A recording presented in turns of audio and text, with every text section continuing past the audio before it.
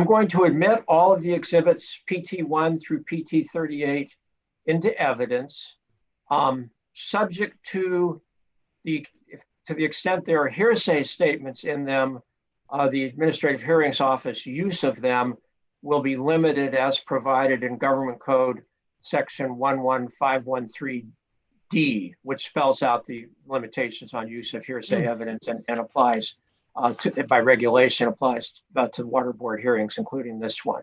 Otherwise, Mr. Gonzalves, I'm overruling your objections. They go to the weight and perhaps the relevance of the exhibits, but these are arguments you certainly can make in your closing brief. They're absolutely legal arguments you can make, but they don't apply directly to letting the exhibits into the record.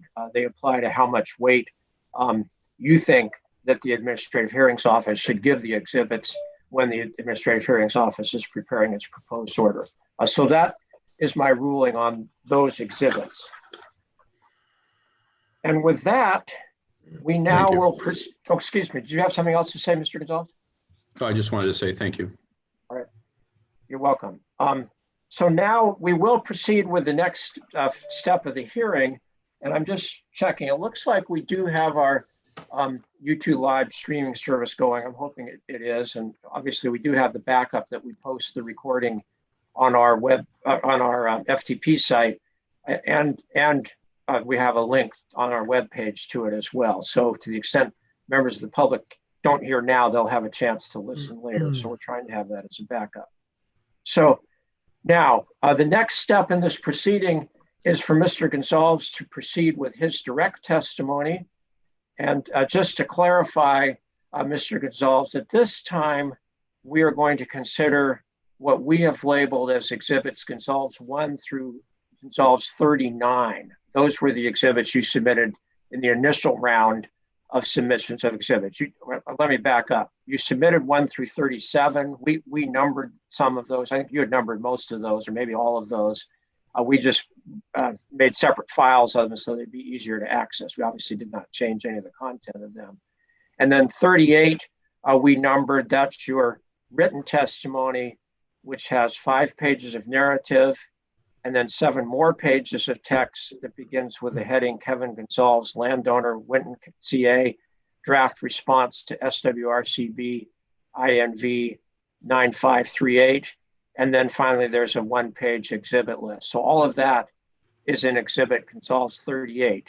And then we numbered as Gonzalves 39, the 36 slides that you, Mr. Gonzalves, had submitted to summarize your testimony, which we appreciate. I had encouraged all parties to do that because it just makes it easier to summarize testimony. So those are the exhibits we're going to consider now. We will get to both the prosecution team's rebuttal exhibits and Mr. Gonzalves, your rebuttal exhibits later on in the hearing, but we have to go one step at a time. So first of all, before we proceed, I must administer the oath to you. So please raise your right hand. Mr. Gonzalves, just Mr. Gonzalves. Mr. Coates, we'll come to you later. Sorry. Before we proceed. With teleconference, we can only do one witness at a time. Please go ahead. You can stay. You don't have to go off video, Mr. Coates. I just didn't want to give you the oath now. Anyway, Mr. Gonzalves, please go ahead. I have a question. Please. I am Mr. Gonzalves. I am also acting as my own attorney, for lack of a better term. In the case of the prosecution team, Mr. Prager is, I believe, the head attorney, and he opened with an opening statement. Am I allotted the opening statement in that it'll be kind of difficult for me to talk as third person, but it would appear that I have the time to open as essentially as an attorney and give an opening statement just as Mr. Prager did. And then yes, I have an opportunity to testify. Is that? Yes, and if you'd prefer, we can do it. You're certainly right. And I'm trying to remember, do you happen to remember, Mr. Prager, how much time we gave you for your opening statement? It's 5 minutes. Okay, I had thought it was 10, but you might be right. It says here in the hearing notice, oral opening statements normally will be limited to 5 minutes per party. Yeah, I know that. I just couldn't remember whether we'd stuck with normally in this hearing or not. But I believe Mr. that we Gonzalez, did. well, you think we did? You're probably right. I just don't remember. I know that Um, my oral opening statement did not take more than 5 minutes. Okay, thank you. So Mr. Gonzalez, is 5 minutes sufficient for your opening statement? And then, of course, you will be able to proceed with testimony after that. Sure, that'd be fine. Okay, good. So what we'll do is before you take the oath then, you're absolutely right. As you're representing yourself, you have a right to make an opening statement. That will not be considered to be testimony, though, because you haven't taken the oath yet. So you may proceed with your opening statement, and then at the end of that, I will administer the oath. But thank you for asking. That's a perfectly reasonable question. So I have 9:46 right now, so please proceed with your opening statement. Thank you, Mr. Lilly. I'd like to start out to prove that I did claim my rights, that Mr. Gonzalves claimed his rights as a riparian landowner, that during this investigation, Mr. Gonzalves was allotted 3 hours during the investigation where the prosecution team spent allegedly 300 plus hours with the complainants. And never once we are going to prove, did they look to do an investigation that was equal to both parties? Never once did they prove Mr. Gonzalves' case. And what we're going to come up with is the fact that Mr. Gonzalves has been treated unfairly and that his family has been targeted by both Merced Irrigation District and the State Water Resources Control Board by hiring independent contractors and or using information that they did not obtain themselves as evidence to attack Mr. Gonzalves and his family. They allege that Mr. Gonzalves stored water, which he did not. We're going to prove through the operations and maintenance manual of the Castle Dam project that the water that's being stored on Mr. Gonzalves' property is stored there essentially by permit by Water Code 12667, which was an act of Congress to build the San Joaquin Valley flood control projects in Merced Basin. That Mr. Gonzalves, as an acting board member at the time of Merced Irrigation District, is being retaliated against by the Merced Irrigation District through the use of the State Water Resources Control Board, and it's wrong. We want to prove that Mr. Gonzalves did not illegally divert water, that he did follow the rules and was able to secure his riparian rights on the 3 different parcels of land that he owns, and that there was never intent to harm anybody. We're going to prove that there is no victims, and we're going to prove that this witch hunt was intended for defamation of Mr. Gonzalves and his family, and to have punitive damages that are unsubstantiated in their value. That it was just meant to make an example out of Mr. Gonzalves. Canal Creek is a naturally occurring creek, and we're going to prove that through our testimony. The Army Corps of Engineers did not hire any other outside agencies such as MBK or the State Water Resources Control Board. It was not in their jurisdiction to effectively eliminate and change history by trying to change Water Code 12667. And with testimony, I think I'm running out of time here, but 2 more minutes, so please take your time. thank you. Merced Irrigation District avoided and excluded information for McManus versus Otis, case law, Fifield versus Springwater Works, Mogul versus Moore, and a number of different cases like the Collier Agreement and the Stevenson case. Information was excluded to only paint a picture that Mr. Gonzalves was a water thief for an electoral year. They committed electoral fraud by committing crimes of electoral tampering. And now the State Water Resources Control Board has become a victim also, just as Mr. Gonzalves has become a victim of MID's false allegations the State Water Resources Control Board now has become a victim to support their claims. And with that saying, I look to my team, which is just my wife and myself, which is going to be odd, Mr. Lilly. Pause, and I ask for forgiveness and maybe a little bit of patience, because when I'm referring to myself as Mr. Gonzalves or Kevin in the third person, that is quite honestly weird. But I certainly understand that, and frankly, your opening statement is quite clear. Okay. So I don't think you have to worry about that at all. Okay. So with that, are you ready to go forward with testimony? I believe so. Thank you, sir. All right. So that was actually, I think by my clock, 4 minutes, so that's fine. So now, Mr. Gonzalez, please raise your right hand. Do you swear or affirm under penalty of perjury that the testimony you will give in this hearing will be the truth, the whole truth, and nothing but the truth? I do. All right. And you have previously submitted the PowerPoint slides, which we marked as Gonzalves, Exhibit Gonzalves 39. And I'm sure Nicole Mullen, my assistant, who's very good at organizing these exhibits, will get that up on the screen momentarily. At least I'll ask her to. Nicole, please get Exhibit Gonzalves 39 up on the screen, which here it is. And we'll start. It looks like you have to go back. I think that's like slide 4. So maybe go back to slide 1 to start with. So I assume, Mr. Gonzalez, you want to use this to summarize your testimony. I think that it is a good summary. And I'll just remind you, I gave the prosecution team 30 minutes to provide the summary of their witnesses' testimony. And I think they did limit themselves to 30 minutes. And so I'm going to limit you as well. And for 36 slides, just kind of to keep a pace, that's a little less than 1 minute per slide. So don't feel like you need to go and cover every single point in the slides, and certainly not in the testimony. I mean, I've read it all. I've read all of the testimony and then the cited parts of the other exhibits. So I'm pretty familiar with this. Certainly the summary is important, but try to pace yourself for 30 minutes. So I have 9:52, and you may start with your summary. Okay, thank you, Mr. Lilly.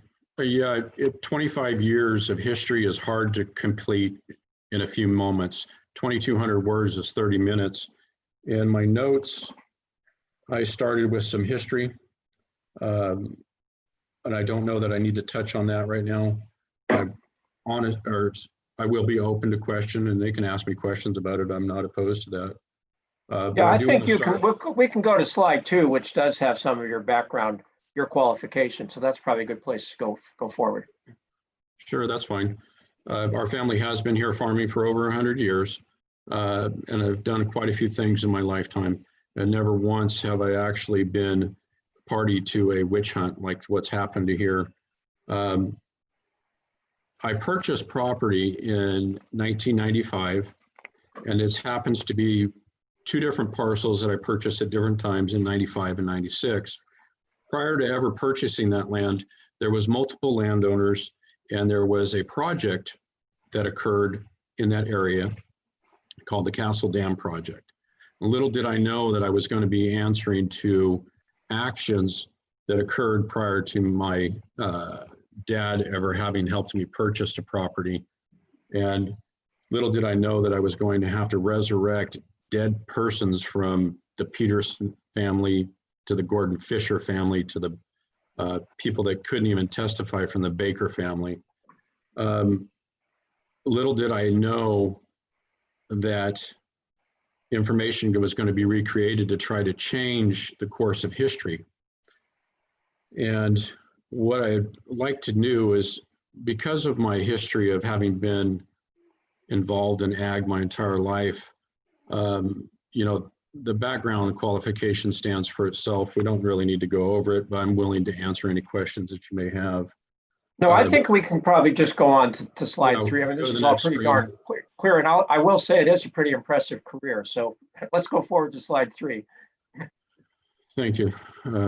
So the senior water rights issue in 2015, 16, and 17, when I was a board member, I was being retaliated against at Merced Irrigation District for my stance on water rights.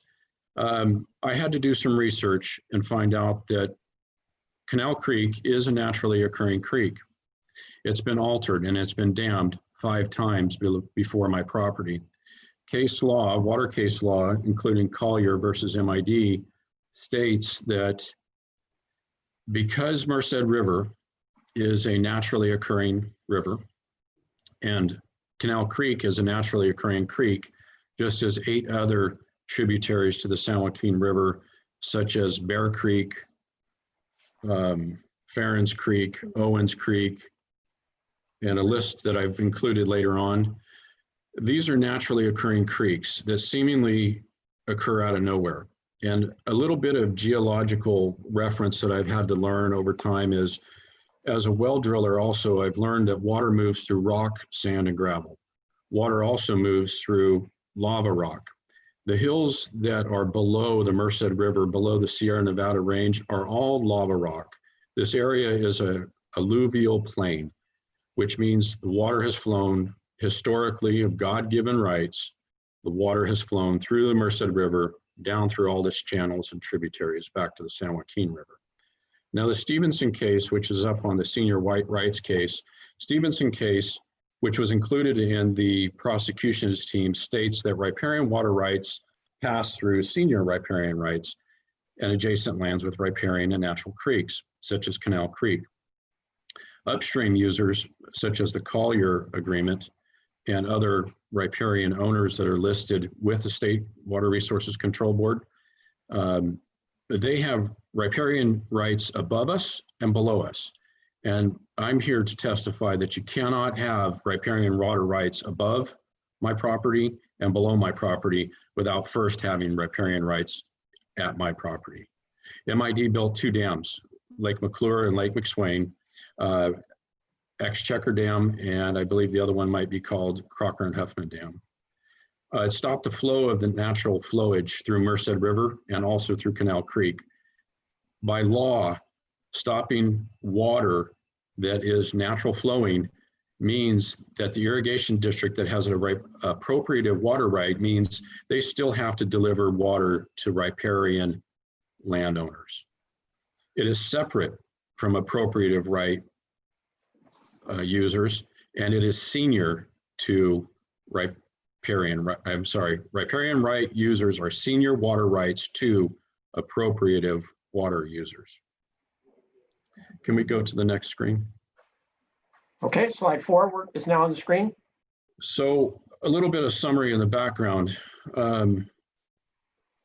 This retaliatory complaint started with Merced Irrigation District, coinciding with my filing for re-election of 2017.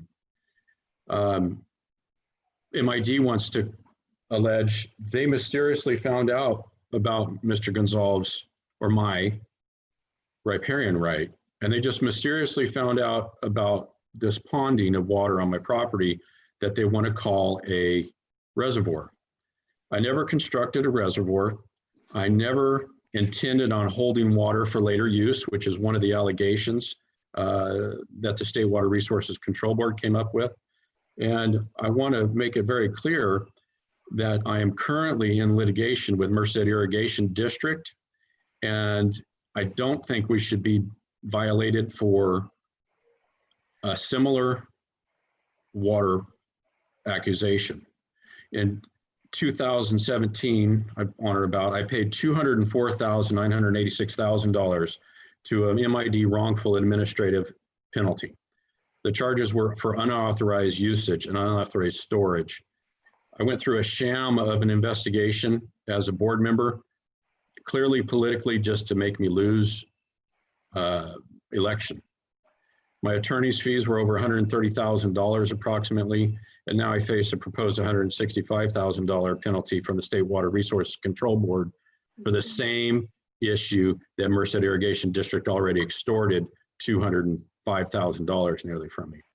I've spent over nearly $500,000 in expenses on water for 30 acres, of which I only used 97 acre feet. Can we go to the next screen, please? Okay, with slide 5. Now, I always learned through my education and through my experience that In order to have a fine, you have to have basis of a fine and actual evidence, maybe even, let's say, a victim. So did Stevenson versus MID settle? Yes, they did. Did I ever harm Stevenson Irrigation District? No, I did not. MID has an agreement, not Gonzalves. Gonzalves does not have an opportunity or does not have an obligation to deliver Stevenson Irrigation District any water. In fact, I have a priority riparian right, which is a senior water right, which is the same as their senior water right and should be afforded the same respect. Stevenson versus MID settled for MID delivering 25,000 acre feet of water per year. The Collier agreement settled with landowners having riparian rights north of us, upstream from us. Stevenson is an irrigation district that is downstream from us. Gallo versus MID settled. Gonzalves versus MID is still under litigation. Colburn Hills and a number of partners are still under litigation. With this slide, I'd like to point out the fact that there's other users that are the same as me. They're riparian claims on Owens Creek and Bear Creek, and these people haven't been afforded the same attacks that and they're actually downstream from me. And this information is important, that none of this information came to your hearing officer, Mr. Lilly. None of this information was researched, and why are they targeting me, Mr. Gonzalves? Can we go to the next screen? Slide 6. MID has a history of retaliatory. As a board member and as a farmer, we all know what's going on, but we're all afraid to step up. We're all afraid to say anything because look at me. I am now a victim. LaCava versus MID. MID had to pay $450,000 in attorney's fees to a wrongful allegation. Mariposa County versus MID. Mariposa prevailed with MID paying over $1.5 million and $300,000 per year. That case was lied to me as a board member when I was a board member, which is a separate issue, but I was confronting the management and the board members that sat side by side with me on the diocese. And no other individual that has riparian water rights has been retaliated against like I've been retaliated against.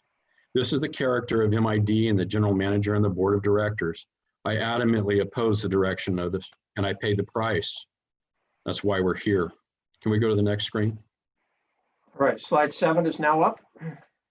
My property is contiguous to Canal Creek. I've added some photos, and they're my exhibits.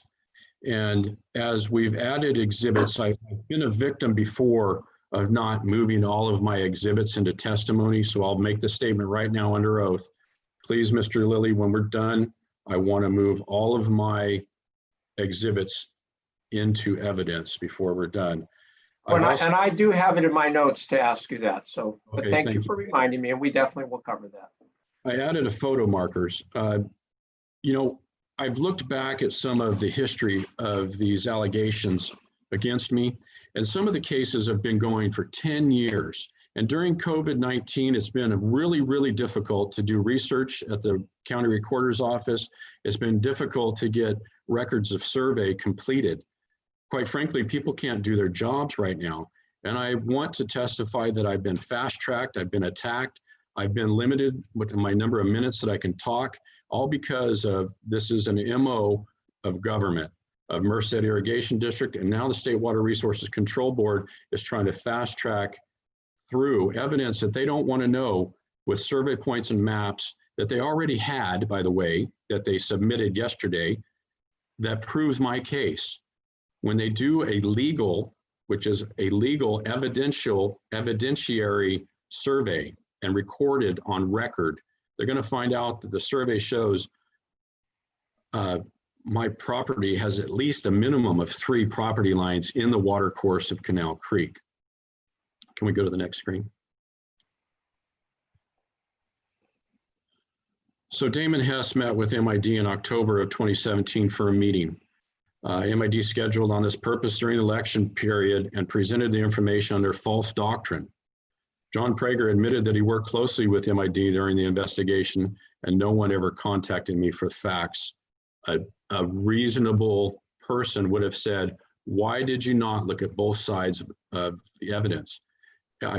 Correct me if I'm wrong, but this is still America, and people are innocent until proven guilty. I've been treated as though I'm guilty until I prove my innocence, and I'm grossly disappointed in that. When I ordered, well, that's why we have the hearing today. So this is your opportunity to present all of your facts and evidence. So should we go on to slide 9? Yes, please. Slide 9 is now on the screen. So when the State Water Resource Control came up and they wanted me to defend myself, I had to explain to them, where's Mr. Lang Kang? I see Mr. Damon Hess was here. Well, when Mr. Hess came out, he was with Mr. Lang Kang, who had helped me do some of my research. I spoke in detail with Mr. Lang Kang about my property. He told me in the emails and that my property is riparian, and Exhibit 7 of my testimonies. If we need to review that, we can. I did the historical research, and patent dates of my property are included. And I didn't put the exhibit numbers here, but I can reference those. My patent date was 1869. Patent date of the properties that I own were all 1869, and they were signed by the president at the time, Ulysses S. Grant. And it says with my deeds that all appurtenances come with the property when it's patented. And appurtenance to the property is water.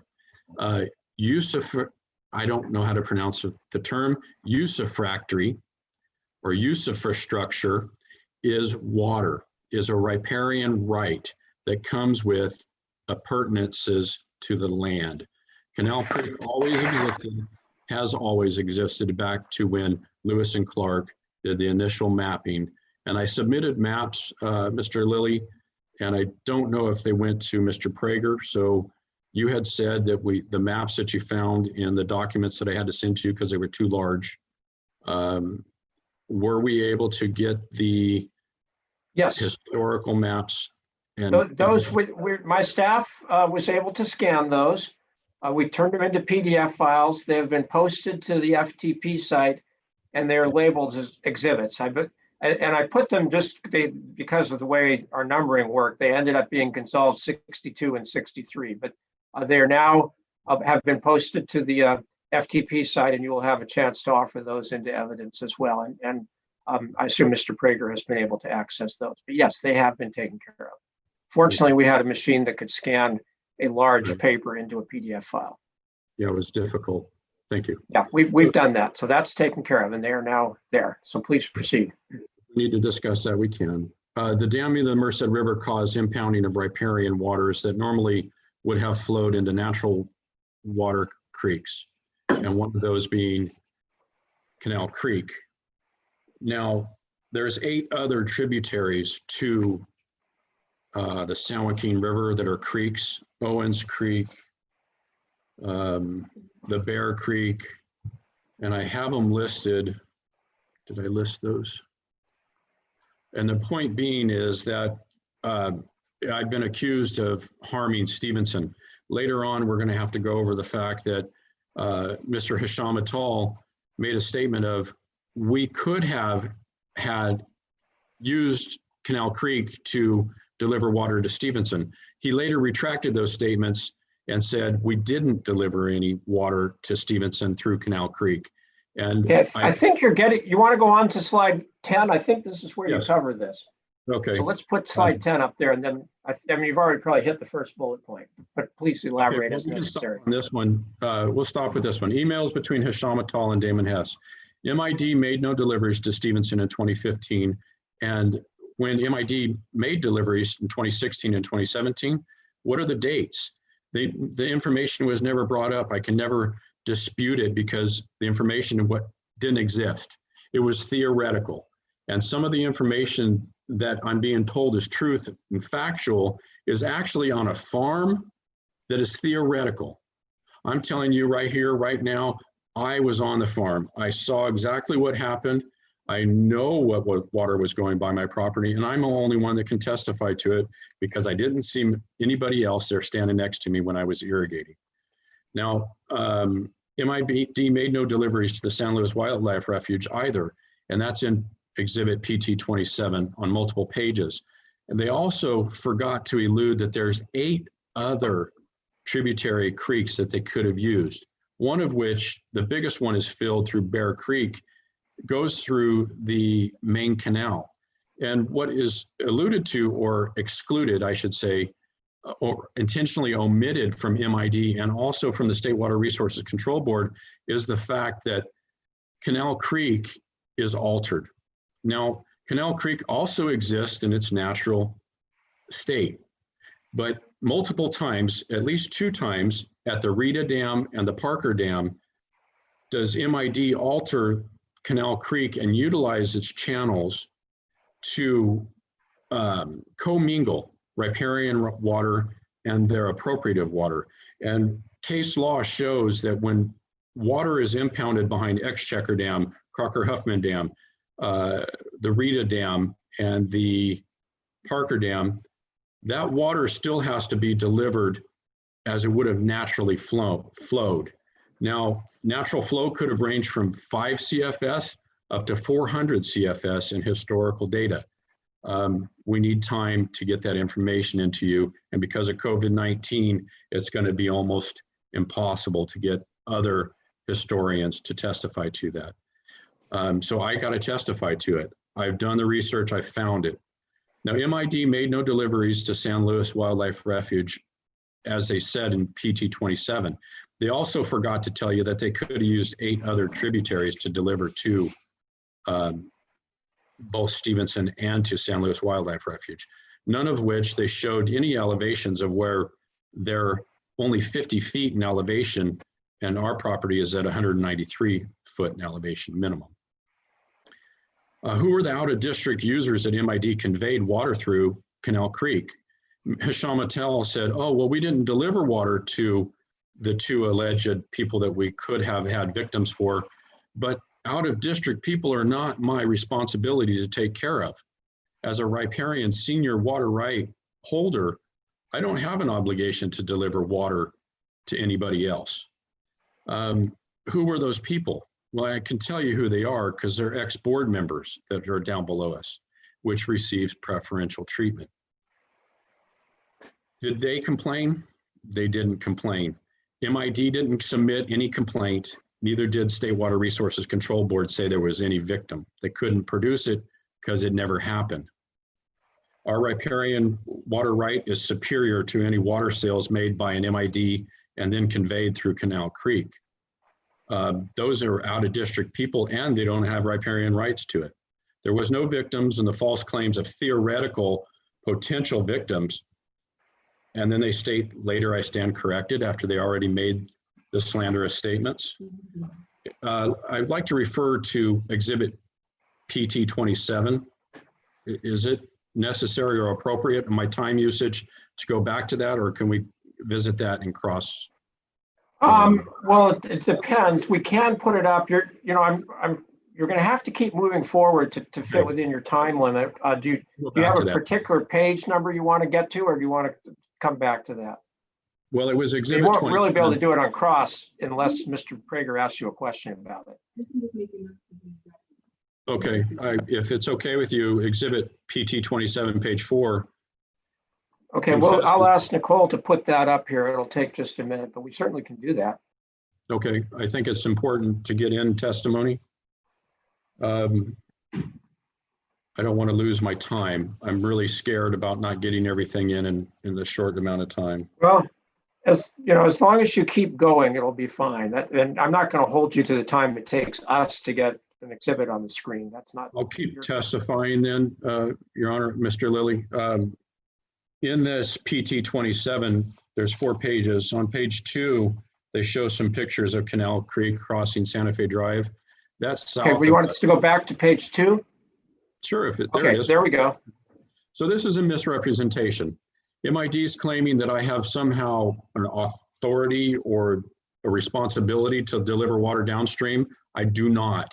And below Castle Dam Reservoir, a lot of people want to allude to the fact that Castle Reservoir doesn't exist. The dam doesn't exist.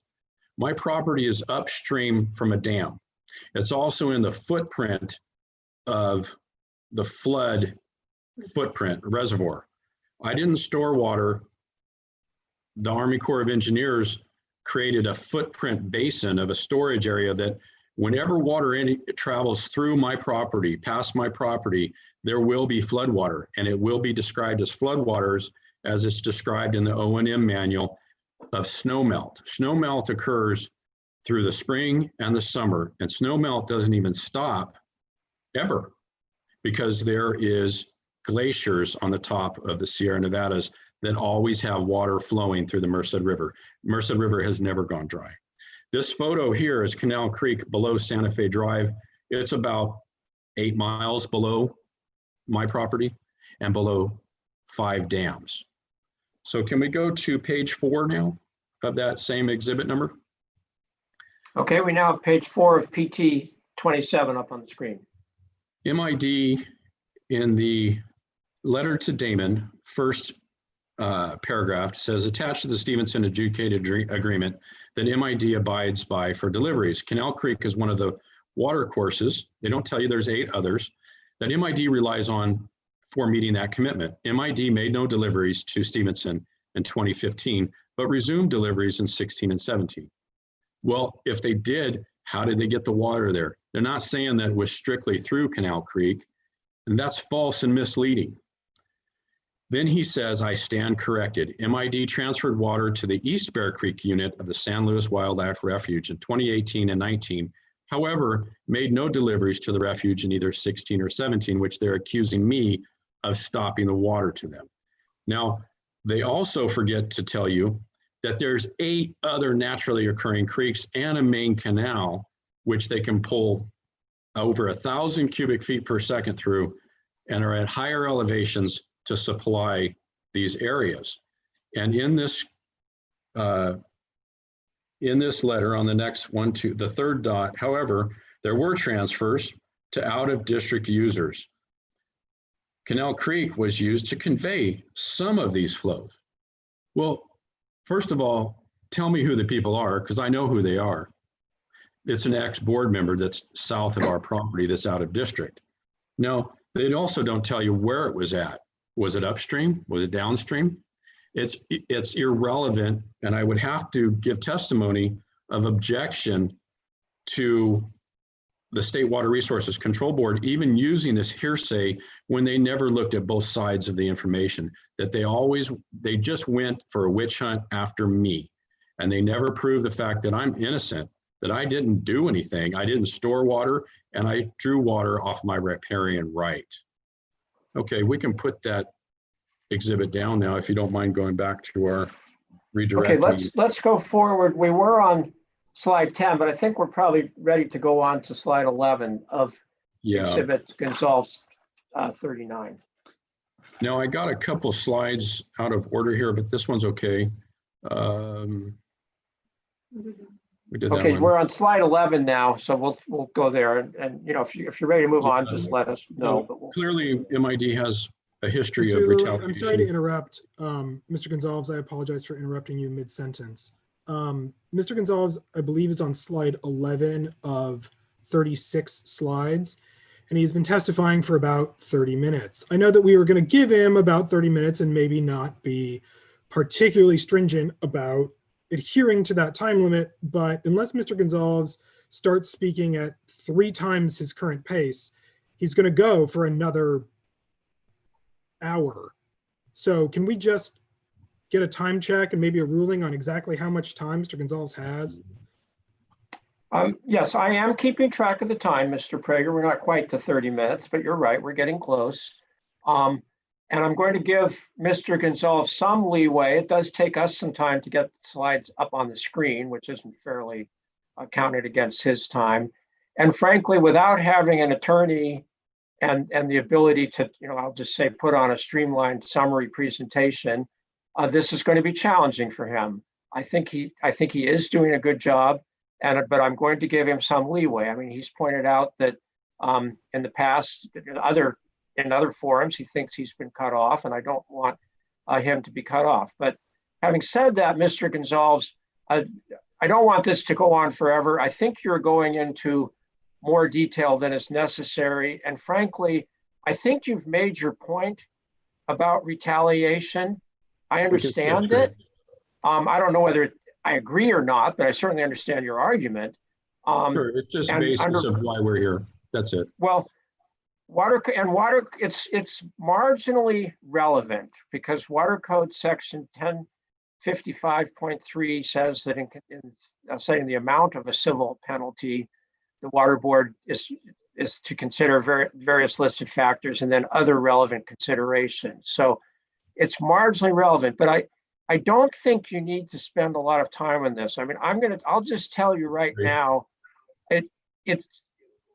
Merced Irrigation District may have had very bad motives towards you, or they may not have, but it doesn't really affect my decision-making greatly. What my decision-making is going to be based on are the facts that occurred there, not necessarily the district's motivations, or whether they were good or bad, or what individual directors or staff, whether that was good or bad. What we care about are the facts of the hydrology, the creek, the diversions, and so forth. So I do think it's important for you to try to move through this retaliation argument fairly quickly. Okay, let's skip that screen, if you will. All right, we'll go to slide 12 then.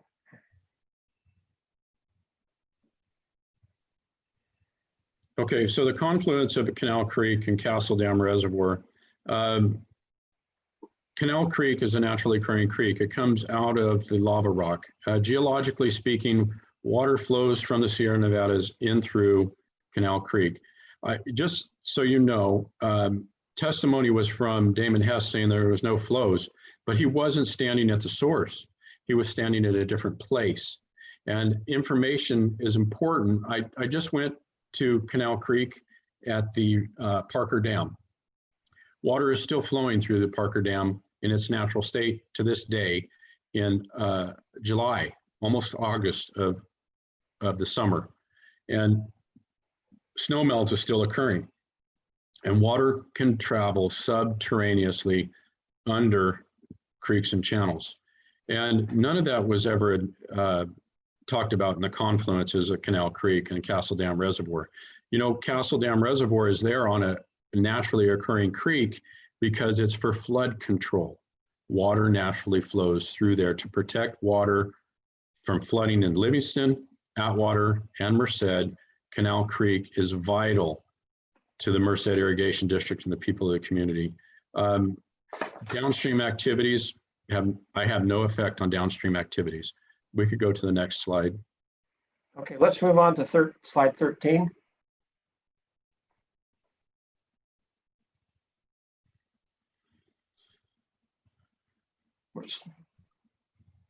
Back one. That's back one slide. There we go. There's slide 13. Okay. Well, MID made no deliveries. There's no complaint period that's real.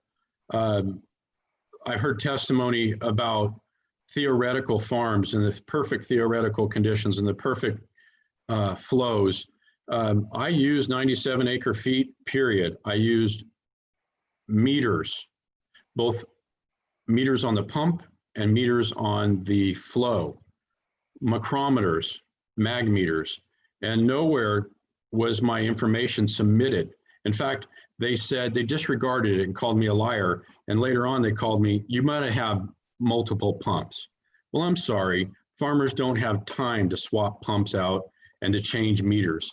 We install a system and we go for it and we take care of the rest of our fields. There is no legitimate complaint. It was theoretical, and no enforcement can be taken on theory without factual evidence. Factual evidence. MID filed a false and misleading complaint. Can we go to the next screen, please? All right, slide 14.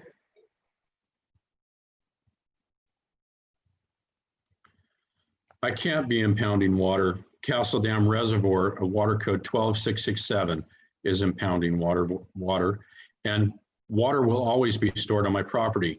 They asked me to remove the water out of my property. Well, the previous landowner installed a pipe to remove the water off the property, and they said he couldn't take it out. They said he couldn't let water not flow onto the property. And now the state is irreasonably, and a reasonable person wouldn't say, stop the California water project or the flood project, stop water from coming onto your project, onto your land. It's unreasonable. We own property that has easement number 108E1. It's a permanent flooding parcel. All flooding will occur below 193.5 in elevation, and it's deeded on my easement, and it's permanent.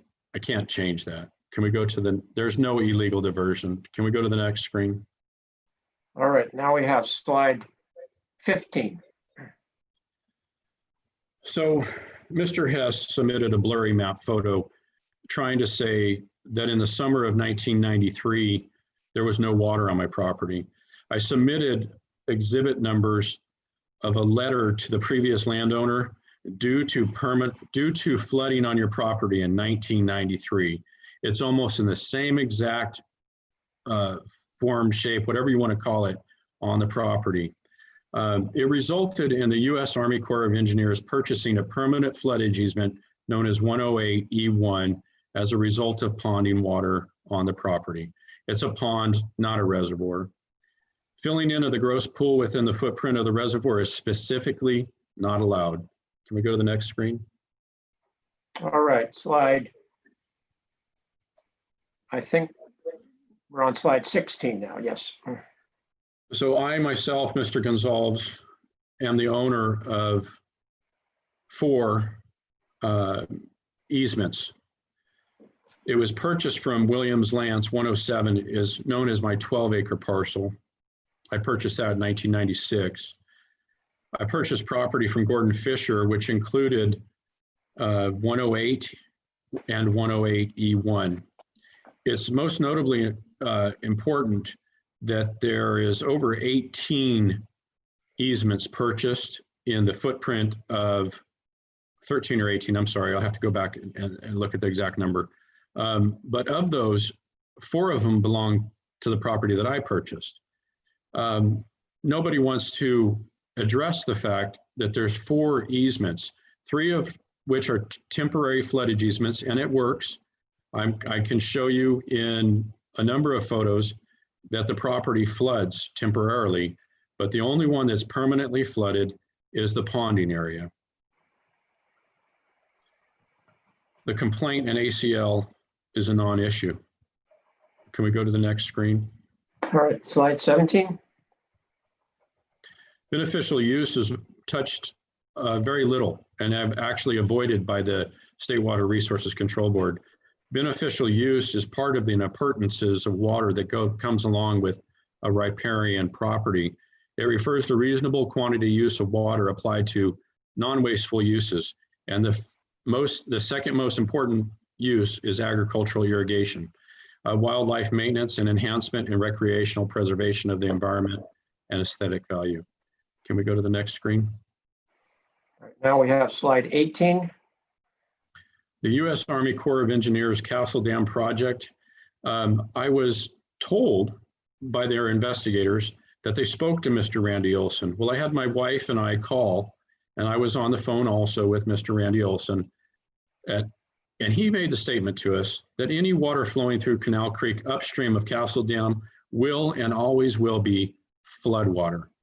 The property will be inundated every time there's flow in Canal Creek. All water that is in the flood project area is flood water. The property in question is in the flood project area, period. Can we go to the next slide? Okay, we are now have slide 19 up on the screen. Okay, I have been a public servant. I've been assigned under oath, and I've interviewed people assigned under oath. And I've seen the State Water Resources Control Board individuals, their investigator, lie under oath. They attempted to extort money out of me, and they have sworn to uphold the constitutional rights of the people, which is me and we the people. As public servants, they violated my constitutional rights. A fair trial is demanded, and the investigation that was conducted is fraudulent and one-sided, a lynch mob. Can we go to the next slide, please? All right, slide 20. Yeah, I was a little mad here. And I know, John, you made a bet with me, and it was outside of what you called protected conversations. You made a bet that I wasn't going to leave without paying a huge fine. You threatened me, and I am mad. I notably will admit I don't like John and I don't like Damon, but I forgive you. You did falsify evidence, and you violated my constitutional rights, and you violated your oath of office. I do believe you have abused the authority and your power, but Jesus still loves you. Can we go to the next slide? We should not have been here. A falsified complaint should have been stopped. More than 2 years of abuse of the state funds and a wrongful allegation. It resulted in collusion and extortion to harm me in retaliation. And I do expect an apology. Is there anything else you think I've missed? Now, let's go on to slide 22. A lot of these things in these last couple of slides, Mr. Gonzalez, they're really more in the nature of argument than testimony. Okay. So I think it's best for us to move on. Sure, and that's okay. If you'd like to go over our Exhibit 7, the historical research from 1862 and 1869, we can. The riparian right is a naturally occurring creek. I believe I have a senior right to California code. Upstream appropriate users cannot stop riparian water, which is in the Stevenson case and the Collier agreement. It's case law. And my property was actually part of precedential cases in the Collier agreement. My claim was accepted. I filed my riparian claim, and the timeline shows retaliation. Can we go to the next? Oh, I should mention that S027064 is my riparian claim. Yeah, and this is covered on slide 23, which is up here now. Okay, so initial statement of diversion use was processed and reviewed and accepted. I have a pre-1914 right on the properties that I own, specifically in question. There was an executive order B2915 pertained only to post-1914 appropriated water holders, and it did not pertain to riparian, and never was it ordered to be halting riparian water rights at the time. I understand that's probably changed by now. Executive order, which was entered into evidence B4017, pertained only to post-1914 appropriative water holders and does not pertain to my riparian claim. The notice of unavailability of water for 2015 was issued to post-1914 appropriative water right holders and does not pertain to me. Can we go to the next screen? The excessive fine, you know, there was no executive order stopping riparian senior rights to use water, nor was there any order saying we could not use flood water, nor did they address the fact that in the flood footprint, any water there is flood water. The order does not constitute or does not allow for fine. All water behind Castle Dam and the reservoir footprint is flood water per Water Code 12667. Yeah, we might need to enter into evidence page 317 of the O&M manual, which shows the, and it might take some time, Mr. Lilly, I apologize. The footprint for the O&M in the O&M manual. Okay, let's go ahead and put that up on the screen. This is Exhibit Gonzalves 30, and it'll take a minute because it's a big file, so it'll take a minute to load, but we'll do it. I think it's best for you to be able to have it on the screen when you want to talk about it. So just bear with us. We'll get there. Yeah, as that comes, Mr. Lilly, would it be okay if I explain a little bit about this manual? Yeah, I think you can go ahead. We can still hear you. She's got Exhibit 30 up there now, so please go ahead while she's getting page 317 up there. One of the key important factors is, as an investigator, I was trained through the US EPA and Cal EPA Department of Pesticide Regulations, and one of my many jobs that I'd done. And all of my investigators and myself as an investigator, I always was told through my investigative procedurals manual, which I haven't addressed yet with Mr. Hess or Mr. Coates. In procedural manuals tell you, you must look at both sides of an investigation or elements of a violation, so to speak. This particular photo here shows the Castle Dam Reservoir. And just for the record, we now have up on the screen page 317 of Exhibit Gonzalves 30. Please go ahead.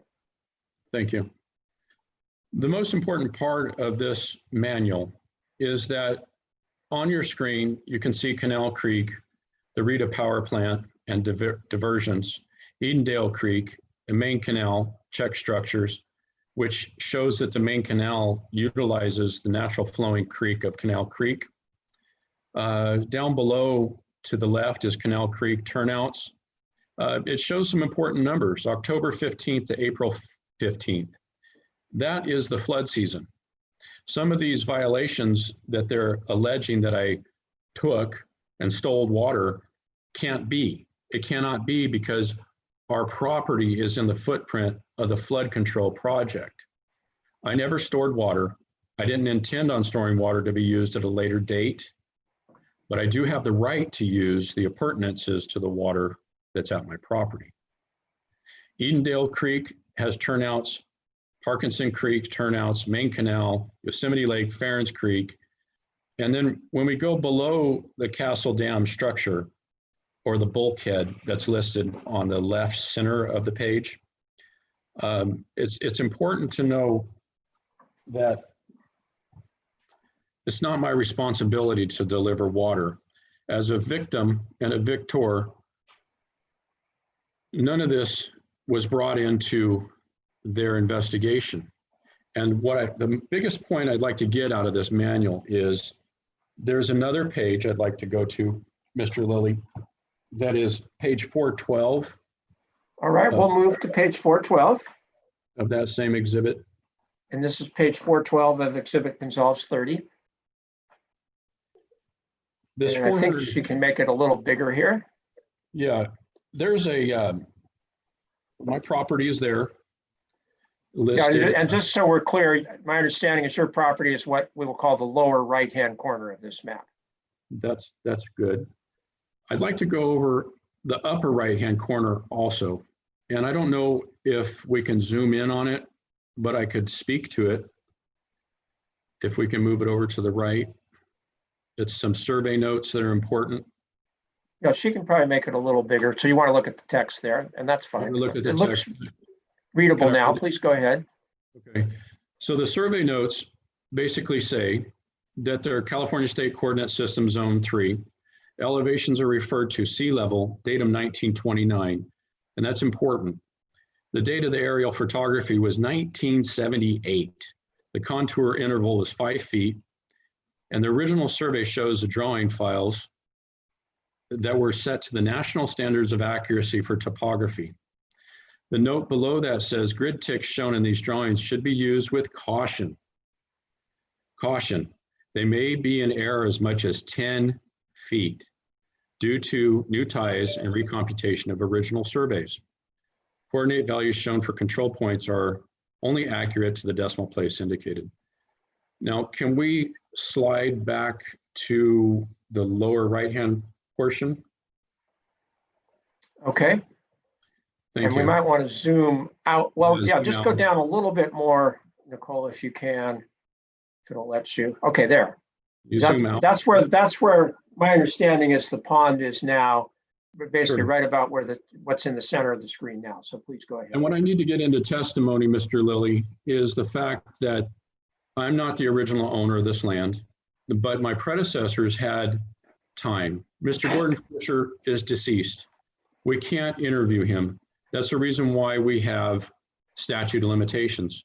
Mr. Gordon Fisher had 5 to 15 years to trade the land. And I want to invite you, Mr. Lilly.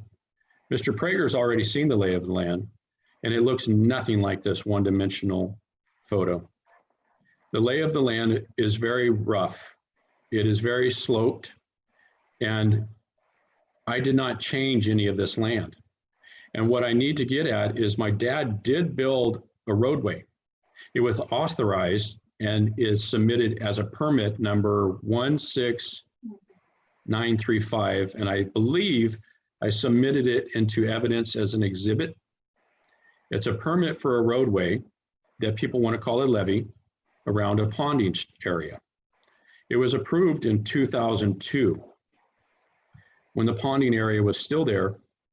And the point I want to get at is these people, MID and the State Water Resource Control investigators, want to say they just discovered this happened in 2015. Well, that's not true. When this project was researched and then implemented, this project had been under research since the 60s. This O&M manual, you can read through it. It was developed and researched and changed again. Standards of deviation are normal. I also worked for the Division of Weights and Measures. And I can tell you that anytime you have factual evidence that there's going to be a standard of deviation, there's going to be a margin of error. And the U.S. Army Corps of Engineers allocated for that. And I guess we'll go over a few other things when we talk about Mr. Coates' testimony, so I won't go into that now.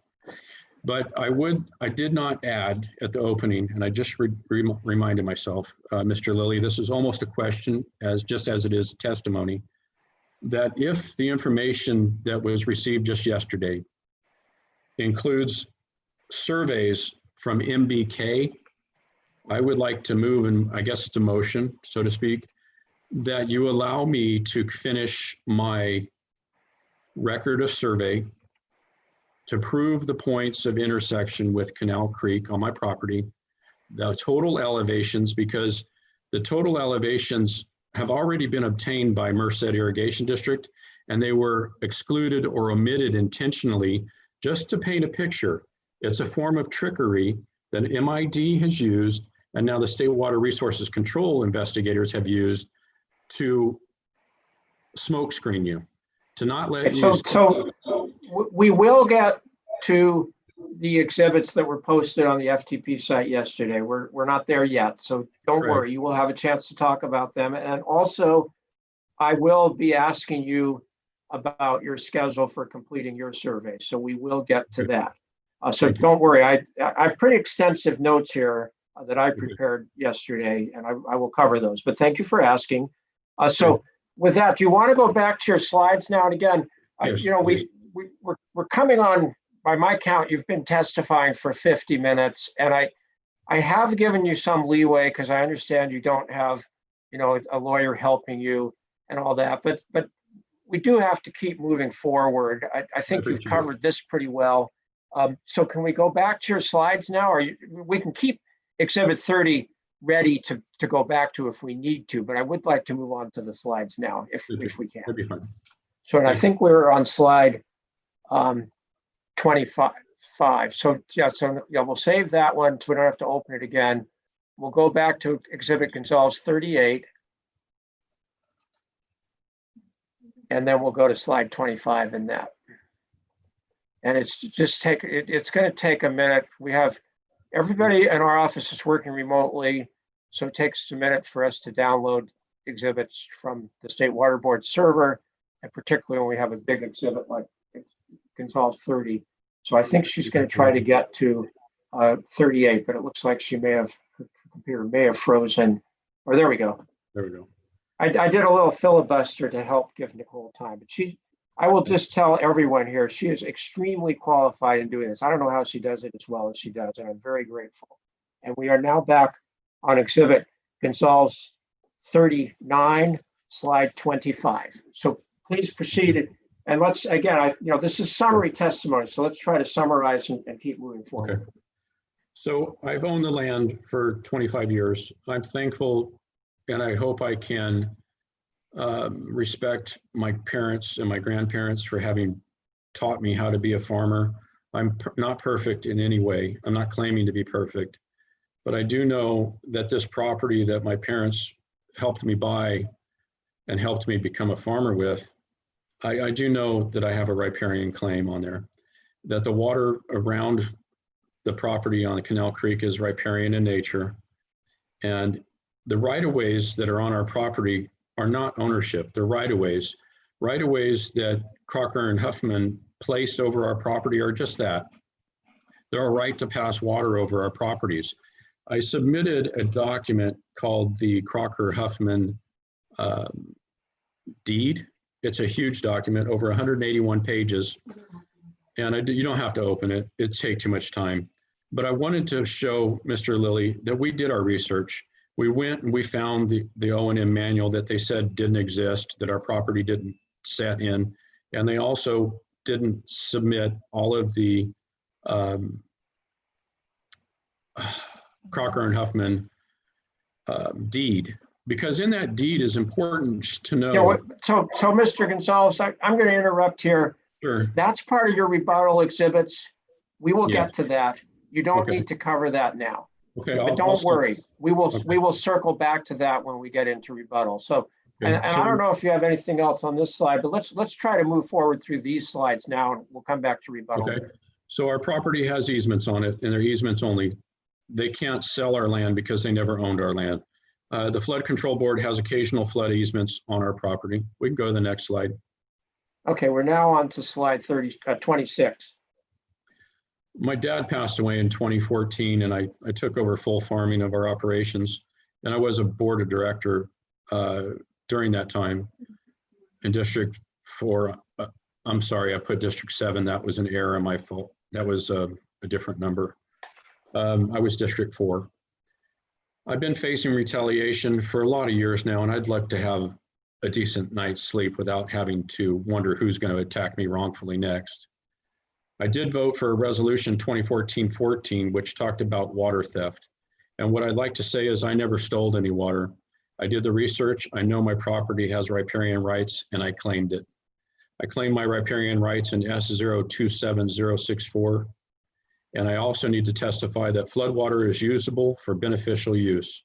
All water behind Castle Dam within the O&M manual states floodwater will permanently be present on my property. Can we go to the next slide? All right, well, on slide 27. I had retained attorneys to battle my case of MID versus Gonzalves. They would not be my attorneys for this case.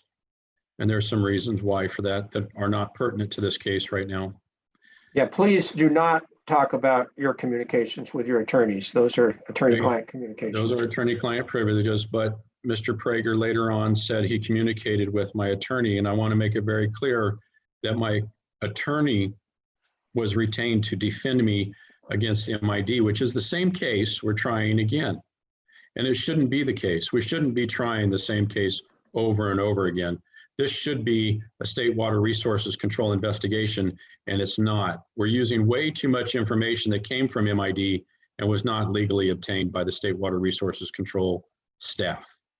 The effects of COVID-19 stay-in-place order has grossly dampened our discovery, and the Collier versus MID issue is a gross issue. It's a precedential case which covers our riparian rights.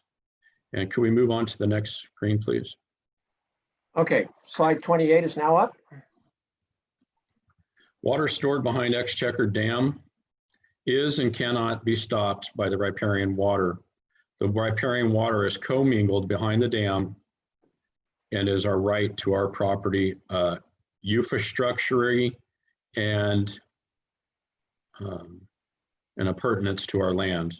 And by law, case law, MID does not have the right to stop that water. Can we go to the next slide? All right, slide 29 is now up. Okay, so I had recorded uses of my meter readings. I reported the use. I have proof of purchases. And I've also paid a $204,000 MID bill that was attached to my tax bill. They tried to take my property. Wrongful use of billing and constitutional rights violation are riddled throughout the MID case. And there was a lack of due process, but I paid the fine. And here I am being tried for the same water that I already paid for. I bought and purchased it 100 times over the value of that property or the value of that water. and that's wrong that we're here today. Can we go to the next slide? All right, slide 30 is now up. Thank you. The ponding area is a U.S. Army Corps of Engineers area. Letters to landowners to Gordon Fishers are in my Exhibit 3. As a result of the ponding of water on your property is referring to water that was ponding in the summer of 1993. I didn't own the property. I had nothing to do with the ponding. And here I am being accused of it. The factual evidence of the U.S. Army Corps of Engineers on the O&M manual is in Water Code 12667. Theoretical evidence by investigator Damon Hess shouldn't even be admissible. We should be looking at just the facts. Can we move to the next screen? Okay, we're on slide Mr. Lilly, 31. the prosecution team objects to the fact that Mr. Gonzalves has been testifying for an hour, which is twice the amount of time he was allotted at the beginning of this hearing. Thank you, Mr. Prager. Your objection is noted, Mr. Prager. I'm going to allow Mr. Gonzalves to proceed for the reasons I previously described. So my constitutional rights under the Fifth Amendment of the United States Constitution prevents anyone from being prosecuted twice for substantially the same crime. I'm not admitting to any crime. In fact, I didn't commit a crime, but I'm being treated like a criminal, and I'm opposed to that. My Eighth Amendment in the Constitution says I've already paid fines up to $204,000, and I'm also being violated my due process from Merced Irrigation District. I've been extorted money. A blurry photo in an attempt to prove a building of a pond. That same photo was discovered and put into evidence, and it was pixelated because it was zoomed in on. And for me to be accused of building something that I didn't do is offensive. Can we go to the next slide, please?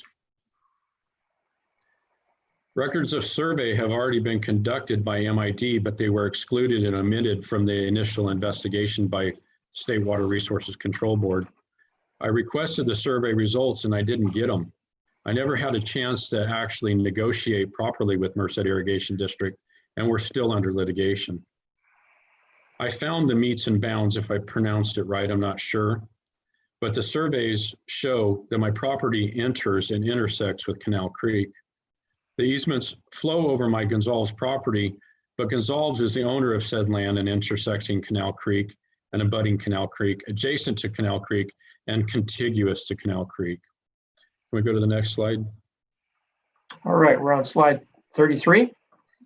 MID excluded valuable records with the intent to deceive the State Water Resources Control Board. MID has known that me, Mr. Gonzalves, has riparian rights. The survey conducted during their Merced Irrigation District's investigation has been hidden and recently brought up to light this week.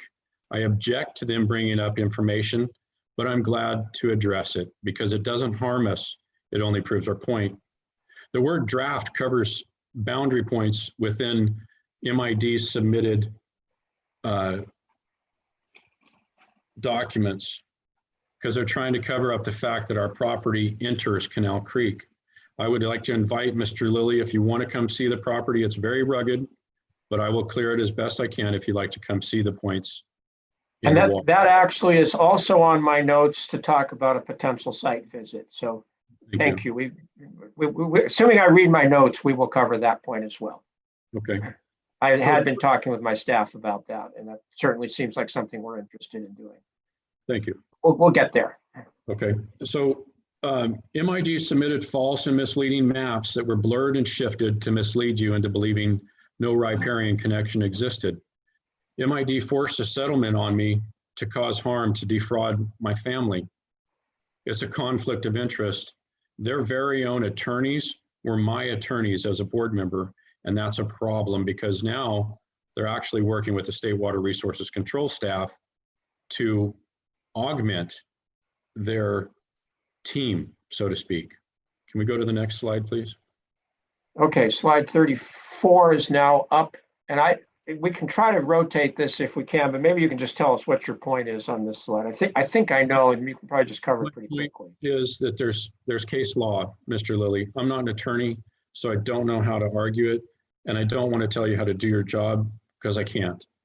And the point is, there's case law after case law that proves you can't stop riparian water behind dams and structures. And it's occurred 5 times before it gets to my property, and it occurs at Castle Dam.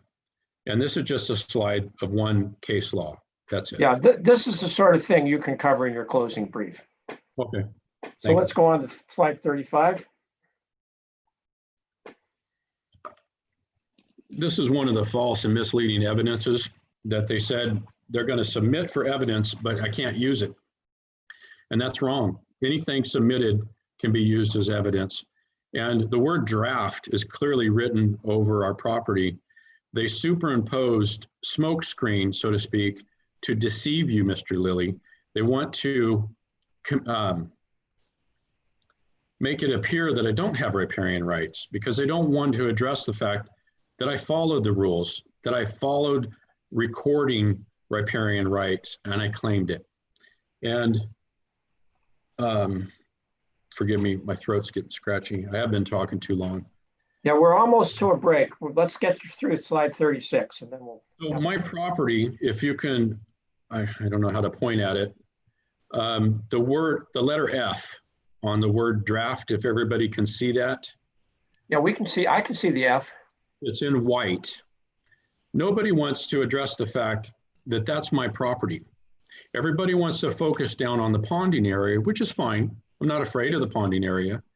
But the other parts of my property are equally important to the fact that the property is actually in the creek. And my point I'm trying to get across here is that MID hired multiple agents. I call it the Saudi syndrome. Some other dude did it. They hired QK, licensed surveyors. But you'll see that this form that they filled out isn't recorded. It's not legal, can't be used.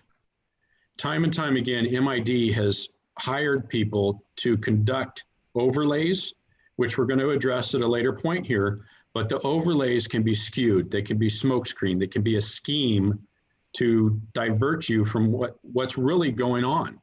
What's really going on here is this is a riparian piece of property. They don't want you to know that. And they've gone so far as to include multiple companies, and now the State Water Resources Control Board has been smoke screened also. Okay, let's go to slide 36. This map just appeared. I went to do research, legal research at the law library in Merced. The Collier case was actually non-existent. I had to find it in Tulare County. I didn't stop because I'm tenacious, because I took a bet. I took a bet that said, I am going to defend myself. This map that we're looking at is a map of riparian rights also. You see, the Crocker-Huffman Land and Cattle Company tried to claim people's property. What they were really stating is, MID submitted the Stevenson case. The case only shows Crocker and Huffman Exhibit C of deed to prove Gonzalves' case. The upstream riparian user has first come, first served riparian right, which is infrastructure right to the appurtenances of the land that I own. Can we go to the next screen? I think that's it. Okay. Well, it's 25 years into 1 hour. I apologize to going over my 30 minutes, but I commend you, Mr. Lilly. Thank you for letting me speak. I know I missed a lot, and I hope and pray that your eyes have been opened and your ears have been opened to understand what I've gone through for the last 25 years. Well, not only have I heard your testimony in the last hour, Mr. Gonzalves, which I appreciate. I know this is hard, and I think you're doing very well under the circumstances, but I also have read all the written materials, and that's why we move these hearings along, is because we do have the written materials. So it's not like a court case in front of a jury where you have to explain everything. So the testimony really is more of a summary, and I think you've done well. So it's now 11 o'clock. I do note, and I'm sure Mr. Prager will remind me, that your testimony did take slightly over an hour. There was some time for us to get up exhibits, but not much. And I did give you that leeway because I thought it was appropriate. That is my discretion. So we've been going now for an hour and a half. Let's take a 15-minute break. and come back at 11:15. I recommend that you do not log off. Sometimes it's hard to log back on. If you do, you can go on mute. You can turn off the camera on your computer. But let's all be back here at 11:15. Thank you.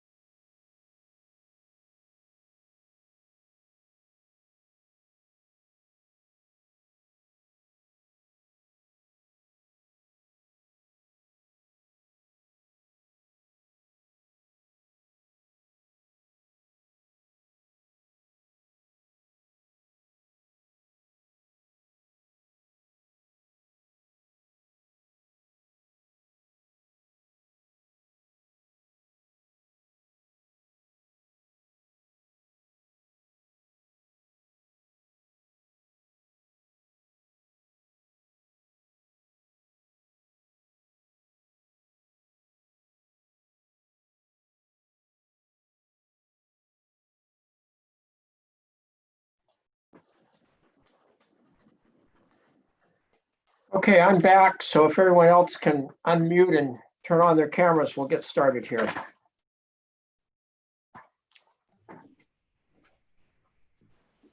I'm present, Mr. Lilly. Good. And I see, Mr. Prager, that you are present and off mute. Do you have questions you would like to ask Mr. Gonzalez on cross-examination? Yes. All right. And I'm going to note the time. Obviously, since I gave him a little more time, I'm going to try to be flexible on your time as long as it's reasonable. It's 11:17 now, so please start with your questions. And Mr. Gonzalez, just a reminder, you still are under oath. Thank you, sir. Can you hear me okay? Yes. Good morning, Mr. Gonzalves. I'm going to ask you a few questions. I don't have a ton of questions. Hopefully we can get through this relatively quickly. But I am going to base most of my questions around exhibits. So, Mr. Lilly, would you mind pulling up a particular exhibit for me? We will be glad to pull up any exhibits you want. That's what we would do if we were having a hearing in person, and we're trying to follow that as well as we can. So just let me know, and as necessary, I will ask Nicole to do that. Thank you. Can you pull up PT 12? Okay. We'll get PT 12 here. That's a big file, so it'll take just a minute. It's a big file, and I have a particular page that we can scroll to. Okay. Well, we'll let her get the exhibit, and then we'll go to the page. All right. Which page would you like to go to? 41. Okay.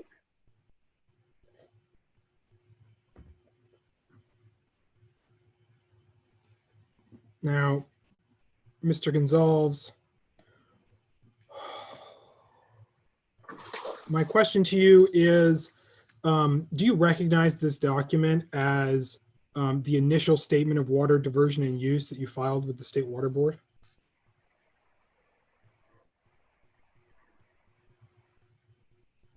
If that's my riparian claim, yes. Okay. Would you mind scrolling down to page 44? Okay, and just so we're clear, we're using the PDF page numbers, which are different than the page numbers at the bottom of each page. So this is page 44 of the PDF file. Right. It's also stamped in the upper right-hand corner of the document. Yeah, so thank you. We'll use the upper right-hand corner numbering and not the numbers at the bottom of the page here for reference for the record. So thank you. Mm-hmm. Mr. Gonzalves, at the bottom of the page, is this your signature? Yeah. And it looks like you signed it and dated it May 30th, 2017, or is that June 30th, 2017? We'll make it a little bigger, and then it might be easier to see if we can. Yeah, it looks like it's June 30th, 2017. Is that correct, Mr. Gonzalez? Yeah, that's what it looks like. Okay. Mr. Lilly, would you mind scrolling back up to page 42 of this exhibit? We'll go up. So now we have page 42 of exhibit PT 12 on the screen. Mr. Gonzalez, under section 1 of this piece of paper, did you check the box riparian? And we'll make it a little bigger so we can see section 1. Okay, that looks a little more legible now. Yes, riparian. Mr. Gonzalez, under section 2, did you write that Canal Creek is the source of the water? Yeah, that's what we typed on the computer. Mr. Gonzalez, under section 4, did you write that the purpose for the use of the water is to irrigate an almond orchard?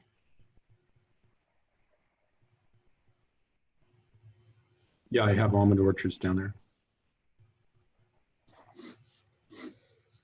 Mr. Lee, could you scroll down to the next page of this exhibit, please? Yeah, we will do that. So this is now page 43 of PT 12. Thank you.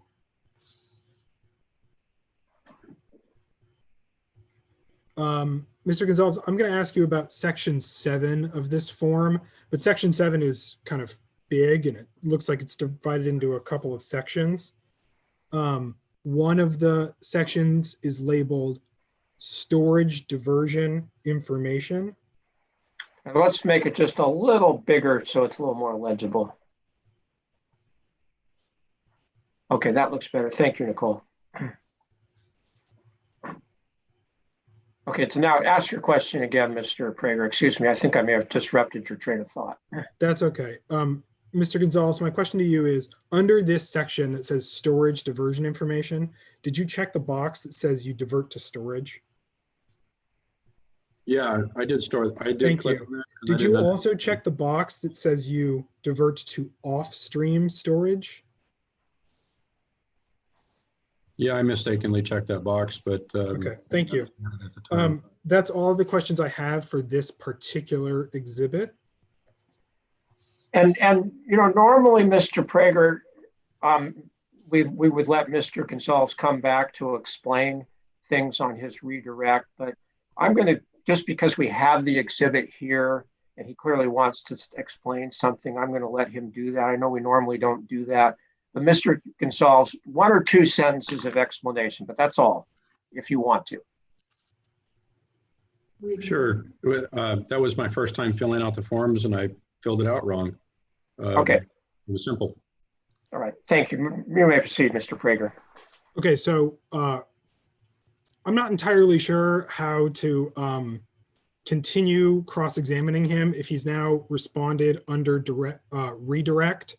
Do I get a follow-up for that redirect, or how does this work? If you want to ask him a follow-up question right now on that one point, that's fine. Otherwise, you may continue with your cross-examination. Okay, so Mr. Gonzalez, you didn't divert to storage.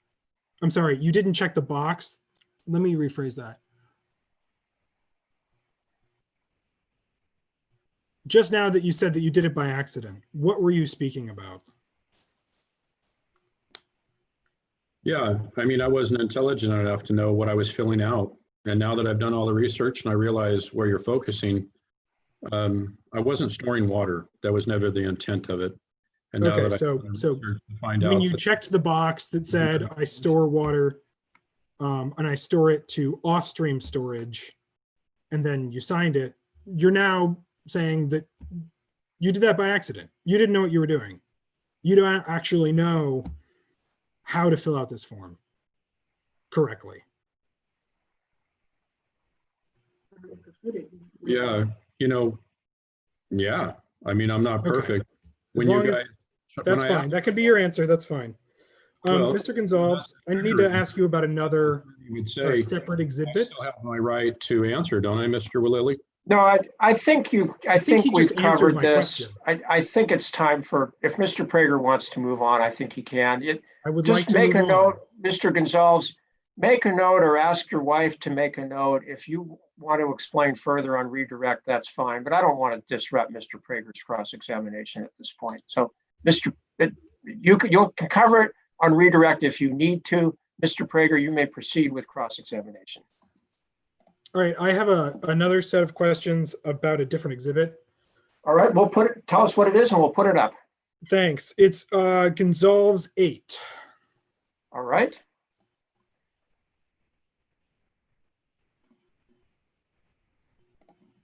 We're getting Gonzalves 8.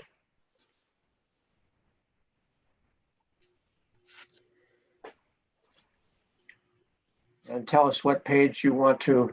Page 2. Okay, there was a cover page and then this is the second page of the file. Is this the page you want or do you want the next page? I believe I wanted this page. Sorry, it's not stamped, so it's tough to know.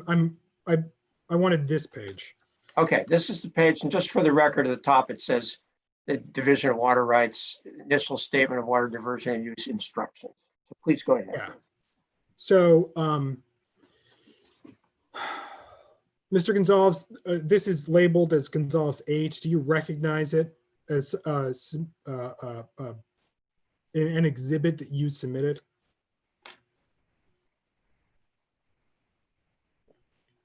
You're on And mute. you're on mute, Mr. Gonzalez. You're going to have to turn off your mute so we can hear you. There you go. Okay. Yeah, I submitted that. I thought I had to do your job for you because you guys didn't tell us about any of the instructions. Great, thank you. In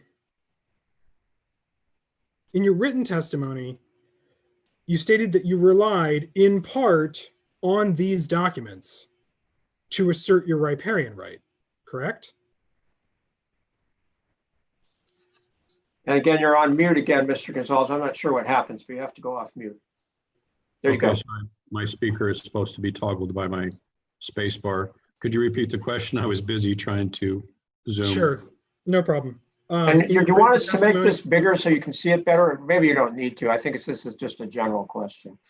Yeah, That's okay. in your written testimony, you said that you relied upon these documents, the documents in Exhibit 8, I relied to assert upon, your riparian right, correct?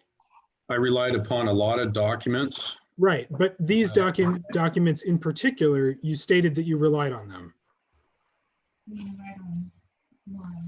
Well, further down, it says benefits of reporting in addition to showing. Mr. Gonzalez, that's not the question that I asked. I asked you if you relied on these documents and if you wrote in your written testimony that you relied on them.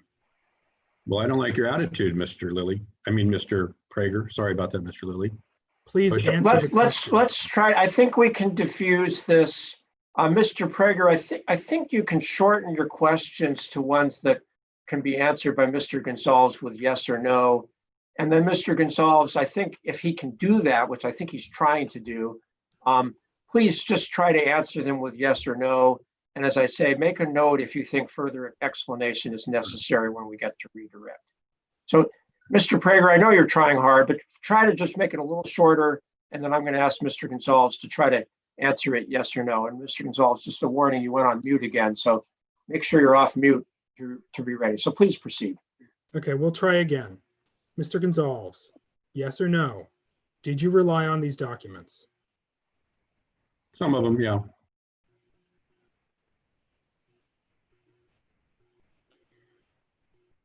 On the top of this page, it says,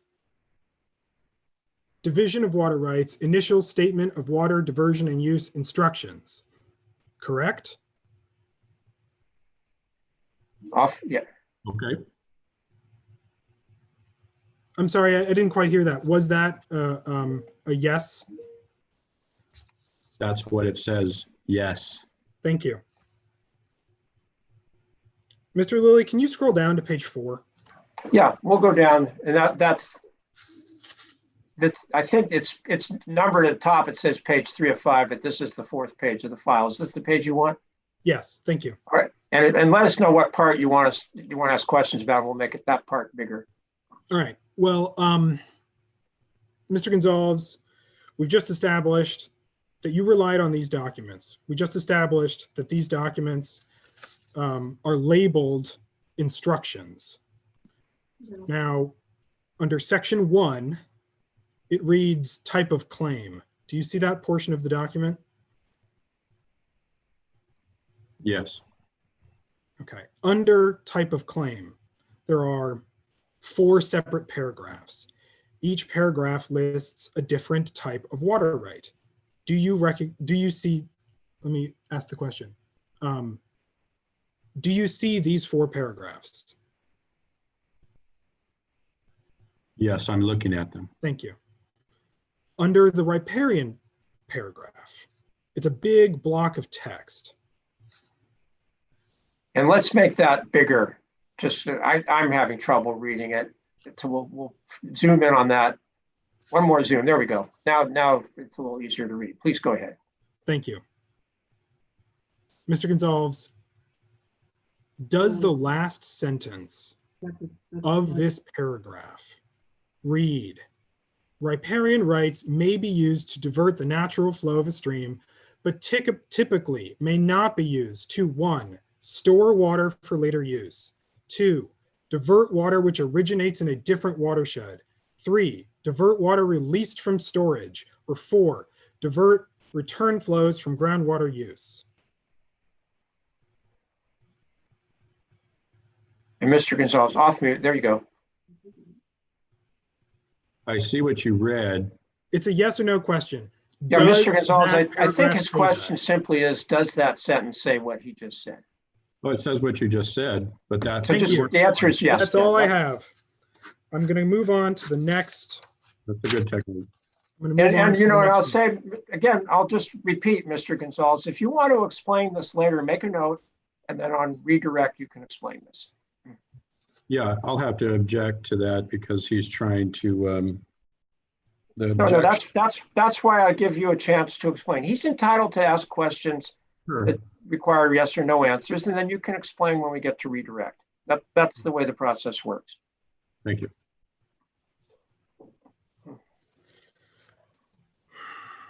I'm done with this exhibit. You can pull it off. Okay, do you want us to put up another exhibit? Not yet. All right, please proceed. Mr. Gonzalez, the State Water Board conducted an inspection of your property in January of 2018, correct? Is that when you came to my house? Is that what you're referring to? I'm asking you if the State Water Board conducted an inspection in 2018, January. I would probably have to say yes if that was when you came out with Damon and Lang King. Was Anthony Chavez present at the inspection? Yeah, he was. Damon Hess communicated with Anthony Chavez after that inspection, correct? I'm not sure about that. I can't testify for him. I thought attorneys were only supposed to talk to attorneys. Did you talk to him? No, excuse me, Mr. Gonzalez, we have to maintain the control of the process here. So right now, Mr. Prager is asking you questions. Okay, sorry. I'm going to ask That's where some we are. So follow-ups. if you don't know the answer to one of his questions, just say, I don't know. And Mr. Prager, please proceed. I'm going to ask some follow-up questions based on his answer. Mr. Lilly, can you pull up PT 12 again, please? Yeah, we'll get PT 12 up.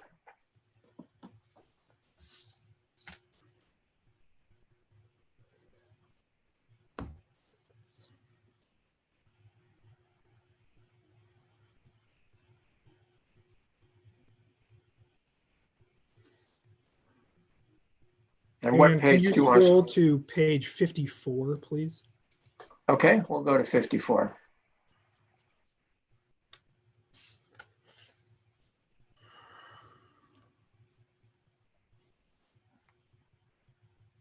And maybe, Nicole, please just make that a little bit bigger if you can. Maybe one more zoom. There we go. Good. All right. Mr. So Gonzalves, how do I ask this question? Mr. Gonzalves, can you read the top line of this document for me, please? you have to go off mute, Mr. Gonzalez. And I assume, Mr. Prager, you wanted to read it out loud. Yeah, I would appreciate that. Thank you. All right. So please go ahead, read the top. I see the top line of the text, Mr. Gonzalez. That's a fair question. Hess, comma, Damon at Waterboards. Right. And then now the next line down. From Anthony Chavez. And the next line down. Tuesday, February 6th. And the last line. I can't see it. Well, no, I think he means the next line. Yeah, I apologize. I meant the next line down. One more. To Hess, Damon at Waterboards. Okay, and the last time I'll make you read something out loud. The very last line. Would you please read that one out loud? Under, I think starts with subject. Subject regarding post-inspection notice. Thank you. So I'll ask you again, now that I have pointed out this particular document. Damon has communicated with Anthony Chavez after your inspection, after the inspection of your property, correct?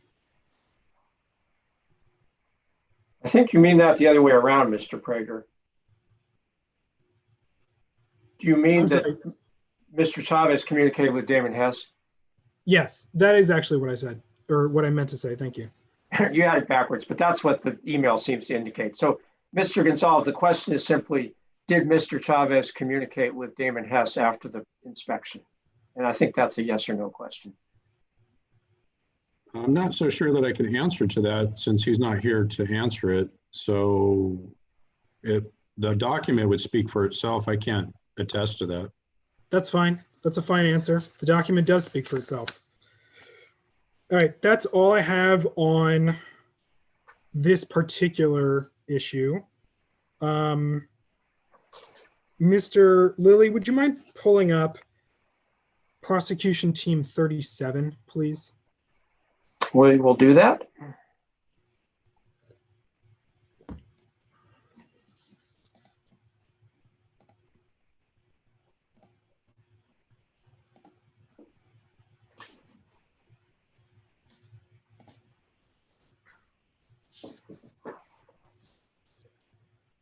All right, we now have exhibit PT 37 on the screen.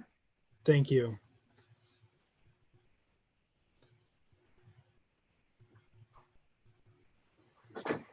Mr. Gonzalez, this is the cover letter to the State Water Board's division, the State Water Board Division of Water Rights report of inspection. When you look at the addressee block at the top left of this document, would you agree that this document was addressed to Anthony Chavez?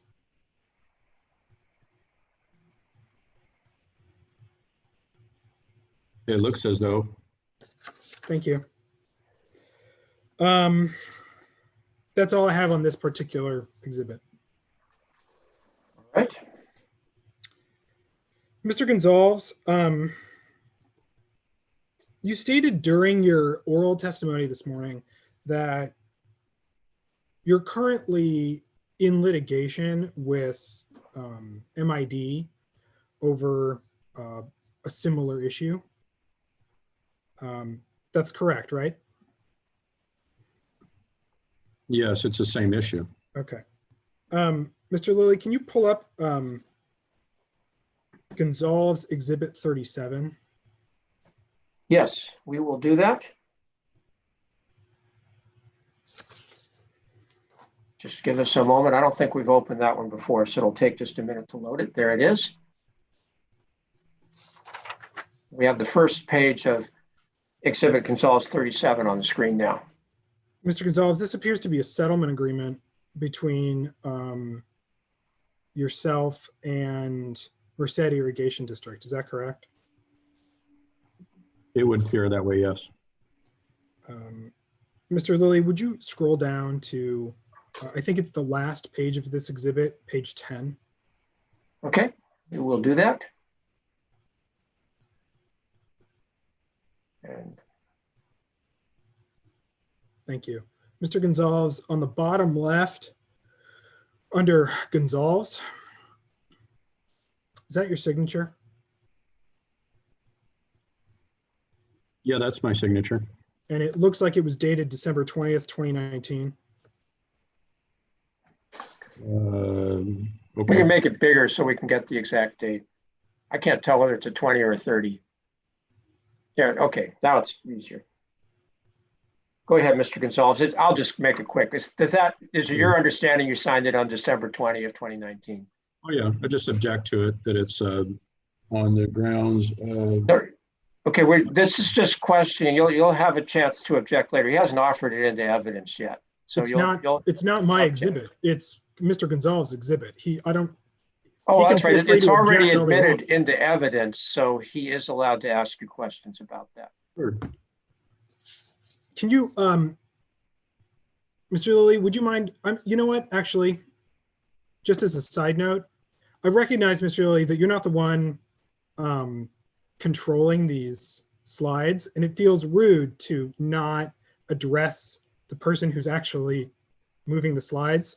Can you, Is it somebody It's named? fine to just ask me, and then I, Right. unless there's a problem. I mean, Nicole Mullen, my assistant, is listening, and she knows. So just keep doing it the way All you're right. doing. I Well, know it's weird. I'll just say that Mr. or Miss Mullen is doing a fantastic job, and I don't mean to be rude by, No, I pretending that I she's gonna be- appreciate you doing. These were slightly strange circumstances since we're not in the same room, and So you're not being rude. So please go ahead. now that we Thank you have, for your consideration. She is doing a very good job, and I really appreciate what she does. all right, I've broken my own train of thought. Now that we Sorry. have this page up front in full view, we were just discussing, Mr. Gonzalez, that this is your signature, that you signed it on December 20th, 2019. I'd like to ask you about the signature at the very top of the page. It looks like it was signed by the attorneys for Kevin Gonzalves, Meredith Nickel, and Anthony Chavez. Is that correct? It looks like it. Okay, so in the course of this settlement agreement, you were represented by counsel. With MID or with you? No, in just the settlement agreement that we're talking about. Oh, yeah. Has no Okay. pertaining to this, but okay. That's it.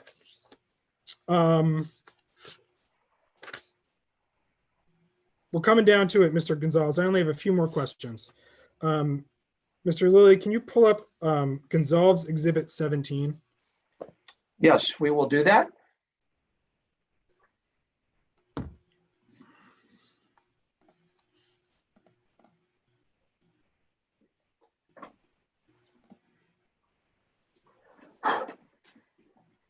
Okay, we have the cover page. Tell us what page you want to go to. It's only a 2-page exhibit, so can you just scroll down past the cover page? Thanks. Okay, Mr. good. Gonzalves, We'll make it a little bit bigger here, just so. I feel like I'm in the eye doctor's office, but let's go ahead. Sorry. that's when they do, is it better or worse? Yeah, exactly. Please go ahead. Mr. Gonzalves, you submitted this exhibit. This appears to be a receipt for a pump that you claim you purchased, correct? Yeah, I bought a pump. This receipt shows that the pump runs at 600 gallons per minute, correct? Yeah. Okay. Mr. Lilly, can you pull up Gonzalves 25? Yes, we will do that. 25 will be next.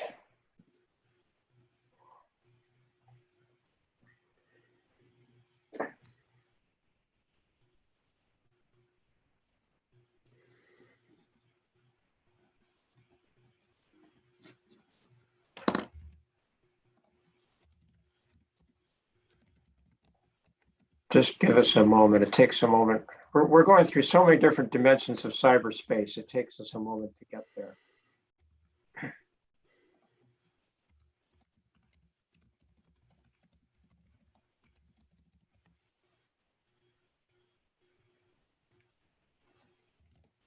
Okay, so I assume you want to go to page 2 of this exhibit? Yes, please. All right, there we go. Mr. Gonzalves, this is your exhibit. These are the calculations you provided that convert gallons per minute to acre feet, correct?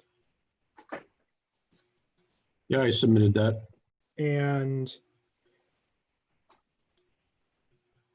you used 600 gallons per minute as a fixed value for your conversion from gallons per minute to acre feet, correct? Yes. Thanks. And that's it. That's all I have. All right, thank you, Mr. Prager. So I do have some follow-up questions for you, Mr. Gonzalez, which I think I can probably wrap up before the lunch break. And we may have to go a little past noon, but hopefully not too much. Nicole, please put up exhibit Gonzalves 38, which is Mr. Gonzalves' written testimony. And we'll go to page 3 of that.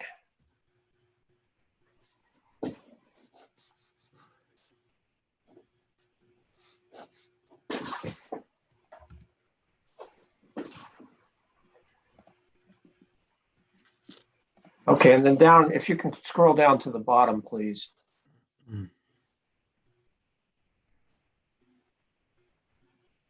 Maybe, yeah, just if you can make the bottom paragraph bigger.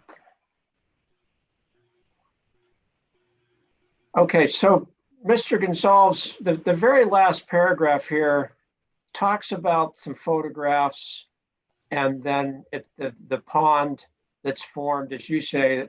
The last sentence says, I have photos from different points of time showing the pond formed in unison with the time Castle Dam was put into operation, which is also provided by the letter dated. And then we'll go to page 4. January 18, 1994, and from the U.S. Army Corps of Engineers, Exhibit 3. Do you see that sentence there? Yes, sir. Okay, well, I just want to make sure we know what pond we're talking about. We've heard a lot of different testimony about this so far in this hearing. To the best of your knowledge, when was this pond constructed? I don't know that it was constructed. I can't testify to that. When I purchased it, when my dad purchased it for me from Gordon Fisher had been working with the U.S. Army Corps of Engineers on the easements. Okay, so was the pond already there when you and your father purchased the property from Mr. Fisher? Yes. And what was the date of that purchase?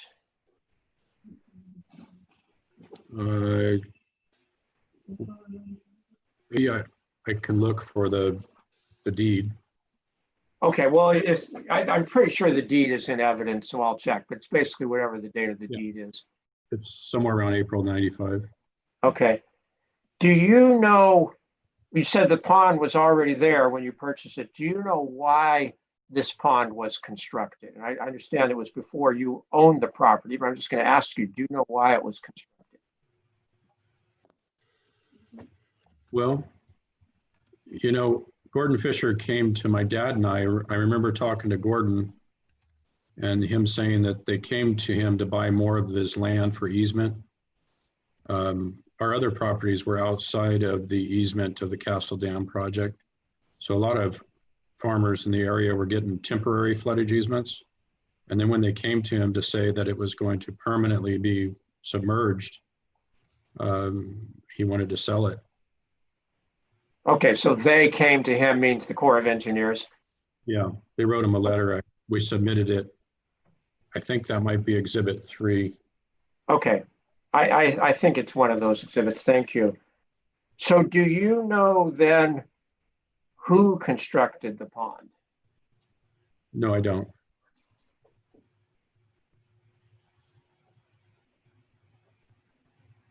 Did you or anyone under your direction ever excavate any soil from the pond? In other words, to make it deeper or to dredge it in any way? No, I did not. All right, now I'm going to ask Nicole, please go down to page 8 of the same exhibit, Gonzalves 38.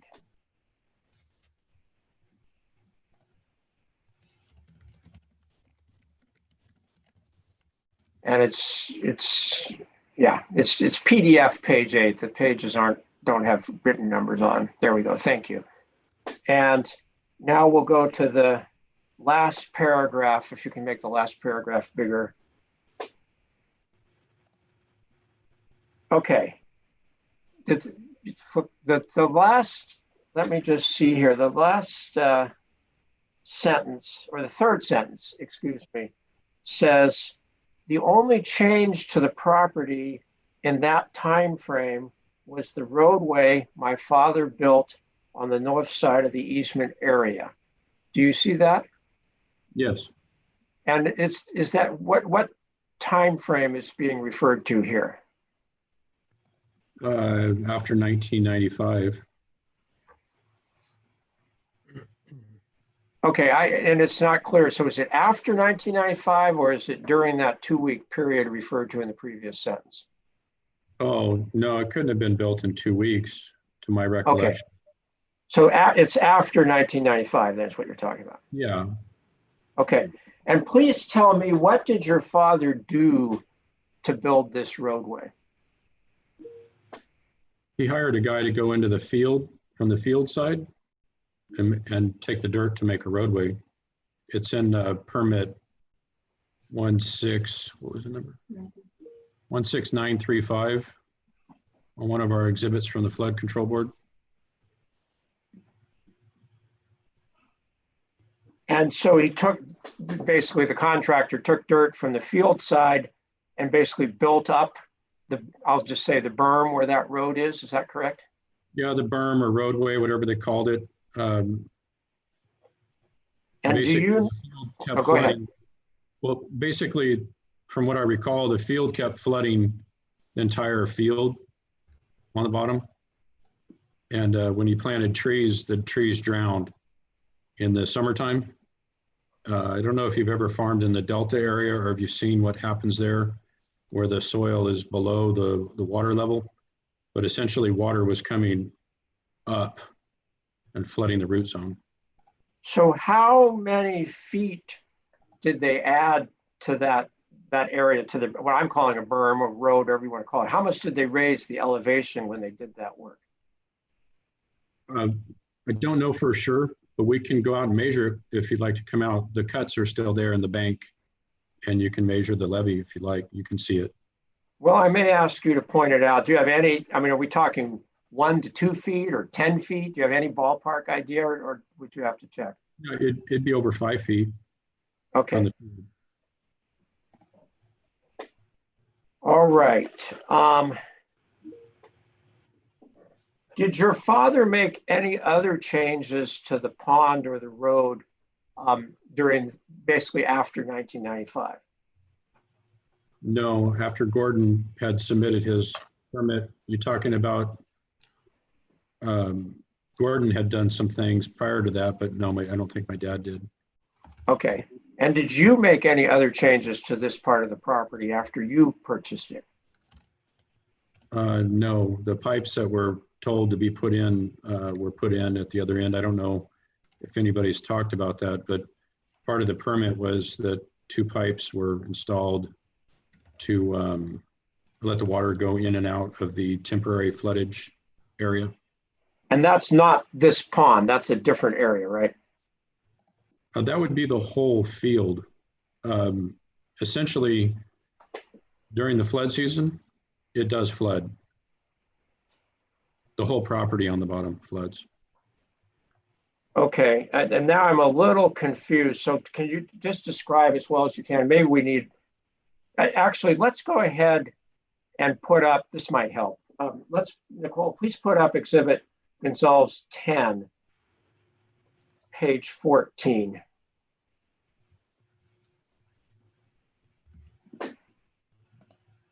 There are a variety of maps, but I think this one will work. And just go to the last page, which is page 14. Okay. All right, and I don't know if this is the best exhibit, but it's the one I have. So my understanding, Mr. Gonzalves, is the pond we've been talking about is sort of at the southernmost part of parcel 1. Is that correct? Yeah, more specifically, it's the lower portion of lots 92 and 93. That's correct. Okay, good. Thank you. I see those numbers here. So where, if you can tell me on this map, where are these 2 drainage pipes you're talking about? They're close to where the line intersects. Do you see lots number 92 and 93? Yes. If you go immediately to the right, there's some, there's 2 lines, a northern line that runs horizontally north and south, and a line that runs east-west with some numbers on it. Okay, you mean the north-south line runs vertically? Yes. Okay, and then I see those other 2 lines. So are these 2 pipes over in that area? Yes. Okay, and they go through the levee there, basically between the property and Canal Creek? Yeah, so when the flood season starts October 15th, they close a gate on the dam and all the water coming down from rainfall floods and inundates lots 92 and 93 on the lower half. So the best I can tell you, this is the original map from Mr. Peters to Mr. Fisher, and it's the last recorded record of survey.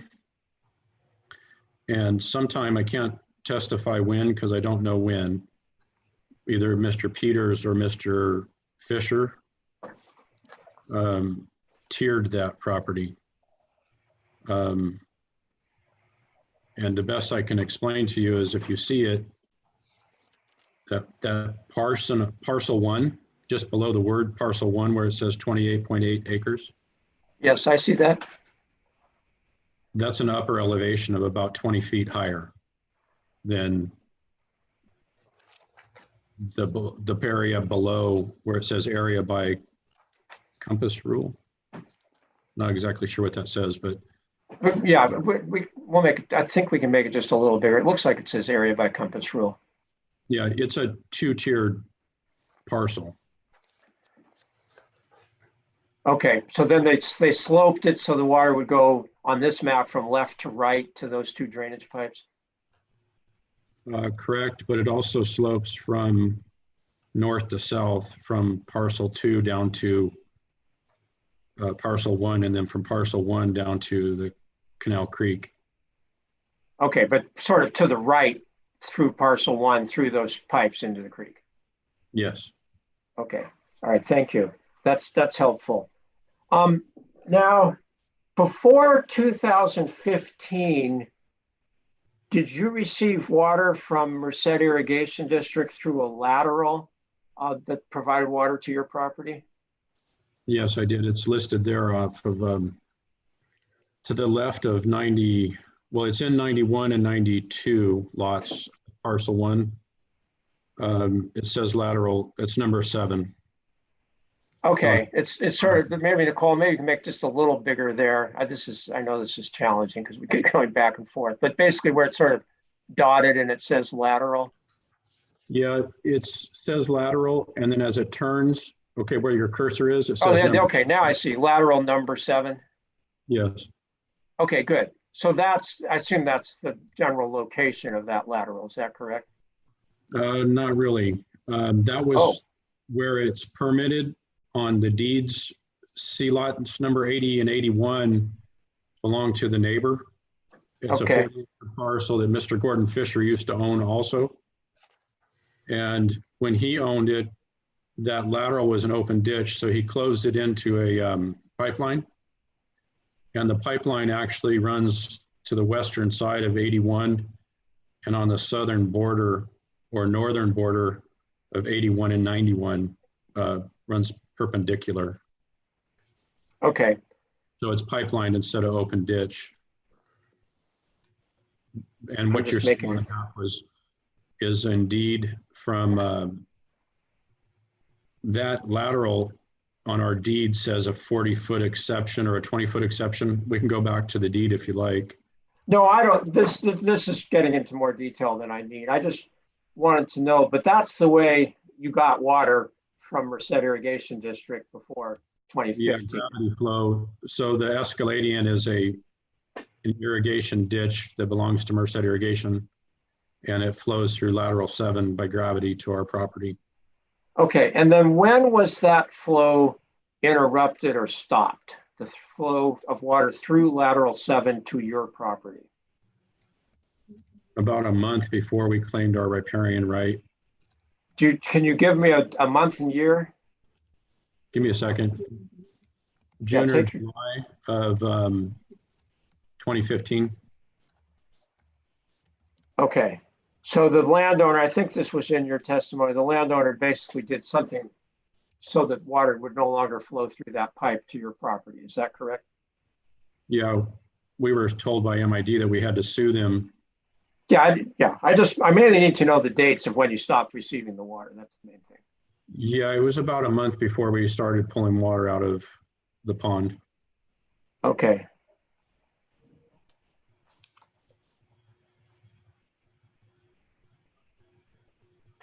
All right, so now if we can go back, okay, actually, I'm just going to say, I don't think I need to get back to your testimony, but your testimony states that you paid Merced Irrigation District over $204,000, $204,000, and refers to Exhibit 26. So is the $204,000 the amount you paid Merced Irrigation District?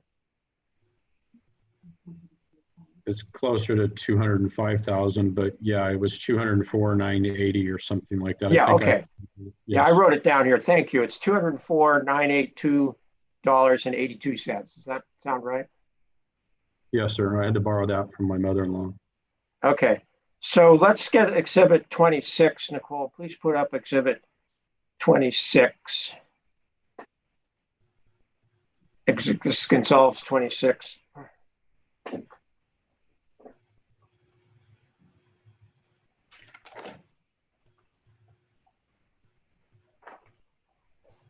And I'll go to the last page of this exhibit, which would be page 10. Maybe see if we can make it a little bigger. Okay, so that's in the lower right-hand corner, the total 204,986.82. That's the amount you had to pay Merced to settle this bill. Is that correct? Yeah, during the election. Yeah, I don't need the explanation. I just need to know you made the amount. And the question I have is, when did you make this payment? They fast-tracked it, and as soon as they made their order at the board meeting, they tried to take my property like a week later. Yeah, you explained all that. I just want a date. Do you have a date when you made the payment? Ask my wife real quick. Yeah, go ahead, take a moment if you need to.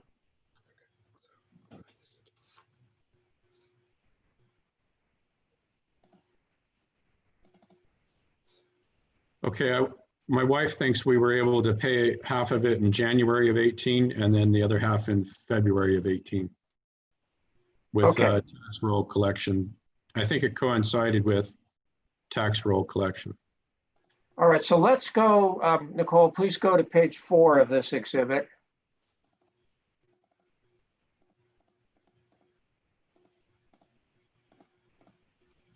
And yeah, it's going to be a little hard. Yeah, there we go. That's good. So this has, and this is where this was something I didn't understand. Whoops. Let's see. Okay. Actually, I must have made a mistake. Can you go? I think it's the next page. There we go. So hang on just a second. For some reason, my numbering is off here. Let me get my paper copy and we'll see. I don't think that's the page. There's just one page that has the dollar charges. I think it's maybe, yeah, one more page forward.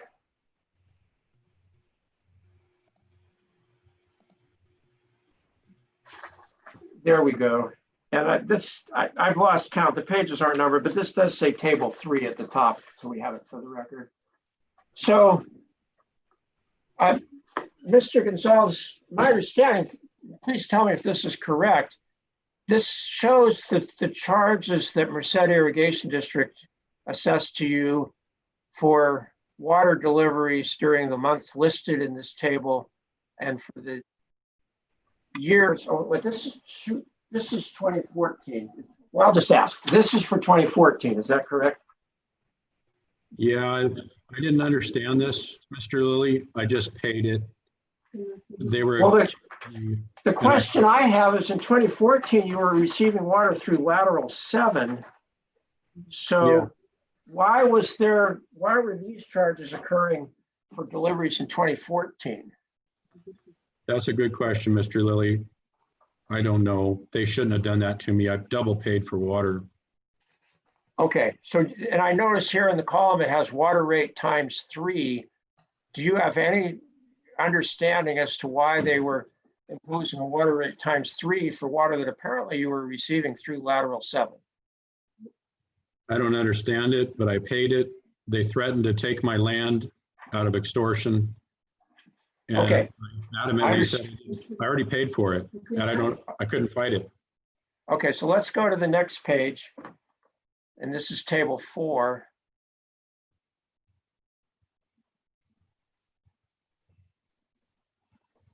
So this, and so again, this is a little confusing because it has water charges and amounts paid for March through October of 20. I think you wanted the other screen, which said 15. Yeah, I want 20. I'm sorry, we need table 4, back one page.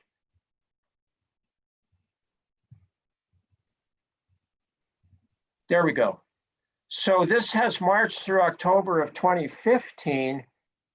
And I think you said for some of these months, probably March through June, you were receiving water through lateral 7. Is that correct? Yes, I already paid for my water through lateral 7, and then they rebuild me again for it. Oh, you had already paid for the water through lateral 7, and this is an additional charge for the same water, basically? This is like a double or triple or quadruple charge for the same water. Yes. Okay, and then for July through October of 2015, then that's for the water you were pumping from the pond. Is that correct? We actually, because of logistical reasons and installation, I actually didn't start pumping until August. So my trees were dying in June and July. And I know you don't want to hear about it, but the water that I had put on through lateral 7 was being poisoned. Okay, well, I guess what I am confused about is it doesn't sound like you were receiving water from either lateral 7 or the creek or the pond during July of 2015, and yet there's a charge here for July of 2015. Can you explain that? And if you can't, just say you don't know. I was charged for it, but you're absolutely right. I wasn't using water from there. Okay. And then in July. The other thing I was confused about, and if you don't know, you can just say you don't know, but the base water rate for March through June of 2015 is $225 per acre foot. Do you see that on the left column there, right after the months, the next column where it says water rate? That's what they charged me. That was their rate for out of district water. Okay. And are you out of district or are you in district? I'm in the district. So do you know why you were being charged an out of district water rate for in-district water use? Because I tried to fire the general manager and they were mad at me. You don't have any other, you don't know of any other reason other than that? Well, I was running for election and they were trying to make me look bad in the paper. Okay, let's go forward to 2 more pages to table 6, which is the 2017 charges.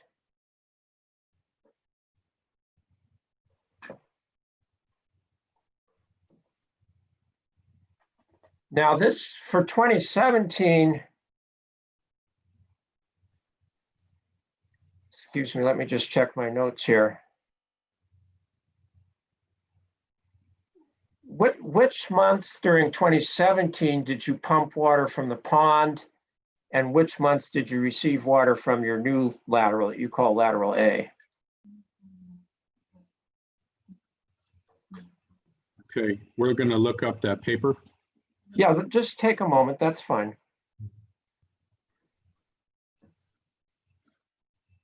May through August was, we got a temporary pump permit from them in September of 2017. So May, June, July, and August.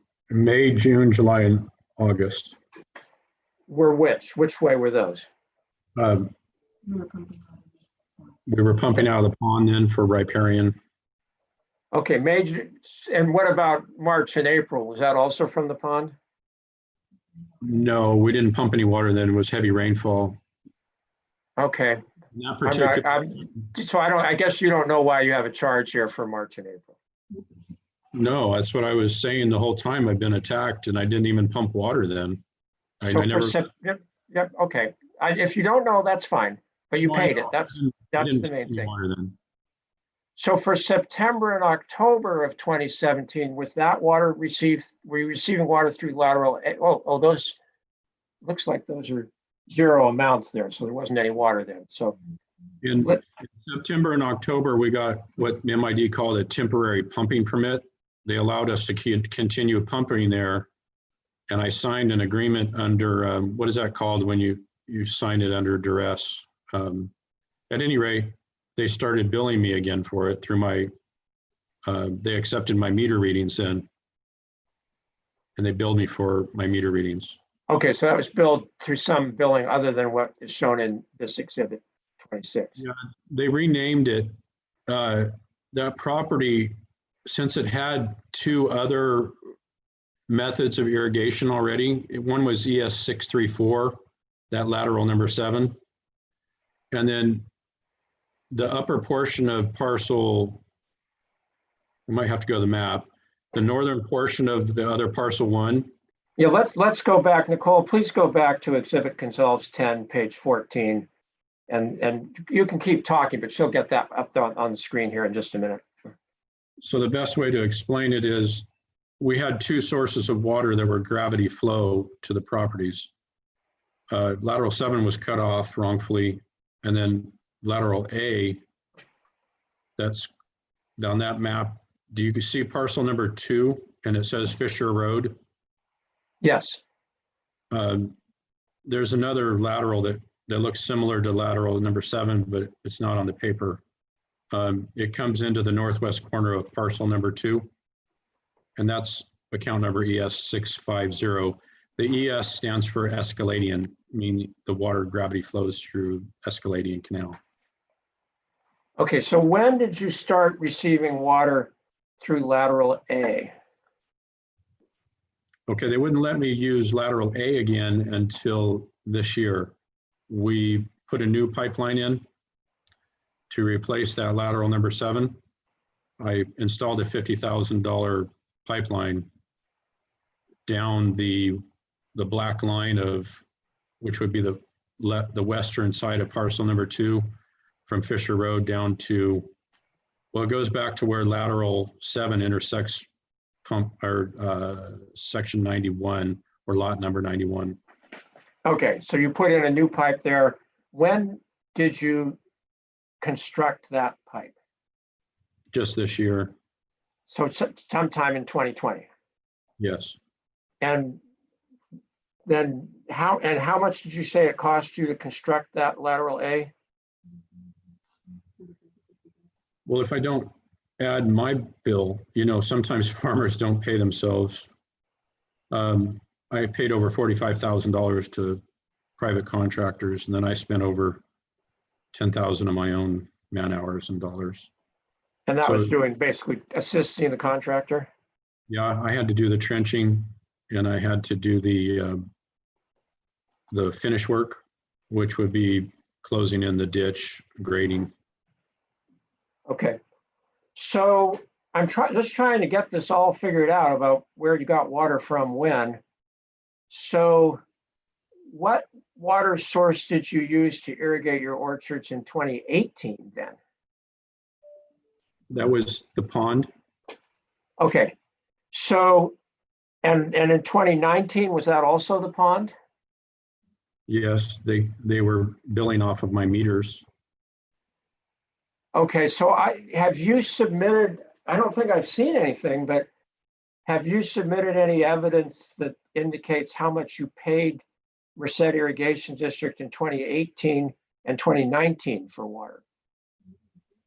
No, but I can if you want to. We were paying regular bills for that. They renumbered it.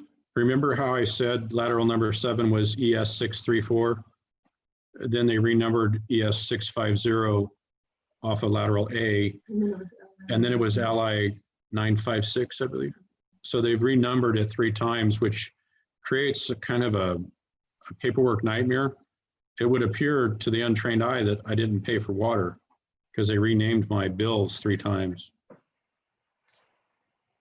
Okay, but you're saying you actually paid MID in 2018 and 2019 for the water you pumped from the pond. Yes, sir. And do you know what rate you paid? Do you have like per acre foot for that? It was the regular in-district rate with no penalties. They didn't overinflate it. I was not charged out of district then. And have they come back to say you owe any more water? I mean, any more money for the water you pumped in 2018 or 2019? No. Okay, so it might be useful. Is that something you can find in an hour or so when we take a lunch break? Probably. Yeah, we have our bills. I mean, I think it would be useful for all of us. I mean, I'm not trying to make any points one way or another here. That's not my job, but I think it would be useful for us to have a record of how much you paid Merced Irrigation District for that water you pumped from the pond in 2018 and 2019. So when we take a break, I'll just ask you to see if you can find that. Yeah, I'll Mr. ask Billy, my, I'm sorry to interrupt you. yes. Just to clarify what you've just asked Mr. Gonzalves to do. Mr. Gonzalves is providing new testimony regarding the amount of money that he paid for water in 2018 and 2019. It's not in his pre-submitted written testimony. It's only in his oral testimony. He's got no exhibits regarding that. And now you're asking him to submit new exhibits into the record the prosecution team has never seen or even really thought about. I find it highly prejudicial. I consider it surprise testimony. Kind of Okay, and just so we're clear, Mr. Prager, I'm not asking for any new exhibits. I'm asking for 2 numbers. One number is the total, actually 4 numbers. No, let me check. Let me say that again. 2 numbers. I would like to know the number of dollars Mr. Gonzalves paid Merced Irrigation District for the water he pumped from the pond in 2018, and the number of dollars he paid Merced Irrigation District for the water he pumped in 2019. You're right, that does go beyond his testimony. As hearing officer, I have the discretion to ask questions I think are relevant to the issue of civil penalties, particularly when the prosecution team has raised the issue of economic advantage that Mr. Gonzalves may have received from pumping water from the pond. So I think it's appropriate for me to ask that question, or those 2 questions, to get the full picture on whether he's received an economic advantage for pumping water from the pond. So that is why I'm going to do that. So, and if we can move on, and just so we're clear, Mr. Prager, you certainly can raise this issue in your closing brief, and you may argue that the complaint only alleges or seeks civil penalties for diversions during 2014 through 2017. And if you think it's inappropriate for me to consider the amounts that he paid Merced Irrigation District in 2018 and 2019, you may raise that in your closing brief. I think it's admissible, but I think what your objection is going to is what weight, if any, we should give that evidence in our proposed order. And I certainly have no problem with your raising that issue as a legal argument. So anything further on that, Mr. Prager, or may I proceed? Please proceed. All right, thank you. So I'm going to ask Nicole now that I'm actually going on to a totally different topic. Please put up the slides again, Gonzalves 39, and it's slide 7. Excuse me, slide 3.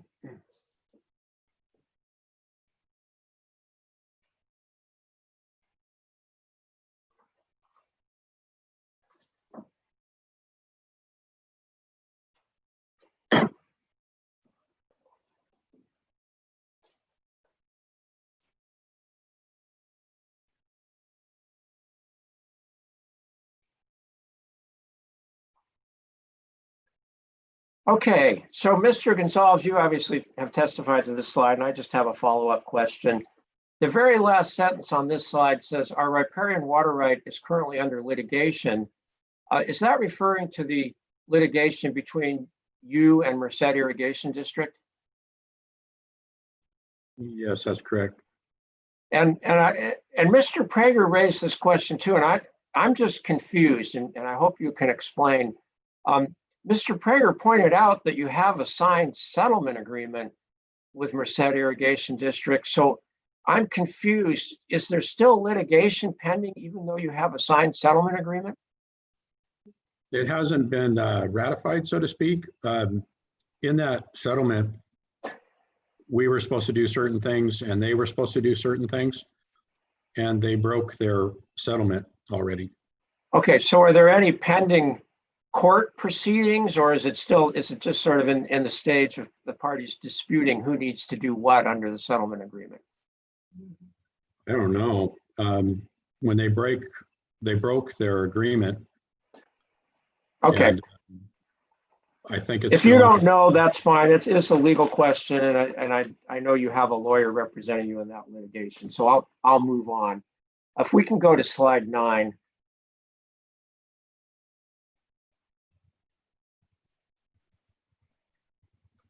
So, Mr. Gonzalves, the last bullet point in this slide says the damming of Merced River caused impounding of riparian waters that normally would have flowed into natural water creeks. Do you see that?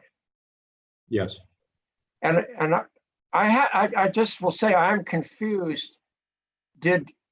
Historically, did water flow from the Merced River into Canal Creek?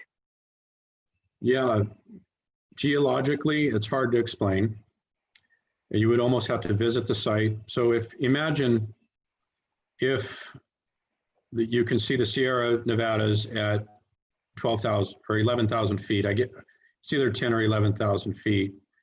And the dam, that as it flows through, if you've ever had the chance to travel to Yosemite National Forest, you'll notice you drive through ravines, and the Merced River is roaring through Bryceburg, which is a kind of the opening of Lake McClure.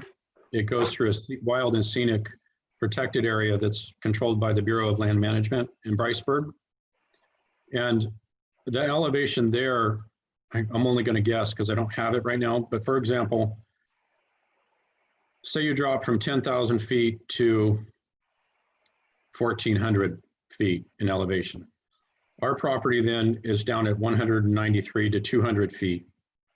In between that is a series of channels that are subterraneous movement underground. So the water comes out of rock, sand, and gravel, granite, if you will, in some cases, and lava rock in others. And the water that comes through really isn't stopped even in McClure at some point. It would seemingly come out of the ground in Owens Creek, Bear Creek, Canal Creek, and a number of Farron's Creek, a number of the others. It comes up in what people would describe as like a spring, but they're not. It's subterraneous water flow because the water is coming out of Sierra Nevadas, being impounded in Lake McClure, and again in Lake McSwain. And their elevations are situated such that the water flows to the lower elevations naturally. Okay, so, and do you have any technical training or expertise to support this testimony you just gave about this? Yeah, I became a well driller when all of this started also. And I Right. had to get trainings to understand the technology. Do you have any estimates of the amounts of water that, or rates of flow, and you can say under different circumstances, that would have flowed, in your opinion, from the Merced River into Canal Creek under natural conditions before Lake McClure was built? Yeah, so I looked up historical data. This area used to actually be all Mariposa back in the early 1800s prior to the gold rush. And when Lewis and Clark came through and they did the surveying, they estimated between 5 and 400 CFS, or cubic feet per second.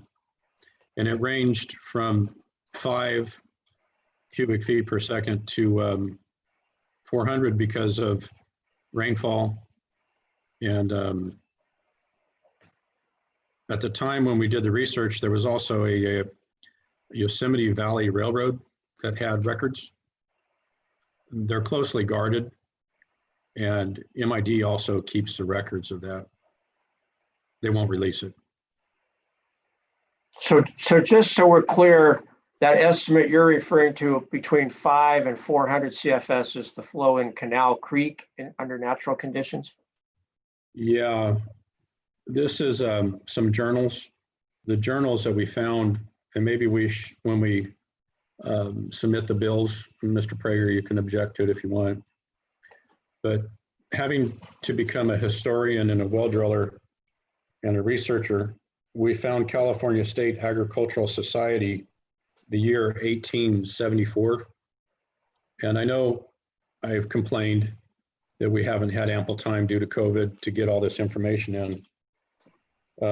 But yeah, it clearly states the history of MID. And the history of MID is kind of important. Well, it's really important.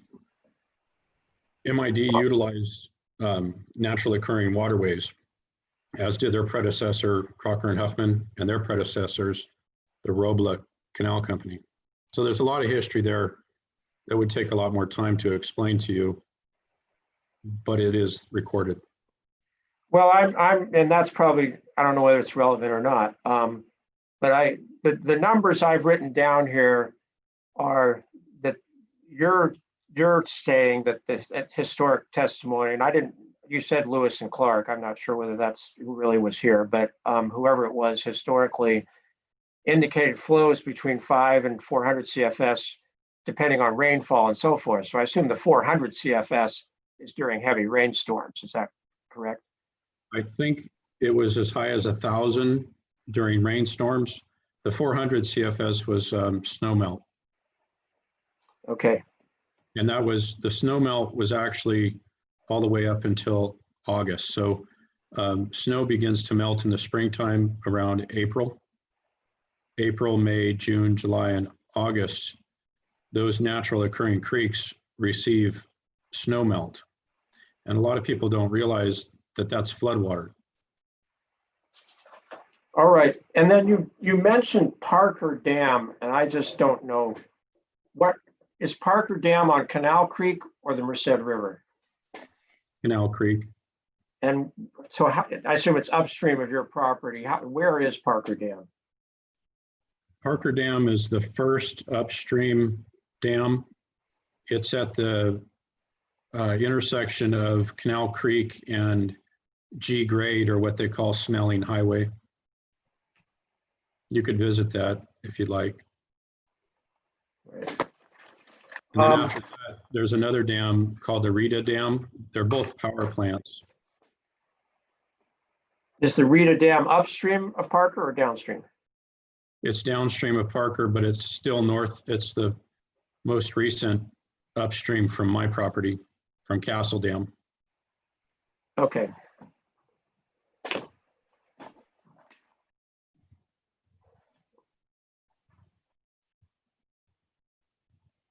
All right, now in your testimony, and I don't think we need to get it up on the screen, but if we do, we will. You've mentioned that you're in the process of having a licensed land surveyor survey your property boundaries. What is the current status of that work? He got hired by a dominant power utility company because of the fires in California. He's working in Paradise. I don't know if you're familiar with what's happened up there. I am familiar. He started the surveys, and I've got this information. I don't know if I submitted this or if I'm even allowed to. He has some preliminary reports. And during the research, we had to do some historical research into way back into the 1800s, and everything's on microfiche. There's a portion of our lot 93 that is actually on the northeast corner of the other side of the creek. And there's a question of whether we own it or not. And we never sold it. So in the historical searches, essentially, our predecessors owned all of lot 93. And some of the assessors' county maps never really recognized natural creeks. And it meanders right through the corner of the property. So we put phone calls into Department of Water Resources because there's some question of illusion and accretion, which is the moving of the creeks. Okay, I think you're going to get into this in your rebuttal testimony. I really had a fairly short question, which Sorry. is, do you have a schedule for when the surveyor is going to complete his survey work on your property? I'll have to talk to him. The simple answer is I don't yet.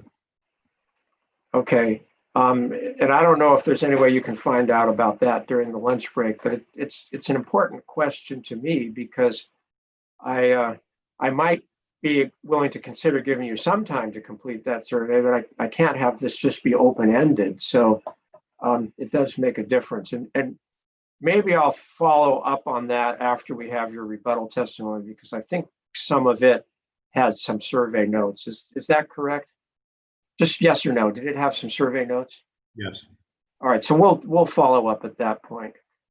All right, so I don't have any further questions. Thank you, Mr. Gonzalves. Mr. Prager, you are allowed, and I'll ask you, do you have any follow-up questions you would like to ask Mr. Gonzalves based on the questions I just asked him?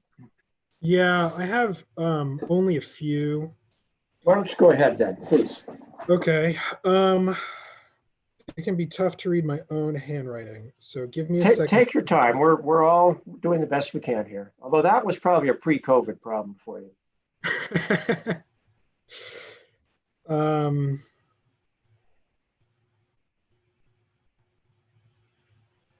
Mr. Gonzalves, there was a line of questioning from Mr. Lilly regarding the creation of the levy.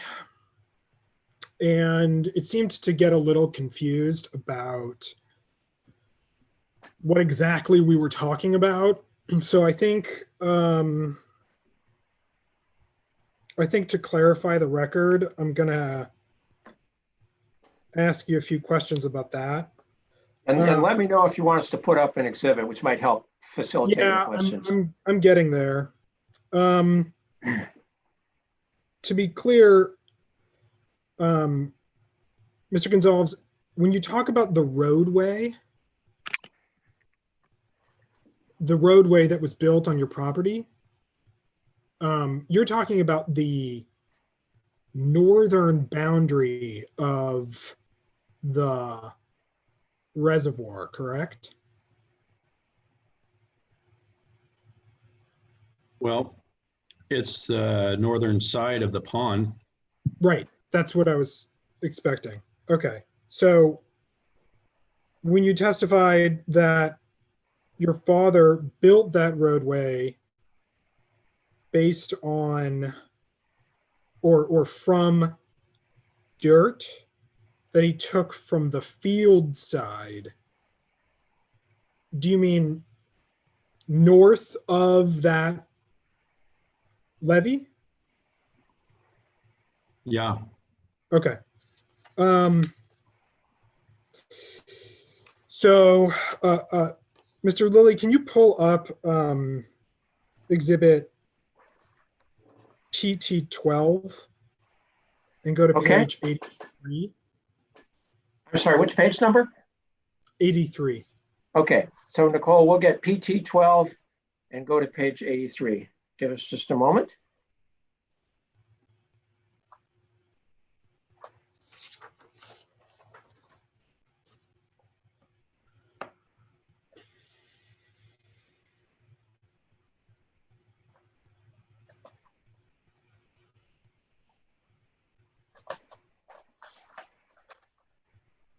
Okay, so Mr. Gonzalez, it looks like this is a permit from the Reclamation Board issued to Kevin and Sandy Gonzalez. Is that correct? Yes. And the first sentence of this paragraph immediately underneath the addressee block reads, to authorize an existing 1,800-foot long, 4 to 7 foot high, and approximately 17-foot wide levee, including two 24-inch diameter pipes through the levee on the right bank of Canal Creek, correct? Yeah, that's what it says. Okay, so I'm surmising by this sentence alone that the permit was issued after the roadway or this levee was already created. Yeah. Okay. Mr. Lilly, can you scroll down to page 90 of this exhibit? Yes, we will do that. Thank you. Mr. Gonzalez, it looks like this is a hand-drawn map of your, oops, looks like we lost the, there you go. It looks like this is a hand-drawn map of your property. Is that correct? Yeah. Okay. So I'm looking at the property, or I'm looking at the map, and it looks like there is a levee that's labeled levee, correct? Yeah. And that's the northern part of the reservoir, and it's set back significantly from Canal Creek. It's the north side of the pond area. Right. Okay. So I think it's a fair characterization that, or I suppose I should ask you this question rather than pontificating. Mr. Gonzalez, would you agree that this permit is for an this permit is an after the fact permit from a levee built around the property?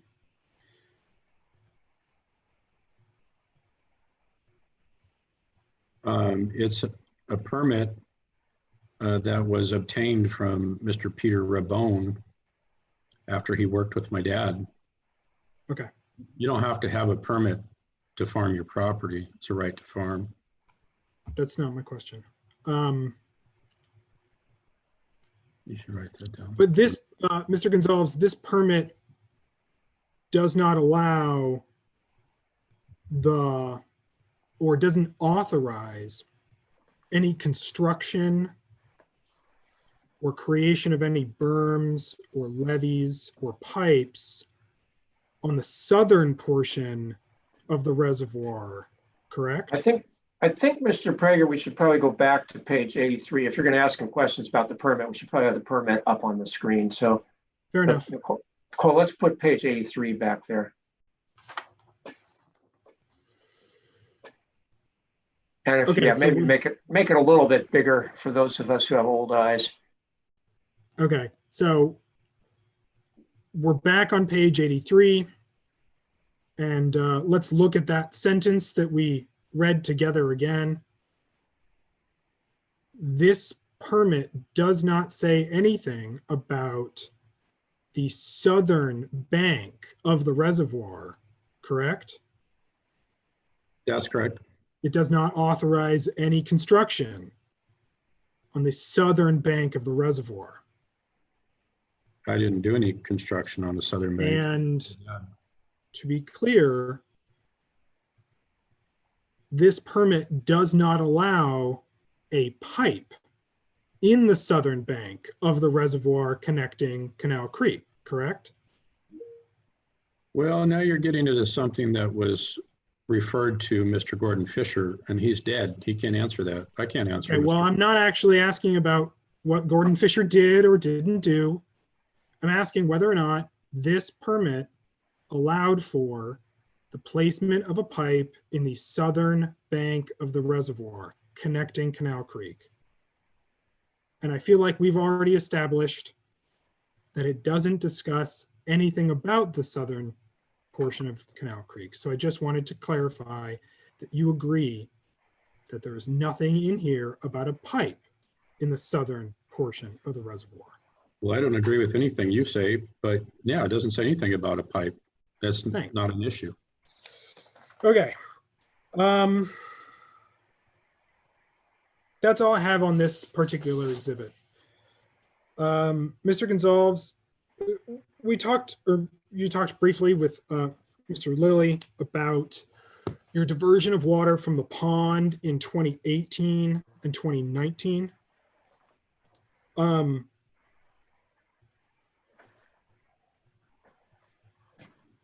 MID allowed you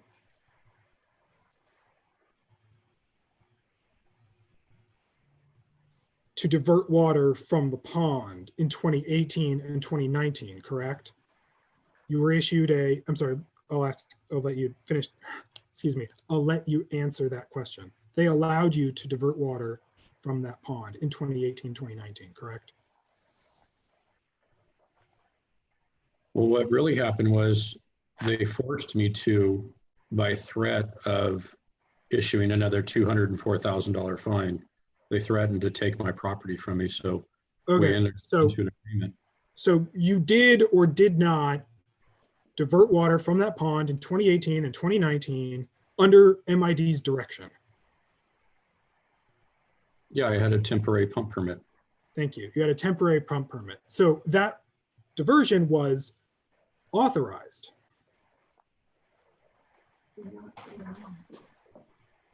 What do you MID mean? authorized you to divert water from the pond at that time. That's where they told me to pump the water from. Good. So earlier when you testified with Mr. Lilly about what rates they charged you, and you said they didn't overbill me, they based it on my meters. Is that because they had authorized you to divert water from that pond during that time? Not quite sure what I get what you're trying to say. They said, here's a permit, we'll read your meter. And did they do that? I'm sorry? Did What? they do that? Yeah, they came down and read my meter. Cool. Mr.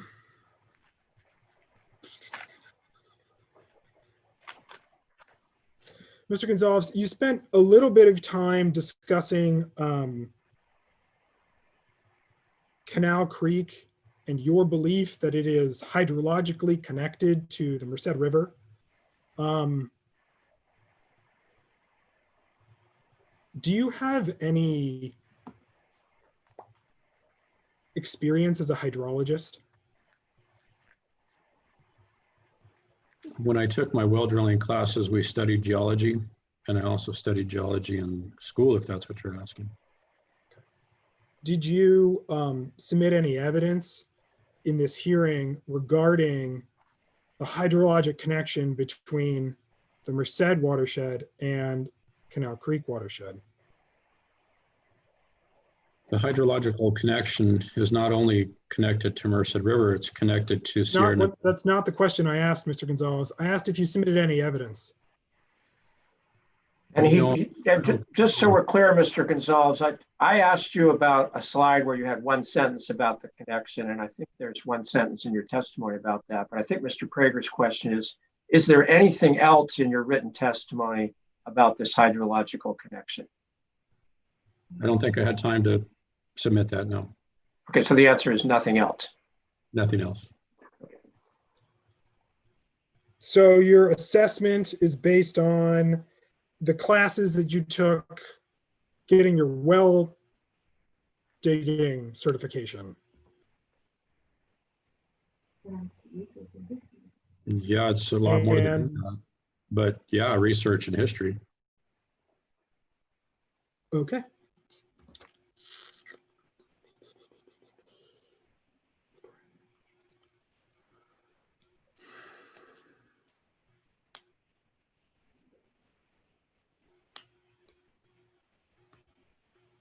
That's it. All right, so Mr. Gonzalez, I think we've covered this pretty well. I did say earlier, and I don't want to forget, that, I mean, normally at this point, if you had an attorney, your attorney could ask you follow-up questions, just limited to the topics that I covered in my questioning and that Mr. Prager covered in his questions. Now, I realize it's hard because you don't have an attorney, but were there any just specific points that you think you need to make or want to make in basically explaining further your answers to the questions that either Mr. Prager or Mr. I have asked you this morning? This is basically what we would call redirect. The settlement agreement, Exhibit 37, Yeah. they said that they would withdraw their complaint. So there's a number of things, and I'm not sure if this is where I'm supposed to say objection and why, or if I'm supposed to do that later in writing. Well, you're going to have, and maybe frankly, it might be easiest if you cover this during your rebuttal, because you've submitted some nice, exhibits that were very clear for me to understand about rebuttal, and you'll get a chance to do that. So unless there's anything that just comes to mind right now, a very specific point you wanted to make to explain some answer, we can save the rest for the rebuttal. So just let me know whether there's just one, kind of a nagging specific thing that you think you need to make now, or whether you can save it for later on. Yeah, hang on a second. I'd like to point out Exhibit 37 in the settlement agreement. Okay. And do we need to put it up on screen, or maybe you can just tell us about what you want to explain about Exhibit 37? Yeah, MID had agreed to withdraw their complaint from State Water Resources Control Board. And instead, what they did was they brought more information. They upped the ante and submitted additional information from MBK, which I have to object to. Well, that'll come up with the prosecution's team rebuttal, so we'll get there. But not now.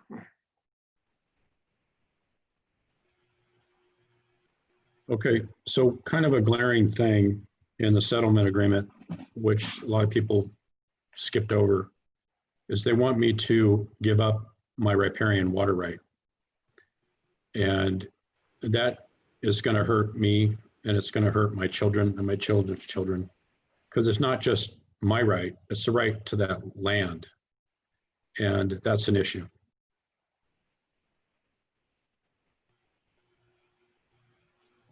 Okay, is that in the agreement you signed, or is it separate from the agreement you signed?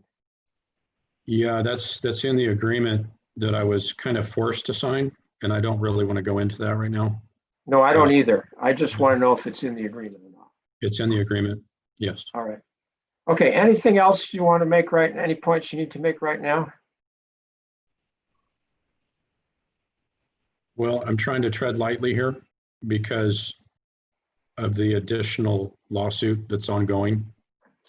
And that makes this kind of weird, to be honest with you. Hang on a second. I got to talk to my wife.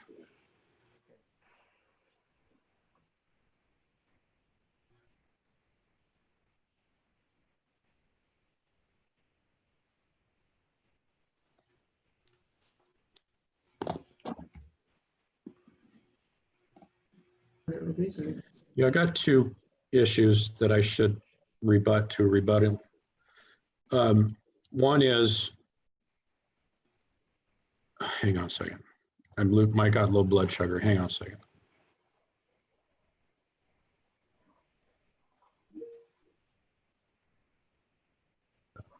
So the permit from the reclamation board on the levee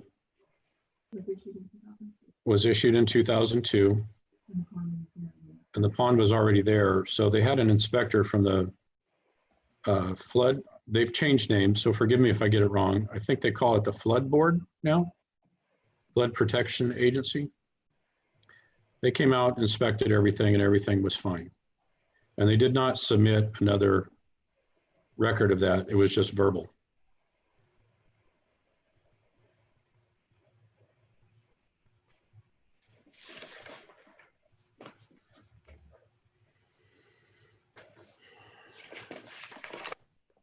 permit was issued? There was excerpt of a board minutes from Merced Irrigation District, and I have submitted it in my evidence, but I can't find it myself. My wife is looking for it. It's on the list.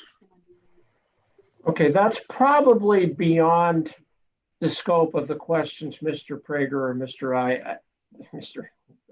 Prager or I asked, because neither one of us asked about those board minutes. So I think that's probably beyond the scope of what you're allowed to talk about right now. What I was going to relay it to is Mr. Prager was saying, did they ask me to pump out of the pond? Well, they asked me to pump out of the pond way before that. And that was what I was trying to get at. It's in my exhibits, and maybe I should probably tell you about it. I forgot to put that in my testimony. No, it is in your testimony. I don't think it's in your slides, but that is already explained in your testimony. And Okay. you said, I think you even submitted some minutes where one of the Merced Irrigation District directors basically recommended you pump from the pond. So we do have that in evidence right now. Yeah, and the point I was trying to get at with that, Mr. Lilly, is that they've known about it. They've known about it since 95 when they, well, I guess it was 93 when the dam was, how do you say it, maybe started or not started because the construction was completed, but when they closed the final gate down in the maybe used it, maybe when they started using it is a better term, because all of this started to create a backlash, so to speak. So you're talking about Castle Dam. Yes, Castle Dam, I'm sorry. I think the phrase you're saying is when they first started storing water behind the dam is what you're getting at. Yeah, that's what I was trying to get at. So that's fine. Okay. Okay. All right. I'm getting a little tired. I need to eat something. So yeah, I guess that would be it. All right. Well, what I'm going to do, before we take a break, and we are going late, so bear with me and then we'll take a break. But I do want to cover your exhibits. You've covered Mr. Gonzalves' exhibits, Gonzalves 1 through Gonzalves 39, which I assume, do you want to offer those into evidence at this time? Oh, yes, please. Thank you. All right. So Mr. Prager, do you have any objections to these exhibits? Yes. All right. What are your objections? I have a few. Let me get my thoughts in order. I have a few objections to the slides that Mr. Gonzalves submitted. I'm not sure if they're actually written. Okay, the slides are Gonzalves at 39. You know what?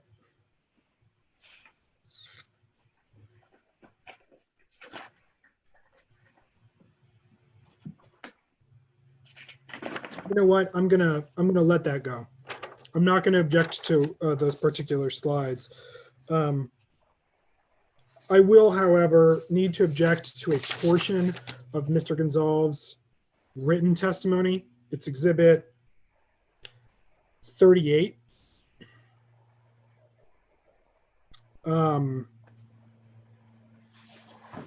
Portions of that testimony describe discussions that occurred during confidential settlement negotiations. Particularly, I think it's the last paragraph of page 12.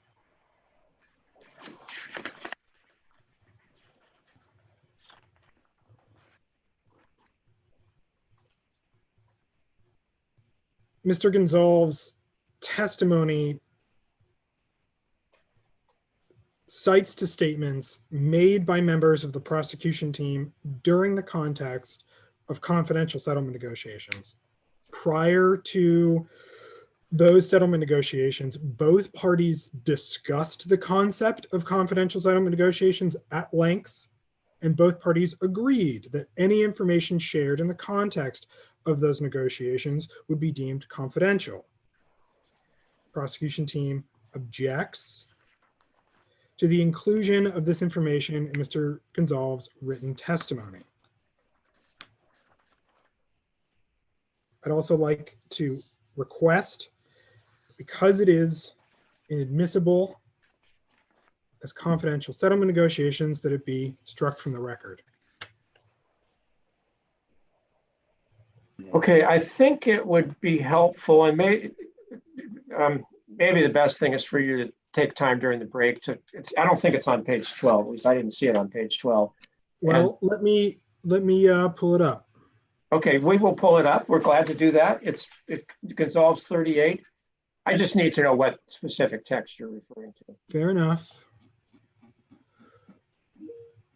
Right. So I was referring to page 12 of the PDF, but I believe it's labeled at the bottom of the page as page 7. Okay, let's make this a little bigger, and then we'll figure out what specific are you objecting to here? Do you have it up on the screen? Yeah, thank you. The paragraph that starts with "in conclusion," the last sentence of that paragraph says, "During our first settlement meeting with your agency, Mr. Hess, Water Resources Control Engineer, admitted, and then it's bulleted or numbered 1 through 6. Okay. I would like 1 through 6 completely removed from the record. Okay. And I don't have any easy way to remove it from the record, but your objection is valid. Mr. Gonzalves, there are provisions of the evidence code, and this part of the evidence code does apply to state water board proceedings, that statements made by a party during a settlement discussion or negotiation may not be then introduced against that party during either a hearing or a court proceeding. So Mr. Prager's objection is valid here. And I will note for the record, we will make sure that nothing in our decision-making considers these statements. And I think that'll take care of it, Mr. Prager.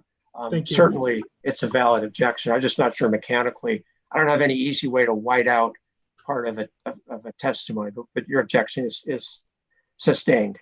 I understand. You know what? I doodled a quick note on a piece of paper that says that I was also objecting on the same grounds to slide 8 of Mr. Gonzalves'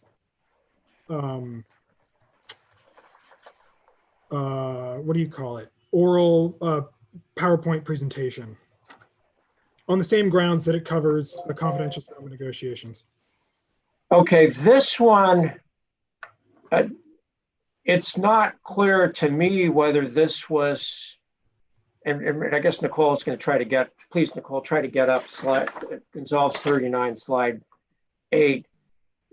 It's not clear to me that this was during settlement discussions or during the field investigation, which, of course, your report, Mr. Hess's report, goes into in quite a bit of detail, and clearly that's admissible.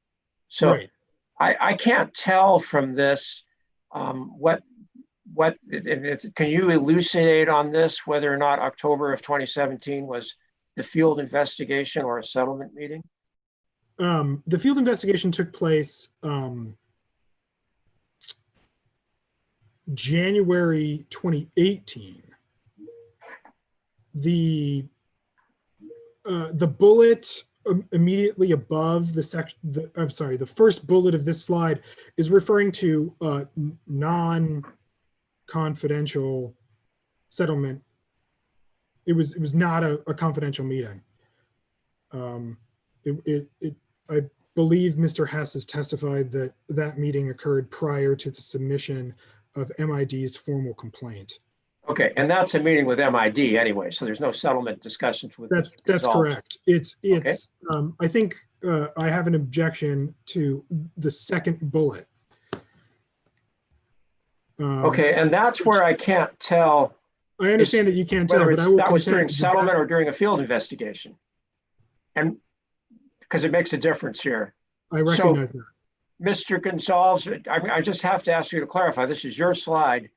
And the short answer, not a lot of explanation needed, but when it says John Prager admitted to me, were you talking about during a settlement meeting or during the field investigation?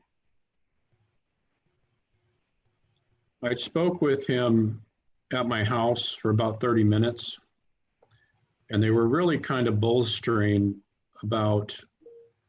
Okay, was this the date of the field investigation that's described in their investigation report? Yeah, I believe so. Okay, so Mr. Prager, if it was during the field investigation, I don't think it was settlement discussions. Mr. Lilly, I disagree with Mr. Gonzalves' recollection of the facts. I have a fairly good memory of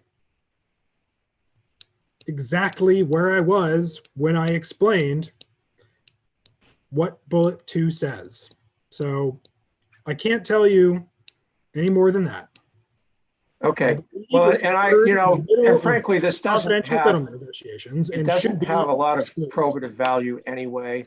I agree. I'm going to overrule the to allow objection. confidential settlement negotiations in a evidentiary proceeding.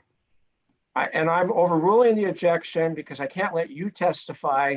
You're not under oath as to when this occurred. Mr. Gonzalves, who is under oath, said it happened during the field investigation. So the objection is overruled, although Mr. Prager, I can assure you, whether or not you work closely with MID has essentially no relevance to my decision-making anyway. Fair enough. I also have I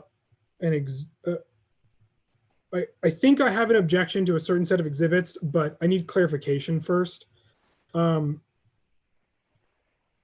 There's a set of exhibits that have been labeled with 2 separate numbers.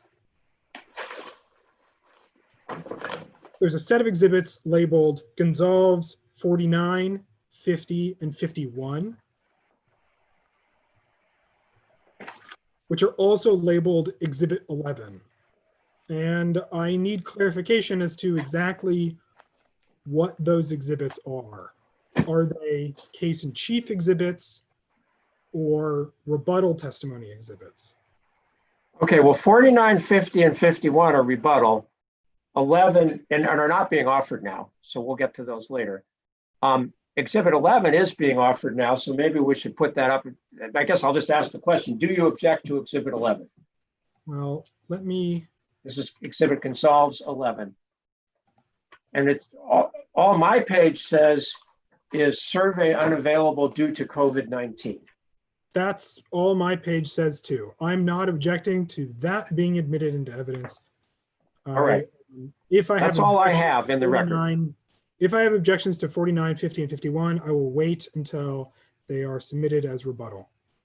Okay, that sounds good. And that's it for me. All right. So with those objections, or based on my rulings on those objections, subject to those rulings, I will admit exhibits Gonzalves 1 through Gonzalves 39 into evidence at this time. And with that, I know it's getting late and you've all been working very hard and patiently, and I appreciate that. We will go ahead and let me just see here where I am. Yeah, we will go ahead and take our lunch break. It's 1:05. I know you don't have to travel far for lunch, but on the other hand, we all need a break. So let's come back at 2 p.m. and we will resume the hearing then. Thank you.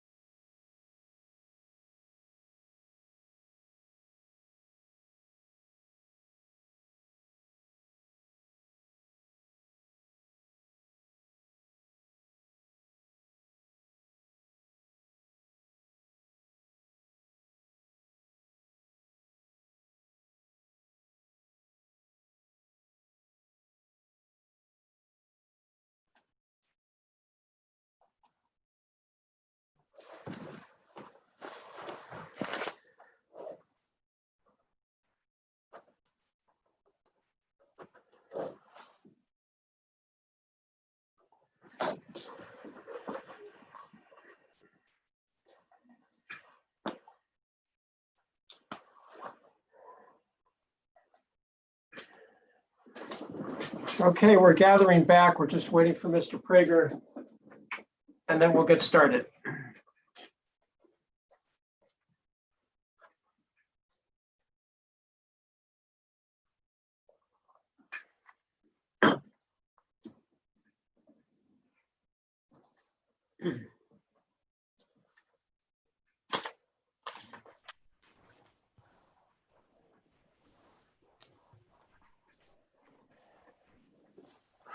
All right, everybody, welcome back.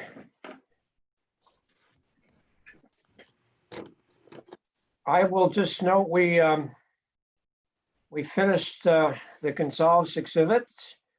We are now ready to go forward with the prosecution team's rebuttal. The prosecution team has filed exhibits PT 39 through PT 69.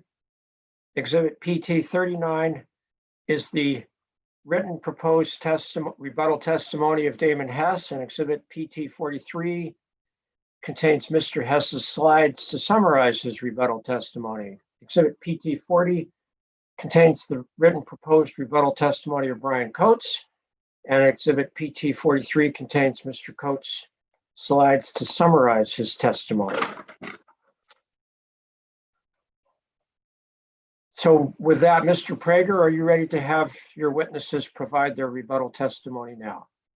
Yes. All right, and Mr. Go ahead. Excuse me, I just was going to take care of oaths. Mr. Hess, you are still under the oath you took in this proceeding on July 17. Mr. Coates, because you have not testified before, you will need to take the oath. Please raise your right hand and go off mute. You can put your hand down to go off mute. Okay, good. Do you swear or affirm under penalty of perjury that the testimony you will give in this proceeding will be the truth, the whole truth, and nothing but the truth? I do. Thank you. Mr. Prager, you may proceed. Thank you, Mr. Lilly. I don't have a prepared opening statement for the rebuttal testimony. I think it speaks for itself.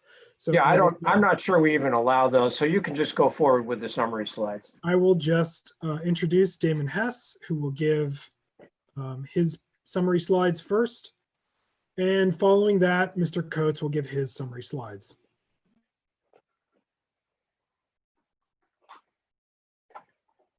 All right, Mr. Hess, you may proceed. Okay, Mr. Lee. I'm sorry.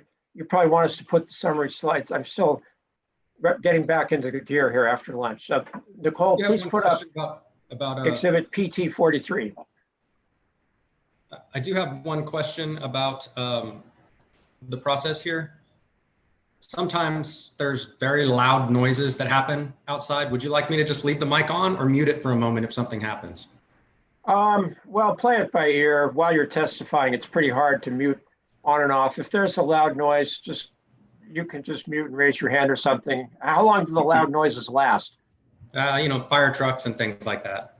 Okay, well, we'll play it by ear, but thank you. We all have to do the best we can here.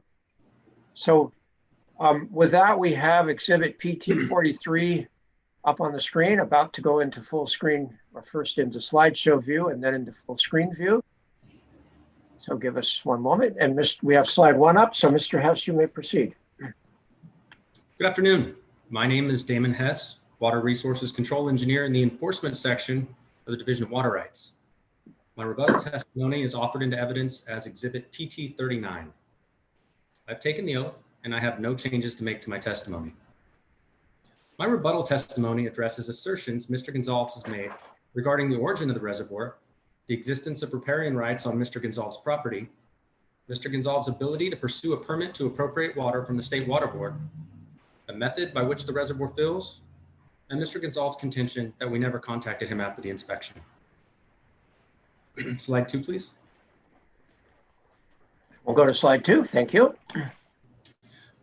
Although Mr. Gonzalves asserts that the reservoir was constructed or existed as part of the Castle Dam project, that it is depicted on a map in the Castle Dam Operations and Maintenance Manual, and that the easement obtained by the United States Army Corps of Engineers is the reservoir, these assertions are not true. As will be seen, the reservoir is not depicted in the real estate map from the manual, and it is not coincident with the easement. The topographic as-built sheet from the manual indicates the grade elevation in the reservoir area was significantly higher, at least 13 feet, at the time of completion of the Castle Dam project. A cross-section at the vicinity of this pipe, drawn by the previous owners, is consistent with this, as is visible and multispectral imagery from several sources. And excuse me, Mr. Hess, just slow down just a little bit. You're Okay, I a little apologize. bit hard to follow, and you don't need to rush. We've got time. Slide 3, please. The real estate map from the manual that Mr. Gonzalves refers to, Exhibit Gonzalves 1, shows the real estate acquired for the Castle Dam project. This slide shows the map georeferenced at 50% transparency on the left, and the description of the relevant easements on the right. As shown in the yellow box on the right, easements were acquired by the United States Army Corps of Engineers from the previous owners, Gordon and Sandra Fisher. Easement 108E is an occasional flowage easement of approximately 22 acres and is shown in the map on the left directly north of the reservoir. Easement 108E1 is a permanent flowage easement and is shown overlying the reservoir. This easement is 6.75 acres, whereas the reservoir is approximately 3 acres in surface area, and the relative size can be seen in this slide. This indicates that the reservoir and the easement cannot be and are not coincident. Therefore, the easement is larger than the reservoir, and the easement shown on the real estate map does not depict the reservoir. Slide 4, please.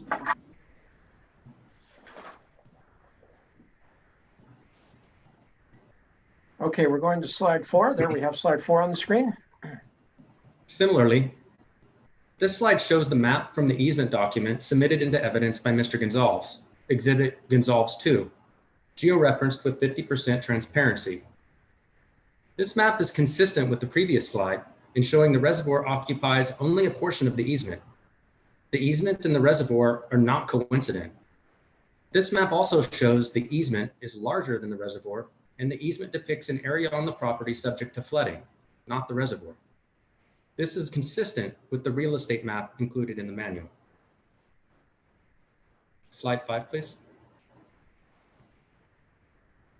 Here we see the topographic as-built sheet from the manual, as shown in Exhibit PT12 at page 79, georeferenced at 50% transparency. A larger version of this overlay is available as Exhibit PT46. Here we see point elevations on the property. Note that the point within the reservoir, 193 feet, is consistent with other point elevations surrounding it.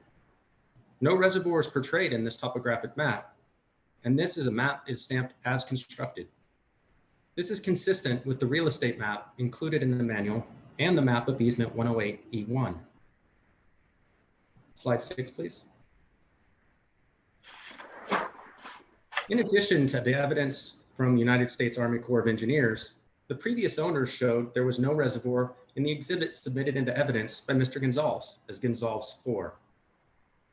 In March 1994, the previous owners applied to the Reclamation Board to remove approximately 1 foot of soil from a 1/4 acre in the reservoir area to increase the height of the road on the south, the thin embankment of native soil separating the now existing reservoir from Canal Creek. A portion of page 9 is shown above on the top, and a portion of page 12 is shown on the bottom.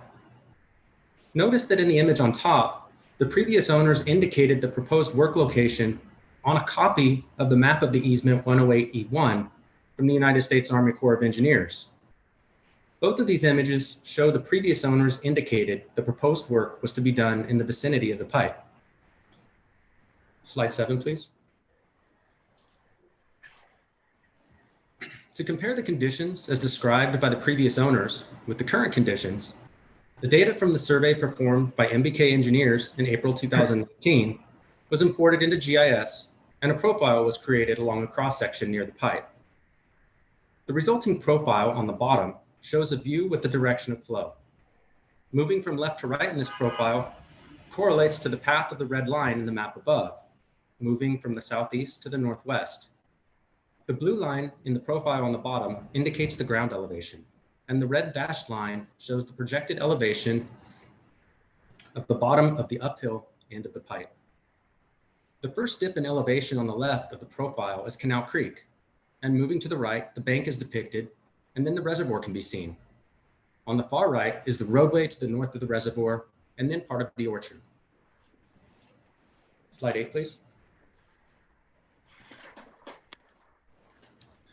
This compares the profile drawn by the previous owners in 1994 with the profile derived from the survey performed by MBK engineers in April 2019 from the previous slide. The previous owner's drawing shows the cross-section as if looking upstream, so the two profiles are oppositely oriented. There is a stark contrast between conditions of the land at the time, as reported by the owners, and the current condition. The owners drew the land behind the thin embankment of native soil in the reservoir area as being level with the high water line of Canal Creek and sloping gently upward for at least 200 feet. The previous owners described the condition of the easement at the time because they marked this location on the map for the permanent flowage easement. This shows the reservoir did not exist at that time, and thus the easement map does not depict the reservoir. This is consistent with the real estate map in the manual, the map for easement 108E1, and the topographic as-built sheet from the manual. Slide 9, please. Remote sensing imagery is also consistent with the previous evidence presented. This shows a selection of remote sensing imagery available in exhibits PT12, PT56, and PT57. These images are from the summer of 1995 when Mr. Gonzalves planted his orchard. These images are arranged in chronological order from left to right. Because of this, images from the same source but taken at different times can be compared. The top two rows consist of Landsat images, with infrared on the top and a composite of visible bands in the second row. The next two rows show images from spot 3, with multispectral imagery on the top and black and white imagery on the bottom. The very bottom row shows an image acquired by the NASA Ames Research Center. On May 8, 1995, spot 3 took images that do not show a reservoir in either the visible or multispectral images. And this is 14 days after Mr. Gonzalves signed the contract to purchase the property. On June 11, 1995, Landsat 5 took images in the infrared and visible spectrum. Neither the infrared or composite image show the reservoir. On June 27, 1995, water is seen in the reservoir area in the infrared image, but the reservoir cannot clearly be identified in the composite image. Then, on July 11, 1995, the image acquired by the NASA Ames Research Center clearly shows the reservoir. Based on this, I conclude that construction of the reservoir, the reservoir then appears in all subsequent images. Based on this, I conclude that the construction of the reservoir was completed between June 27th and July 11th, 1995. Mr. Gonzalves admitted in his testimony that his father built the road to the north of the reservoir during this time frame. This remote sensing imagery is consistent with the real estate map in the manual, the map for easement 108E1, the topographic as-built sheet in the manual, and the previous owner's depiction of the existing conditions in March of 1994. Slide 10, please.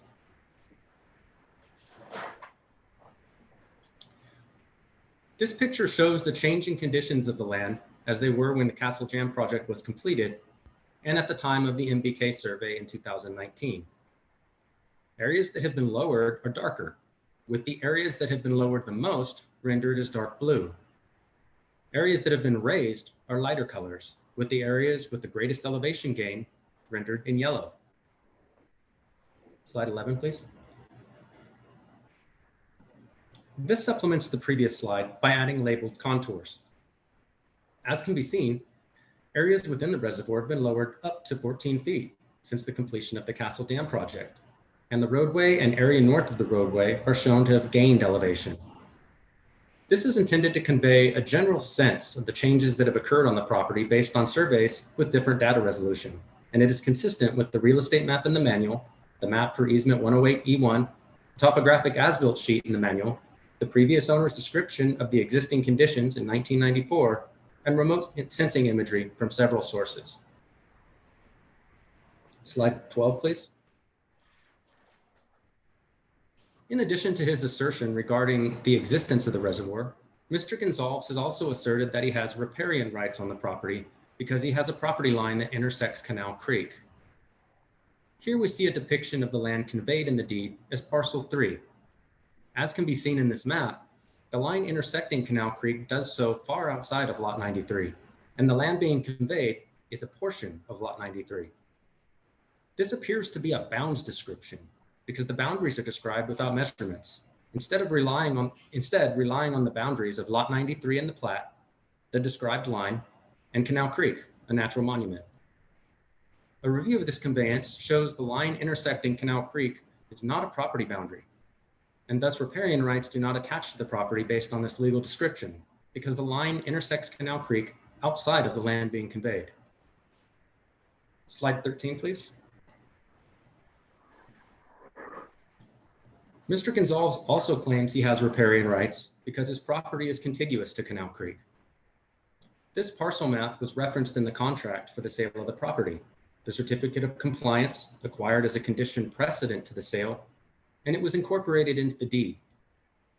In addition, language was added in the recorded deed that refers to the land in the deed as Parcel 1 in this map. This language did not appear in the version of the deed that was included in the contract. It seems clear that by consistently referencing this map, the parties intended to convey the land described on it. As such, the map controls any conflicting language in the deed. This is important because the parcel map clearly shows the property boundaries are set back from Canal Creek. The southwest corner of Lot 93 is identified as a point set back from Canal Creek, and the property boundaries run through this point. Parcel maps are required to be drawn to scale, so the gap between the property boundaries and Canal Creek is relevant. This shows that the property is not contiguous to Canal Creek, and thus riparian rights do not attach to the property. Slide 14, please. Late last year, Mr. Gonzalves entered into a settlement agreement with MID to resolve their ongoing litigation, and this has been entered into evidence as Exhibit Gonzalves 37. On the top left is a portion of page 1, showing this is a settlement agreement between Mr. Gonzalves and MID. On the bottom left, there are 2 relevant paragraphs from page 4 describing some of Mr. Gonzalves' obligations under this agreement. In subsection 4C, Mr. Gonzalves agreed to withdraw his riparian claim, and he agreed not to file any new water rights claims with any agency, specifically referencing the Water Board. Likewise, Mr. Gonzalves has also stated that he desires to acquire a permit for the reservoir. But in subsection 4D, he agreed not to divert any water from Canal Creek or its underflow.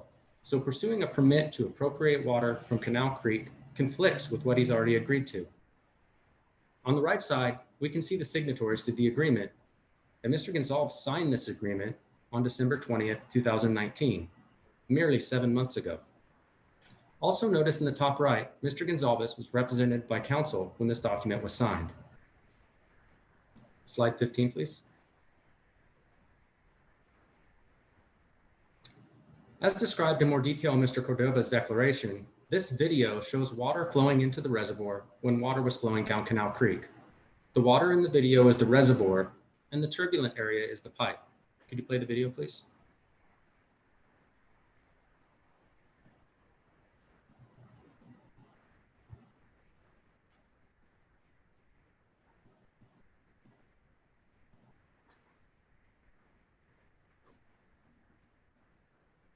Slide 16, please.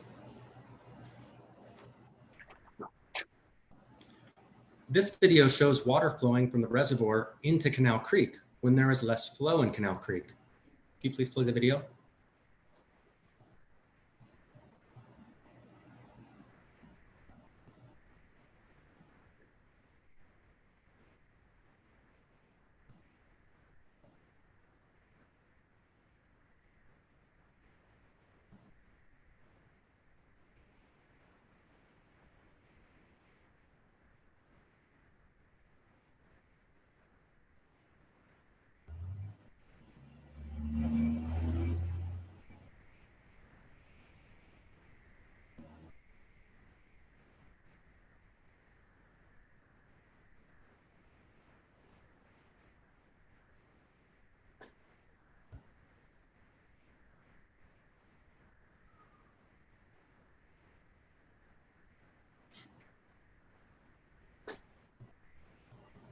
Together, these two videos demonstrate the hydrologic connection of the reservoir and Canal Creek and show that the primary method of fill is through this pipe, not through the overtopping that Mr. Gonzalves asserts. Slide 17, please. Lastly, Mr. Gonzalves asserts that we never contacted him after the inspection. On January 18th, 2018, after I initially spoke with Mr. Gonzalves and Jennifer Bull, I was contacted by Anthony Chavez, the attorney representing Mr. Gonzalves in his litigation with MID. He asked for a copy of the complaint and said he would forward me a response. He also stated he wanted to be present at the inspection and took responsibility for coordinating the inspection date and time with Mr. Gonzalves. On January 19th, 2018, Mr. Chavez forwarded me Mr. Gonzalves' response. On January 25th, 2018, Mr. Chavez was present at the inspection. During the inspection, he took the lead in explaining the litigation and current situation. He also objected to some of my questions as irrelevant. After conferring with our counsel, he directed Mr. Gonzalves to answer the questions. On February 1st, 2018, I called Mr. Chavez to provide him with my preliminary findings so that Mr. Gonzalves would have time to order water for the irrigation season. On February 6th, 2018, I emailed Mr. Chavez my preliminary findings. He responded to this email later that day and made legal arguments on behalf of Mr. Gonzalves. I assume that where you have my there, you meant by. Pardon? The bullet near the bottom says he responded my making. I assume that should be he responded by making.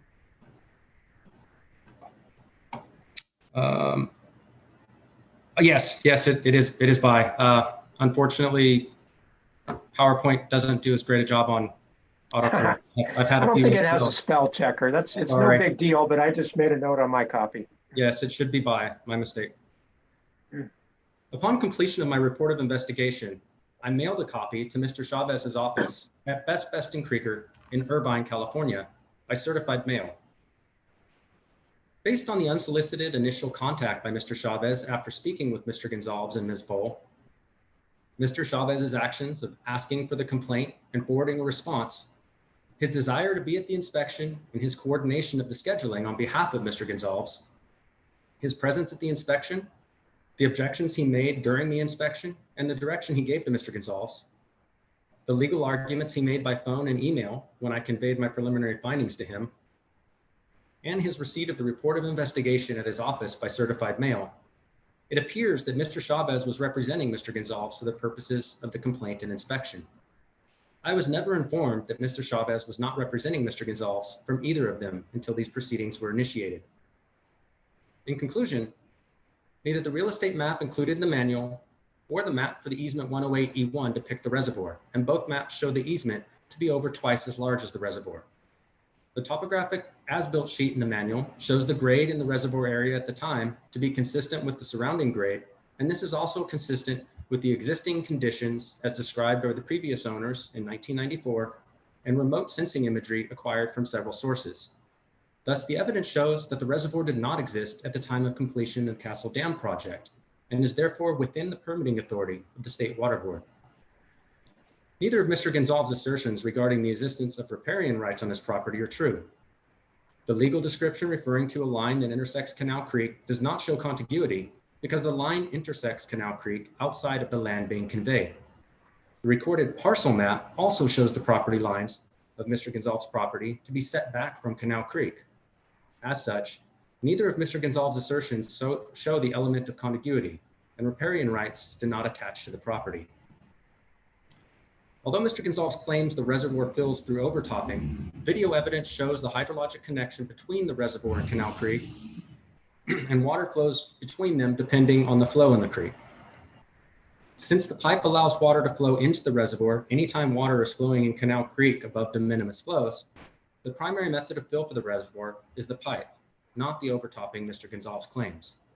And finally, Mr. Gonzalves' claim that he was not contacted after the inspection is not true. Mr. Chavez was established as Mr. Gonzalves' point of contact for the inspection, and he repeatedly acted on behalf of Mr. Gonzalves. I was never informed that Mr. Chavez was no longer Mr. Gonzalves' point of contact, and I made diligent effort to communicate with the point of contact Mr. Gonzalves established. Thank you. Does that complete your summary of testimony, Mr. Hess? Yes, Mr. Lilly. All right, so Mr. Prager, I assume we want to now proceed with Mr. Coates? That's correct. And let Mr. me, Do I get to object to that and blow that apart yet? yes, Mr. Gonzalves, you will get to do your cross-examination. You will also get an opportunity to object to the exhibits, but it just works most efficiently if I have Mr. Coates present his summary first, and then you may cross-examine them at the same time. Obviously not the same question, but as part of the same process. So we're going to proceed with Mr. Coates, and then your cross-examination will come next. Very well, thank you. All right, Mr. Coates, you have taken the oath. I will ask Nicole to put up Exhibit PT 42, which are the slides summarizing your testimony, and then you may proceed. Okay. Good afternoon. My name is Brian Coates. I am a Senior Water Resources Control Engineer of the San Joaquin Valley Enforcement Unit within the Division of Water Rights. My written testimony is offered into evidence as Exhibit PT 40, and my statement of qualifications is Exhibit PT 41. I have taken the oath and I have no changes to make to my testimony. My testimony will consist of a water use analysis I performed based on testimony provided by Mr. Gonzalves, specifically related to the quantities used in the administrative civil liability complaint. The water use estimate the prosecution team prepared is appropriate and reasonable compared to the unsupported calculations Mr. Gonzalves supplied in his testimony. Slide 2. The administrative civil liability complaint assesses fines for diversions occurring in the 2015 to 2017 time period. Due to drought conditions during that time, Section 1052 C1B of the Water Code allows for volumetric penalties to be assessed for unauthorized diversions. We believe the quantity used in our penalty calculations are well supported and reasonable. Merced Irrigation District invoiced Mr. Gonzalves for water use, which is documented in a billing record provided by Mr. Gonzalves in Exhibit 26. The billing record itemizes water delivered for each month during the 2011 to 2013 time period. This monthly separation of deliveries is important in determining estimated use for specific months in our calculations later on. Slide 3. For 2015 to 17, Mr. Gonzalves provided calculations supporting his claimed use beginning in late July 2015 through October 2017. During this time period, Mr. Gonzalves calculated a water use of 97.5 acre-feet based on a fixed flow rate and hour meter readings obtained from pictures provided in Exhibits 5 and 24. Since fixed flow rates and hour readings were used in the calculations but could not be verified, I checked the quantity used in the prosecution team's ACL complaint. To compare, I used known water deliveries from the 2011 to 13 MID billing records as representative for future needs beginning in 2015. For 2015, since Mr. Gonzalves began irrigation in late July, following the claimed installation of the pump purchased in Exhibit 17, I used the 2011 to 13 monthly averages for August, September, and October, which totaled 53.7 acre-feet. For 2016 and 17, I used the yearly averages from the MID billing records, which were 173.36 acre-feet per year. The total estimated water use between August 2015 and October 2017, based on the 2011 to 2013 MID billing records, was 400.4 acre-feet. Given the ACL complaint used 253 acre-feet for the same time period, based on efficient water duties obtained from the UC Davis report, the use of the smaller 253 acre-foot quantity is reasonable. Seeking to understand the substantial difference between Mr. Gonzalves' 97.5 acre-foot claimed use and the 253 acre-foot amount the prosecution team calculated in the ACL, I looked into the specifics of Mr. Gonzalves' water use calculations and noticed the substantial and unusual water conservation, which was 71% in 2017 alone. Curious as to how this amazing 71% water conservation materialized, I dug deeper into Mr. Gonzalves' calculations. Slide 4.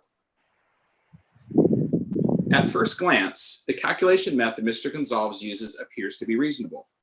However, the variables used are questionable based on the pictures provided in Exhibits 5 and 24. In Exhibits 5 and 24, Mr. Gonzalves provided many pictures of a motor control panel, which are claimed to be from his pump.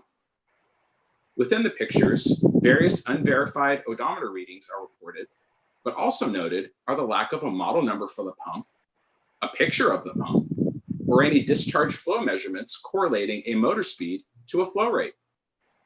In addition, there was no evidence supplied to impart confidence to the prosecution team that this pump and/or method of water use was the only source of applied water. Lastly, I noticed within the pictures of Exhibits 5 and 24, which are shown on the following slides, that various motor speeds were shown on the control panel, which produce variable flow rates. Thus, using a fixed flow rate in Mr. Gonzalves' use calculations is not consistent with his operation. Slide 5. Here's an image provided in Mr. Gonzalves' Exhibits 5 and 24 showing a speed of 100 RPMs at an odometer reading of 46.5. The next image shows a much higher speed of 900 RPMs at an odometer reading of 594.4. Since a discharge flow rate versus motor speed correlation was not provided, and we do not have a pump model number nor pump curve, we have no confidence assigning a flow rate to various motor speeds. Slide 6. Here again, we see a motor speed of 1,000 RPMs and 1,100 RPMs. We just don't know what flows these speeds correlate to. Slide 7.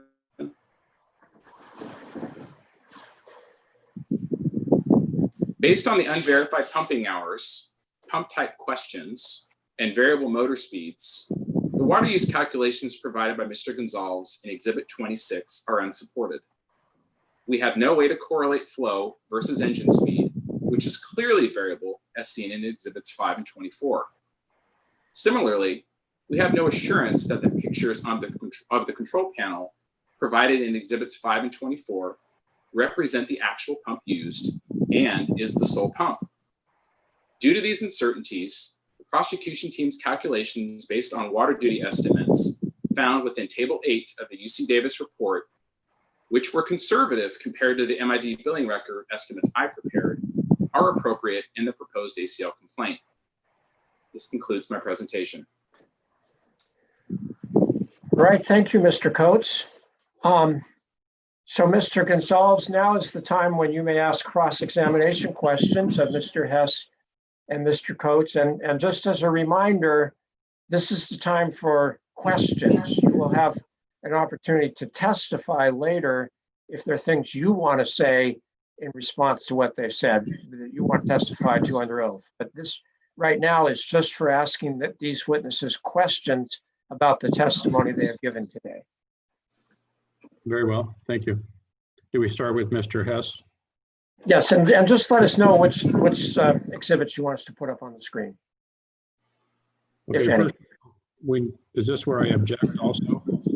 No, wait, objections to exhibits will come later. Right now, this is just questions of these two witnesses. Okay. Mr. Hess and Mr. Lilly, could you put up the slideshow that came from MBK? Okay, let's see if we can figure out what exhibit number that is. Well, I think he might have been slide Oh, number. it was in his, it was in exhibit PT 43, and I think it's slide. Slide 12 is one of them. Okay, the flow in and out was slides 15 and 16. Okay, can we start with slide 11 then? Sure. Okay, so we're up with exhibit PT 43 and we're on slide 11. Right. And now what is your question? Did Mr. Hess hire MBK to do the survey? Okay, so I think you need to direct your question to Mr. Hess. So Mr. Hess, did the State Water Board hire MBK? No.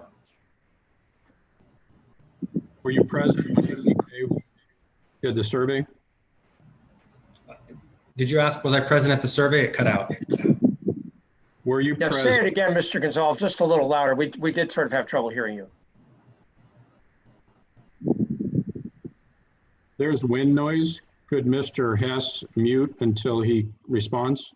Yeah, and Mr. Coates, why don't you mute as well? There is some wind noise, which is making it a little hard.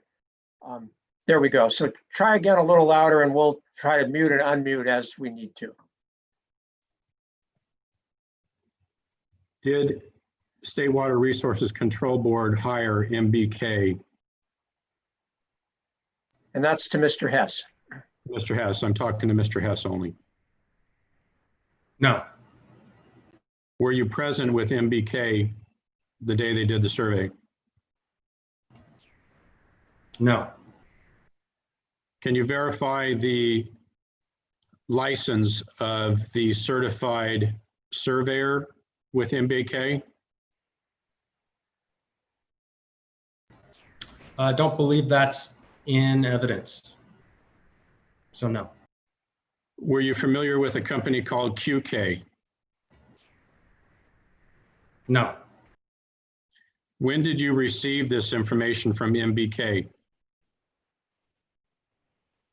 I don't recall. Was it prior to you closing your investigation or since we've currently started this case? The investigation was closed on May 22nd, 2018. The MBK survey occurred in April of 2019. So it was after the investigation was complete.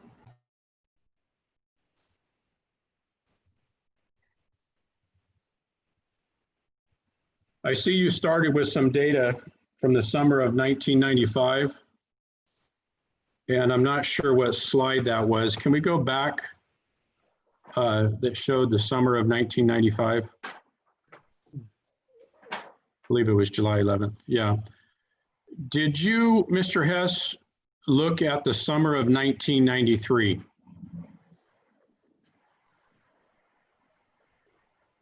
Yes, I included that in evidence as PT 56 and PT 57.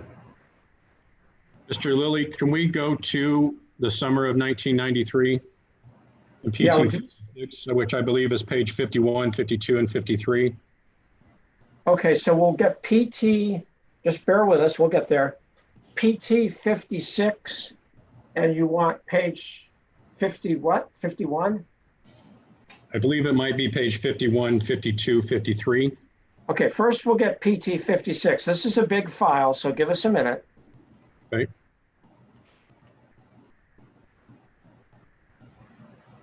Okay, and we'll go, we are now on page 51 and we'll get it into a bigger view here. And the date is listed at the top as 7/7/1993. So please proceed with your question, Mr. Gonzalez. Mr. Hess, have you seen this photo? Yes. I don't have a cursor, but there's an image that looks like my property. Could you describe the dark spot on my property? Yes, it appears that that would be the flooding that the Army Corps was referring to in 1993. Did I own the property in 1993? No.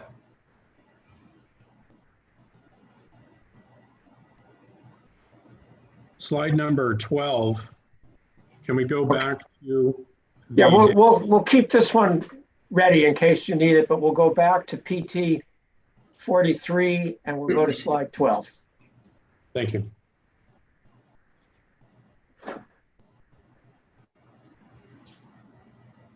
Okay, we now have slide 12 of exhibit PT 43 on the screen. Please ask your question. Okay.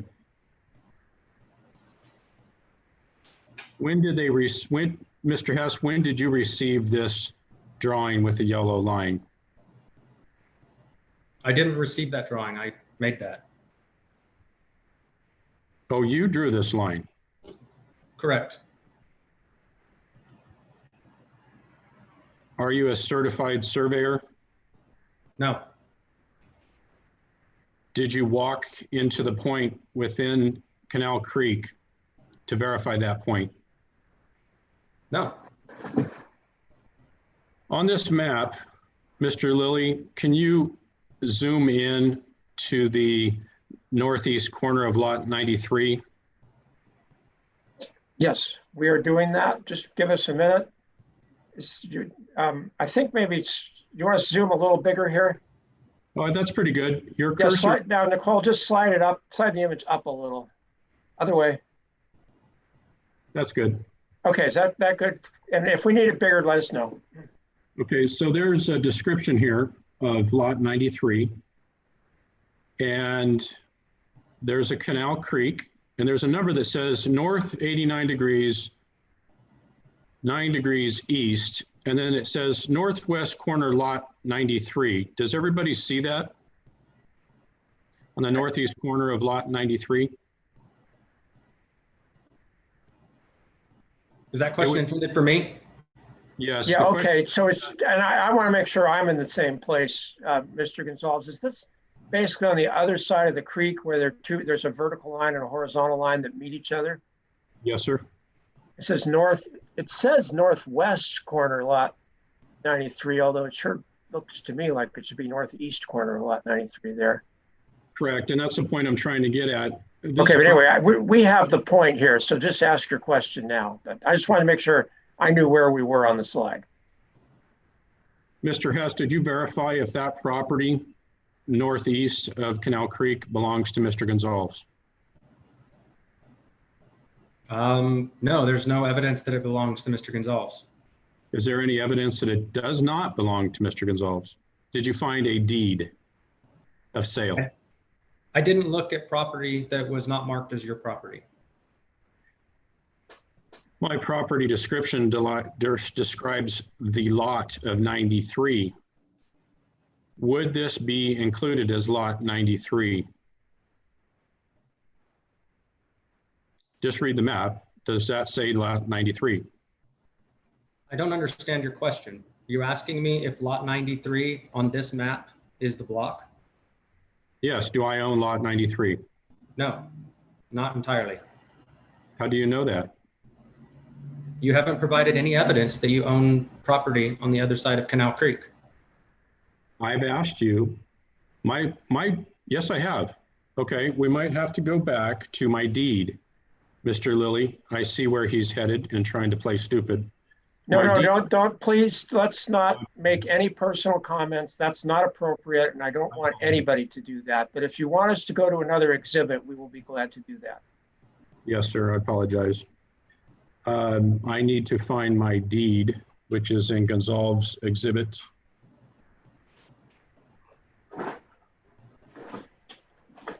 Seven, maybe?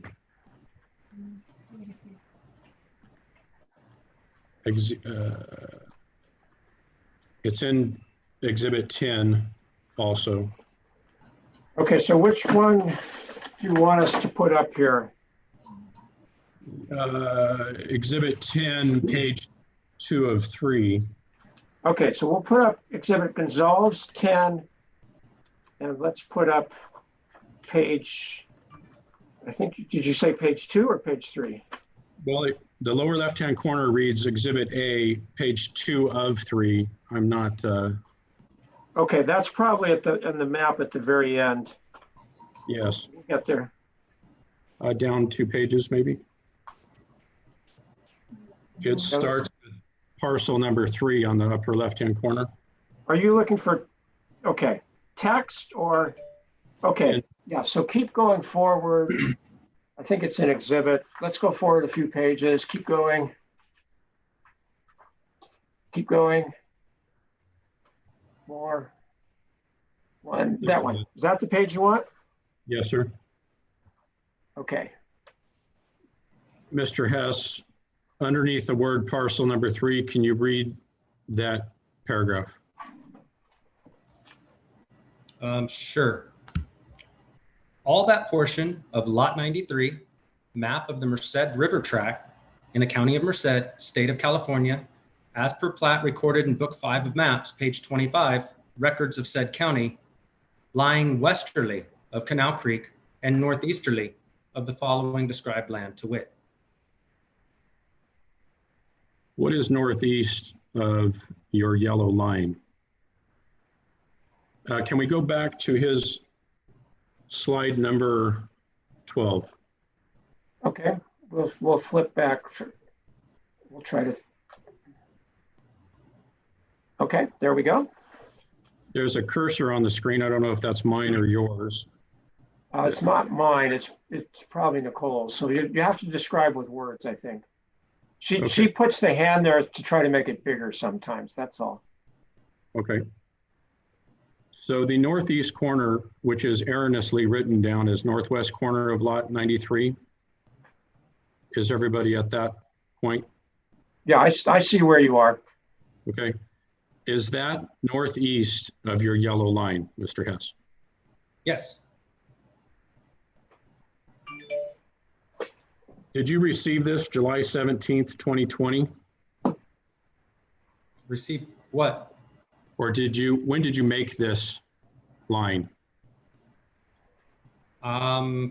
Sometime after July 17th, Of what year? 2020. So you're saying this is new evidence that you want to introduce now? This is Wait. rebuttal. Let's, Mr. Gonzalves, this is perfectly appropriate rebuttal. He was allowed to prepare this in rebuttal to the testimony that you had submitted. So you can go forward and ask him questions, but this is appropriate rebuttal evidence. Okay, so after the beginning of this, well, I'll have to refrain. Hang on a second. Let's move on to slide number 13. Okay, next slide. Wait a minute, I'm sorry. Can you zoomed out the previous, deed language? Can you zoom into the note on the lower right-hand corner? Okay, there we go.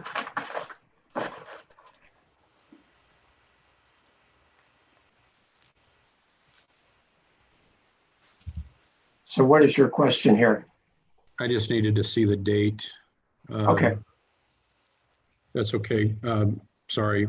Can we move on to slide 13? Yes.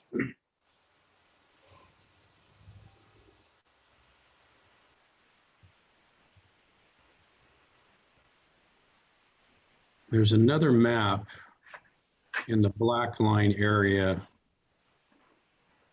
And this map, what's that? We may have to turn this in with the survey. There's a line, the arrow line, yeah, okay.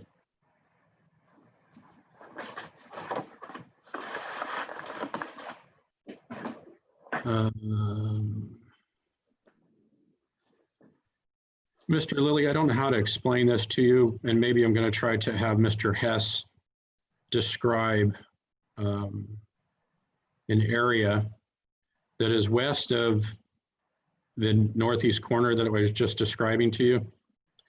It's where a dark black line intersects at maybe a L-shaped corner of the Canal Creek. Okay, I think I know where you are. There's sort of a dotted word tract. And then if we sort of go to the right and up just a little, is that the corner you're looking at? Yes. Okay, so I'm at that corner, so go ahead with your question. Mr. Hess, did you visit each known meets and bounds marker that's on my property? In particular, I'm trying to talk about that black mark on the page in the Canal Creek. I think you're on mute. I apologize. The thick black line, Yes. that line does not indicate your property. It's covering over the line, the property line. I don't know what the significance of that is, but That line is surrounding both parcel 1 and parcel 2 on this map. If you look just above that little elbow, you'll see the fine line. You can see the 20-foot section that goes north. It's described, I believe, as parcel 4 in your deed. And the property lines are thin lines. There seems to be no explanation on the recorded parcel map as to what the thick black line represents, other than perhaps maybe somebody intended at some point to combine parcels. I don't know. Thank you. If I was to invite you out with Mr. Lilly to visit the survey marker down in the creek, would you be willing to come see it? If Well, I I'm, mean, yeah, I guess he probably will have to talk to his attorney, Mr. Gonzalves, but if we have a site visit, I am sure Mr. Prager will be there, and I will direct him to bring at least one of his qualified staff members, which almost certainly will be Mr. Hess. He seems to be the person with the most knowledge. So we'll get to talking about the site visit. And Mr. Prager, if you have any objections to the site visit concept, save them. We'll get to it. But yes, Mr. Gonzalves, if we have a site visit, there's going to be representatives from the prosecution team there, I can assure you. Okay. We move on to slide 14.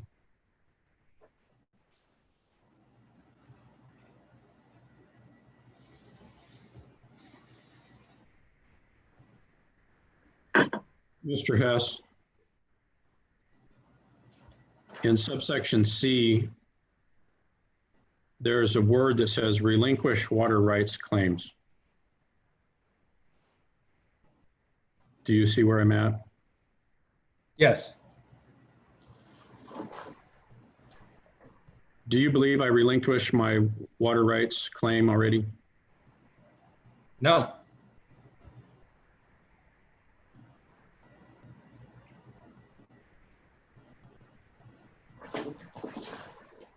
Can we move on to slide, the next slide, is this 15? Okay, we're on slide 15. And this was I don't know if you need to play the animation again, but this was the slide that Mr. Hess played the animation of, which showed some movement in the water that's shown in this picture. How did you come about this slide, Mr. Hess? the video? The video I received from MBK engineers. Did you hire MBK? Still no.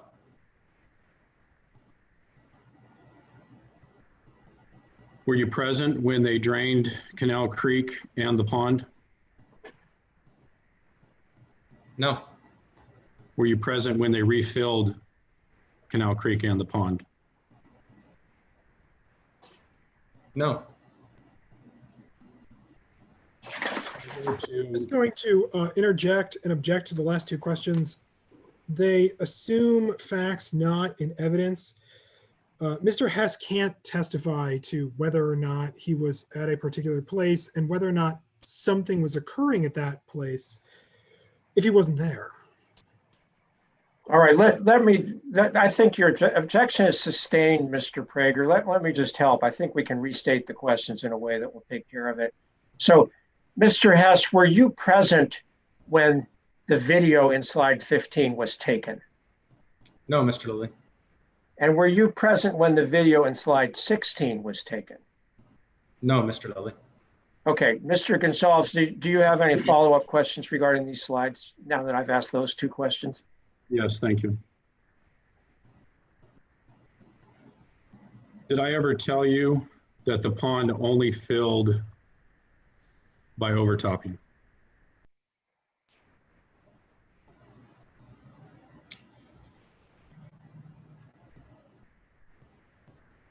That exact sentence, no. But you did deny that water went through the pipe into the reservoir. And in fact, in your response, it said there was no hydrologic connection, and your attorney argued that there was no pipe.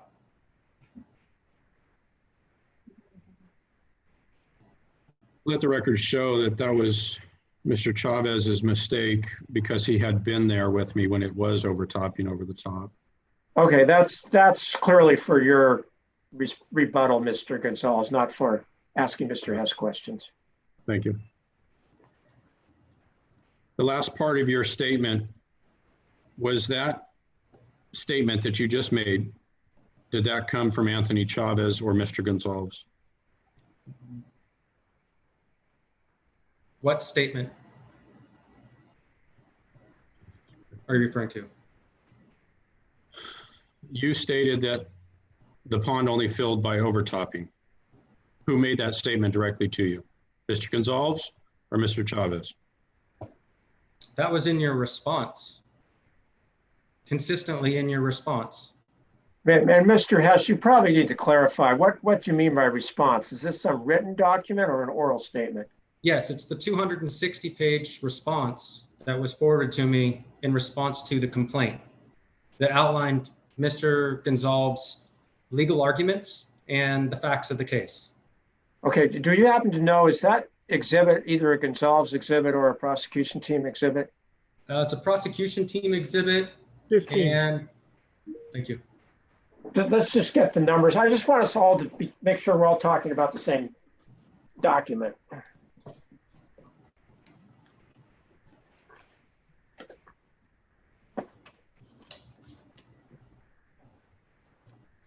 Is that, there's a complaint, which is exhibit 15. Is that PT 15? Is that what you're talking about? Yes, that was forwarded to me as the response by Mr. Chavez. Okay. So just so we're clear. So, all right, Mr. Gonzalez, you may proceed with your questions. That was what I was trying to get at. Thank you. Let's go on Yeah. to slide 16, the next slide.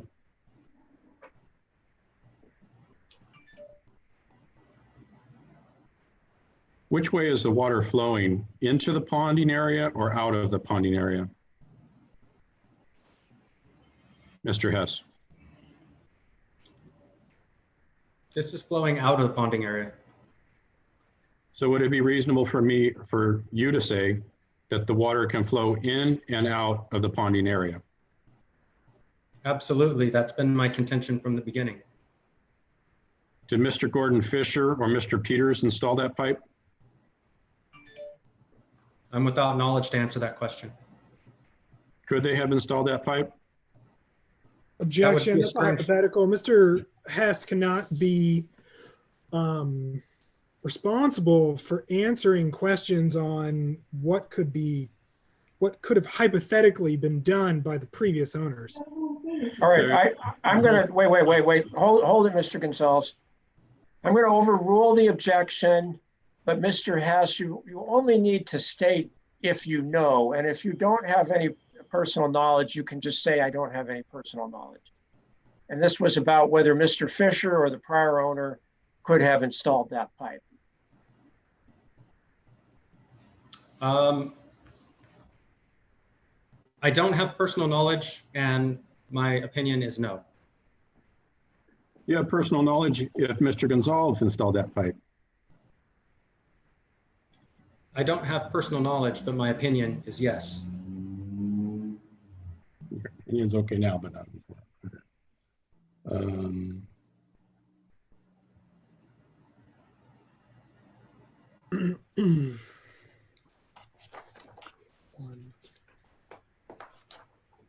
Mr. Lilly, could I have a second Sure. to meet my wife? Yeah.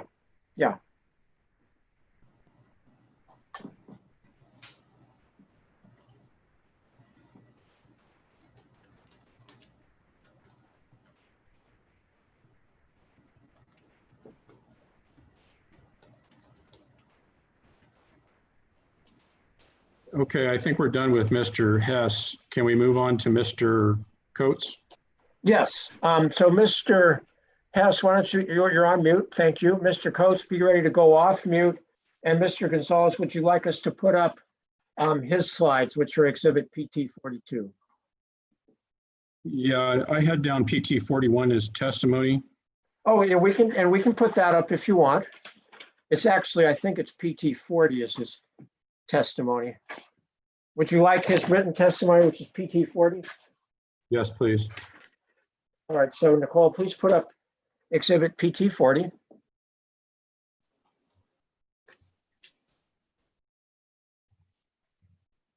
And tell us what page you want to go to in this. And this is for Mr. Gonzalez. What page do you want? Okay, I think I didn't get a chance to read this until it was discovered yesterday. And right away, they submitted a rebuttal. So I think I wanted to go to, this is the rebuttal. Yeah, this is his rebuttal testimony, and we posted it on the FTP site yesterday morning. Did I ever get to examine Mr. Coates' initial testimony?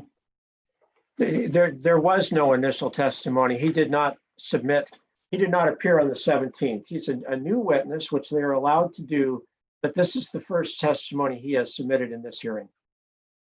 Okay, thank you. Mr. Coates, I see you've been an employee for 21 years. Congratulations. I've been an employee of the State Water Board for 21 years, correct? Excellent. What kind of investigative training classes have you had over those 21 years? I can't go into the exact details of the exact class names, but fairly extensive. Your name seems familiar. Did we ever run across each other in Cal EPA or US EPA trainings? I don't recall.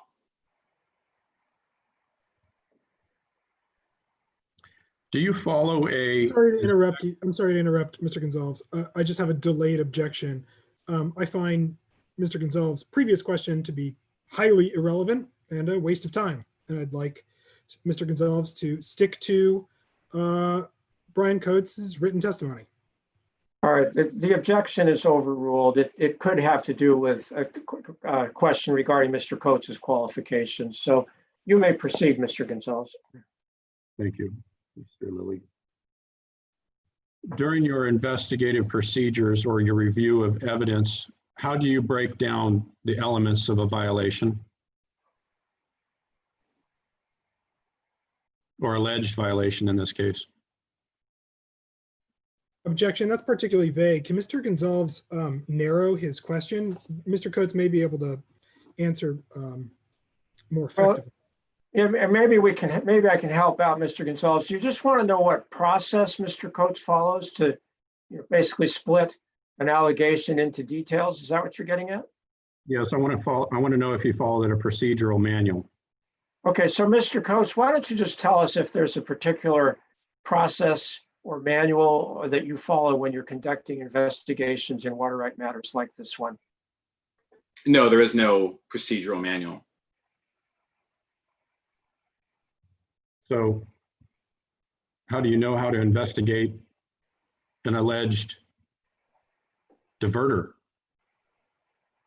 Through experience. Have you ever farmed? Not recently. When you were a child, did you farm?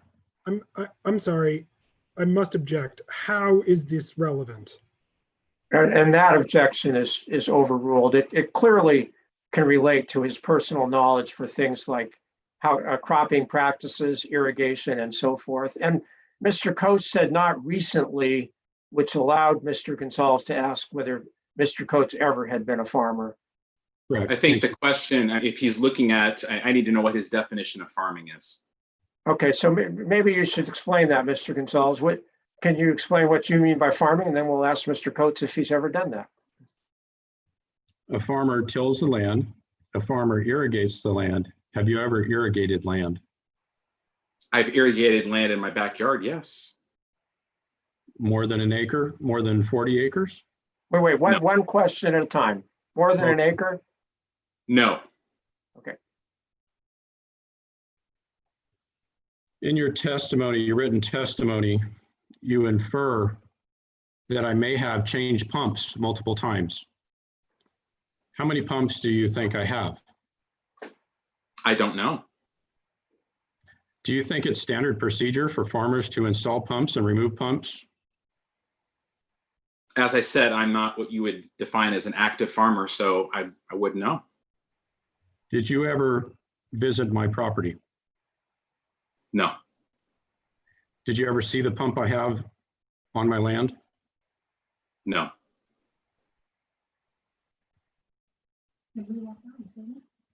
Mr. Lilly, I can move this computer and I could show them the pump control panel. Would you like me to show you the pump?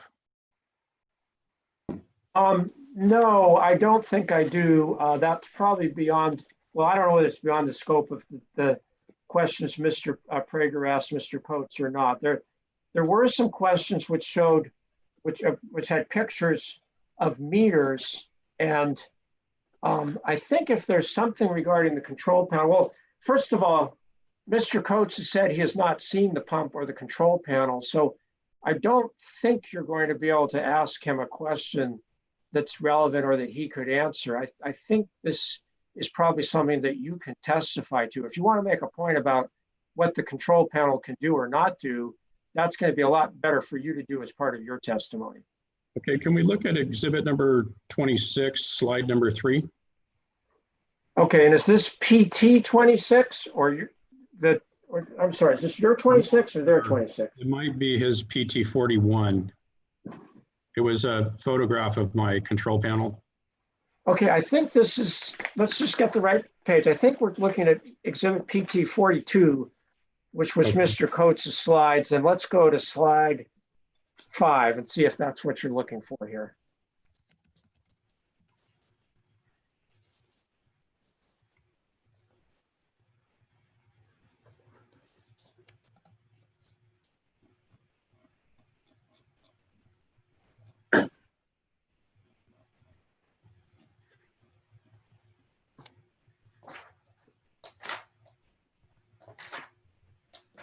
Okay, there's PT 42, and we'll go to slide 5. Can we stop at slide 3? Sure, it's your question. We have slide 3 up now. Please go ahead. Okay, in your verbal testimony, you stated that you didn't believe that I pumped 97.5 acre feet. Is that correct? I indicated, I believe in my oral testimony, that your 97.5 acre foot calculation was unsupported. Okay, do you have a meter on my property that I'm not aware of? No. Do you know how to read meters? Yes, I do. Can we go to slide 5 then?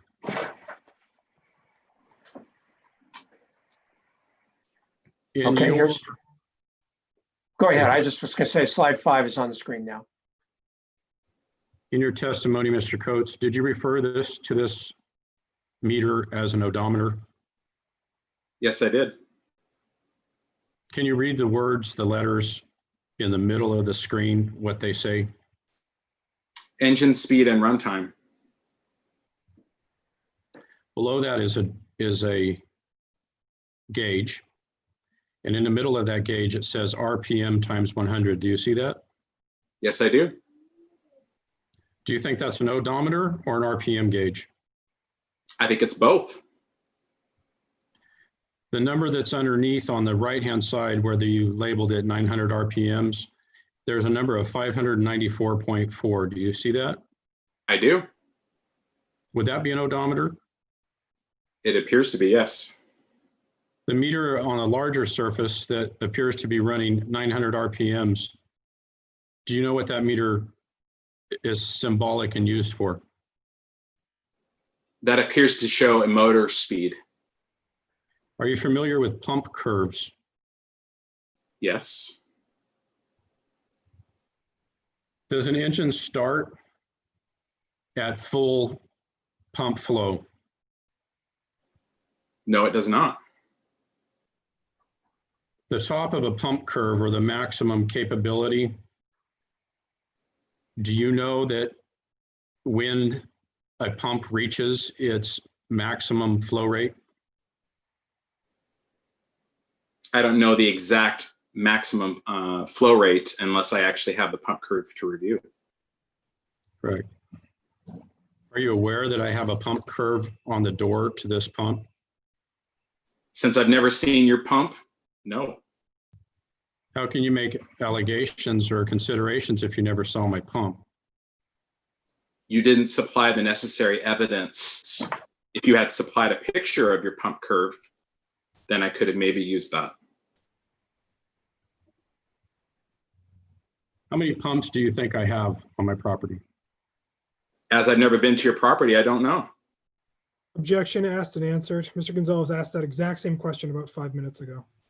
I don't remember that exact question, but in any event, let's just proceed. So objection is overruled. Let's proceed, Mr. Gonzalez.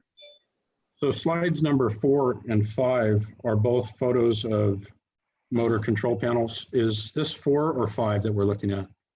This is slide 5, and the other picture of a control panel is slide 6. So if you want us to move to slide 6, let us know. Can we look at slide 6? Yes. All right, there's slide 6.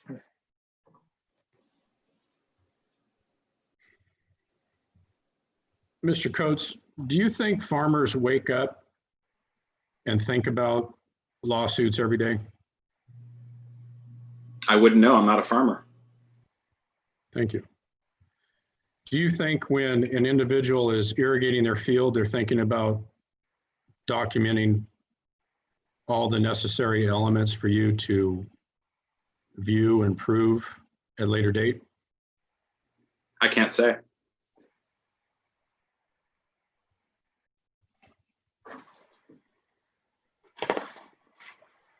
Take a moment.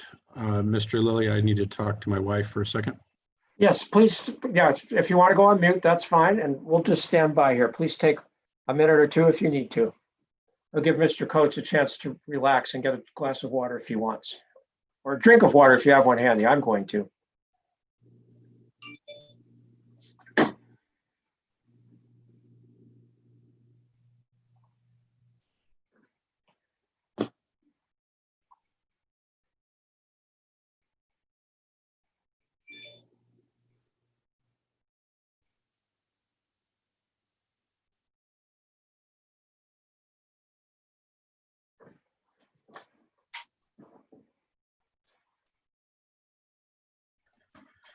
Okay, Mr. Lilly, I'm trying to formulate my questions as clearly as I can, so bear with me, Mr. Coates.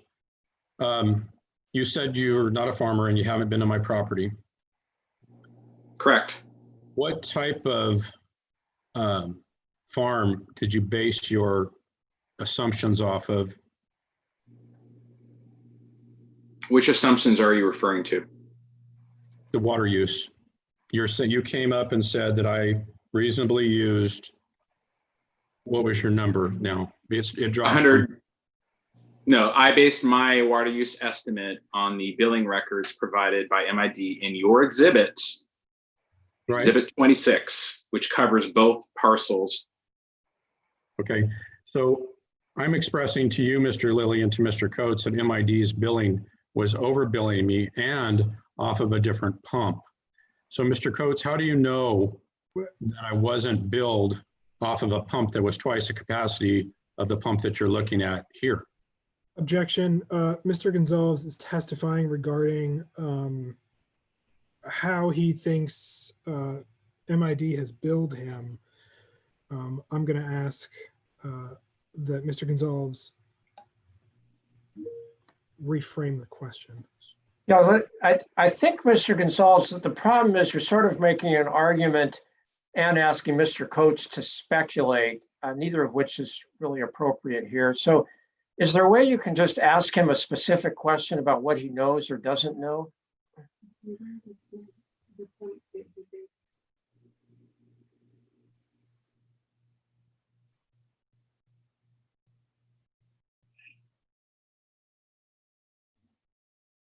Mr. Coates, did you speculate on your number that you came up with?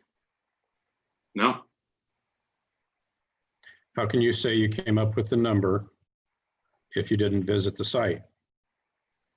because I based it off of the records that you submitted in Exhibit 26. Are you aware that the exhibits that I submitted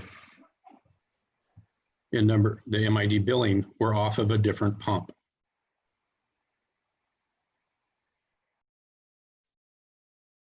No, I was not. Did you verify that with MID? No, I based my rebuttal testimony on the exhibits that you provided.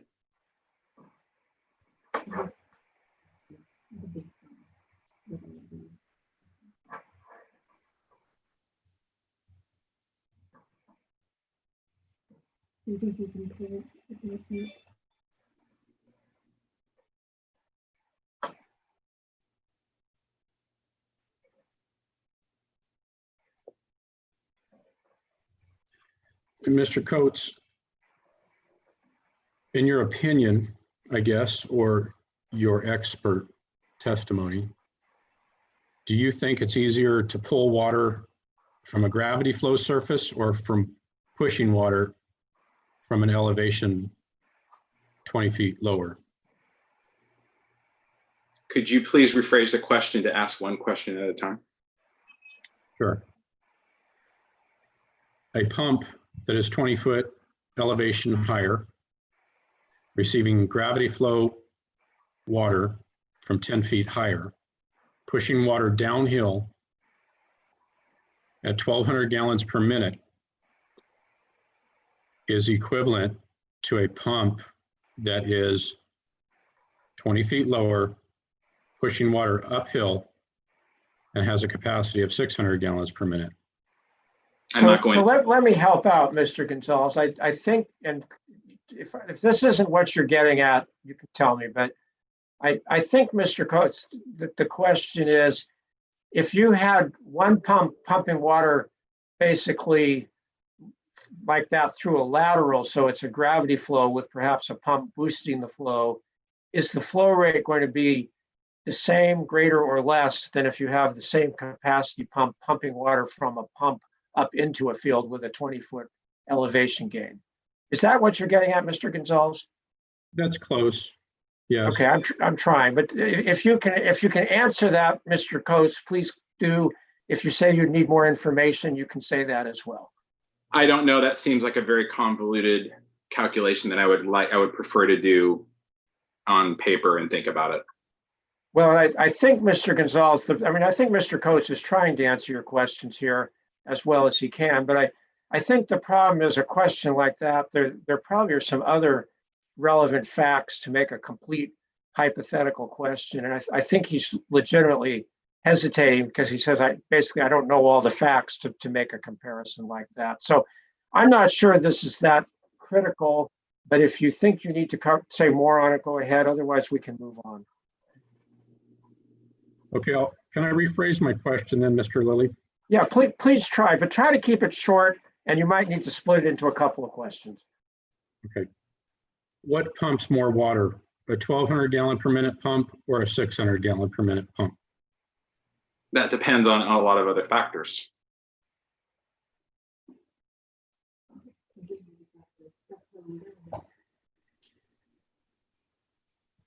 Okay, Mr. Lilly, I can see that we probably need to move on. All right, let's move on.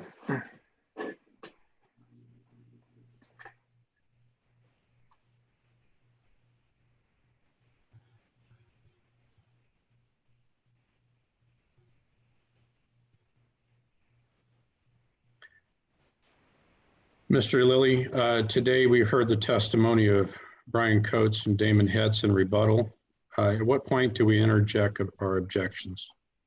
The process that will go forward is when you've completed your questions, then I have my follow-up questions, and then Mr. Prager may have some redirect questions. And after we've completed all the questioning, then I'm sure Mr. Prager will offer these new exhibits, PT 39 through 69, into evidence. And at that point, you can object to any of those exhibits. Thank you, Mr. Lilly. I think we can move on then. All right. So let me just go ahead with my questions here. I can check my notes. And I'm going to go back to you, Mr. Hess, for just a minute.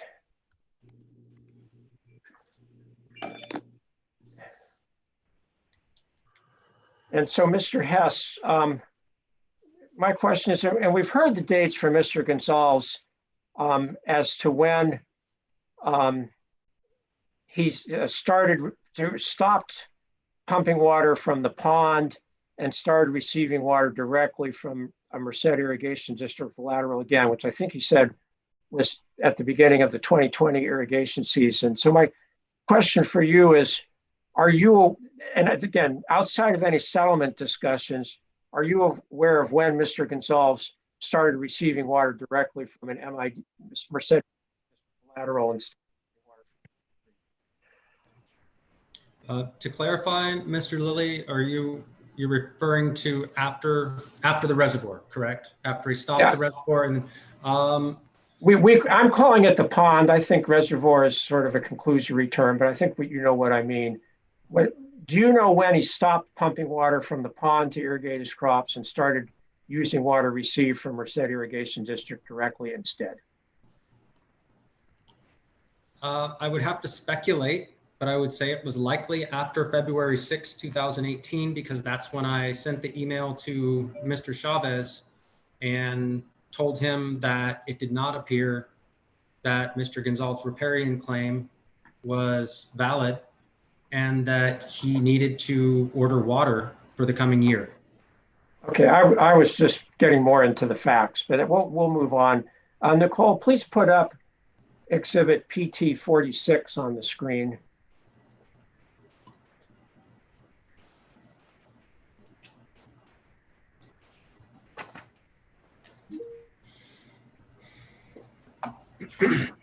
And I think this may be in one of your slides, but this is just a little bigger version of this. And I believe this is an exhibit you said you prepared by overlaying the old topography sheet on top of a more modern aerial photo. Is that correct?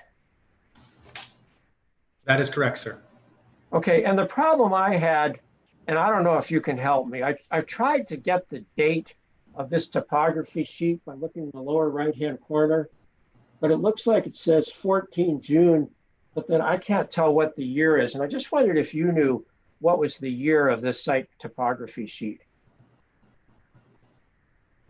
You mean when it was entered, like when it was initially entered? When the topography sheet was prepared. Okay. Well, the notes up on the upper right of the sheet indicate that the topography was based off of 1978 aerial imagery. This sheet appears to have been entered in perhaps 1989. However, I don't know when it was determined to be an as-built, but it was after Castle Dam was constructed. Okay.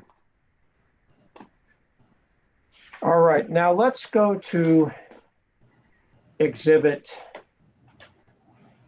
PT 67.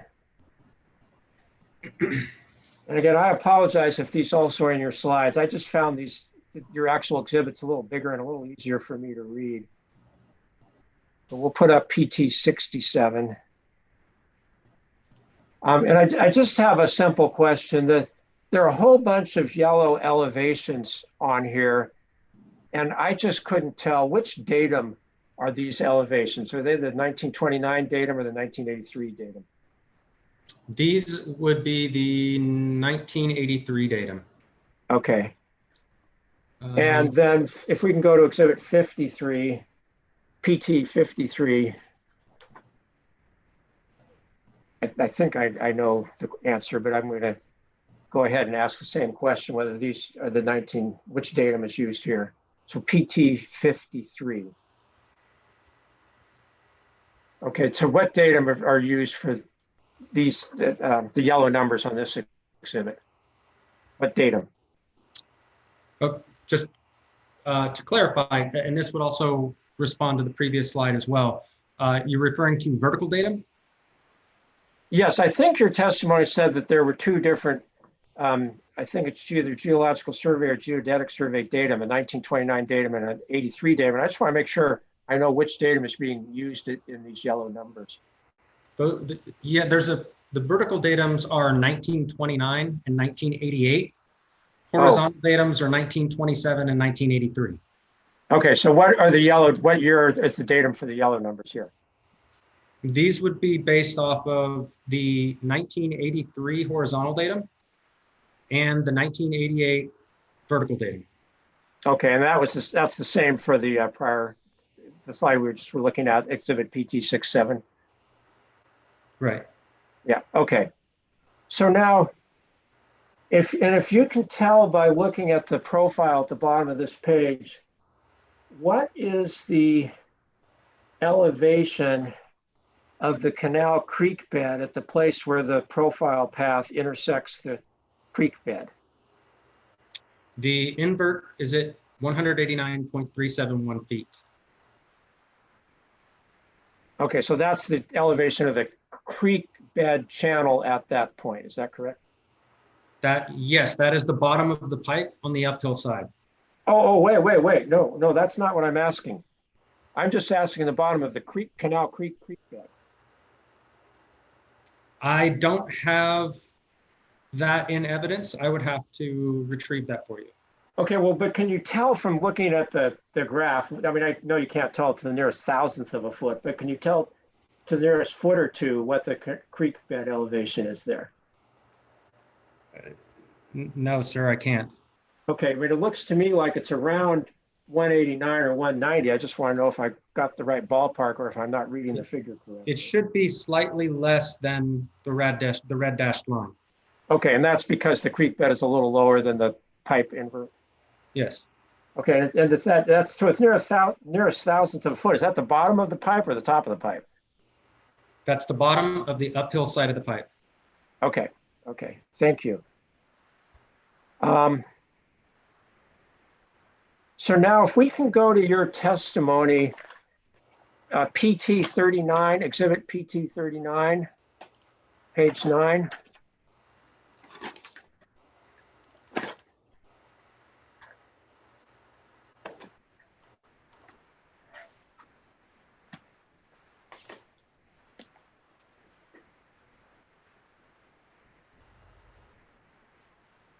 And we'll go to paragraph 11 when she gets it. So if you can just scroll down after you get a full screen, make paragraph 11 a little bigger if you can, Nicole, please. Okay, so this paragraph says, based on my analysis of the manual, the survey data, the permit application by the previous owners, 179 Landsat 5 images, 170 spot images, and the imagery in the report of investigation, I conclude the reservoir was not constructed as part of the Castle Dam project, was not in existence when the project was completed. The construction on the reservoir was completed between June 27, 1995 and July 11, 1995, and therefore the reservoir is within the permitting authority of the State Water Board. Do you see that? You have to go off mute. I apologize, sir. Yes. That's fine. So my question is, what is the basis for your statement that therefore the reservoir is within the permitting authority of the State Water Board? The State Water Board has permitting authority against any water flowing in any natural channel with defined bed and banks. And Mr. Gonzalves' argument was that this was part of a flood control project based on Water Code 12667. And flood control operations are not within the permitting authority of the Water Board. And so this shows that it was not built as part of the Castle Dam project and was not in existence at that time. So it does not fit within the flood operations, say, exclusion, and it is within the permitting authority of the board because it takes water from a natural channel with defined bed and banks. Okay.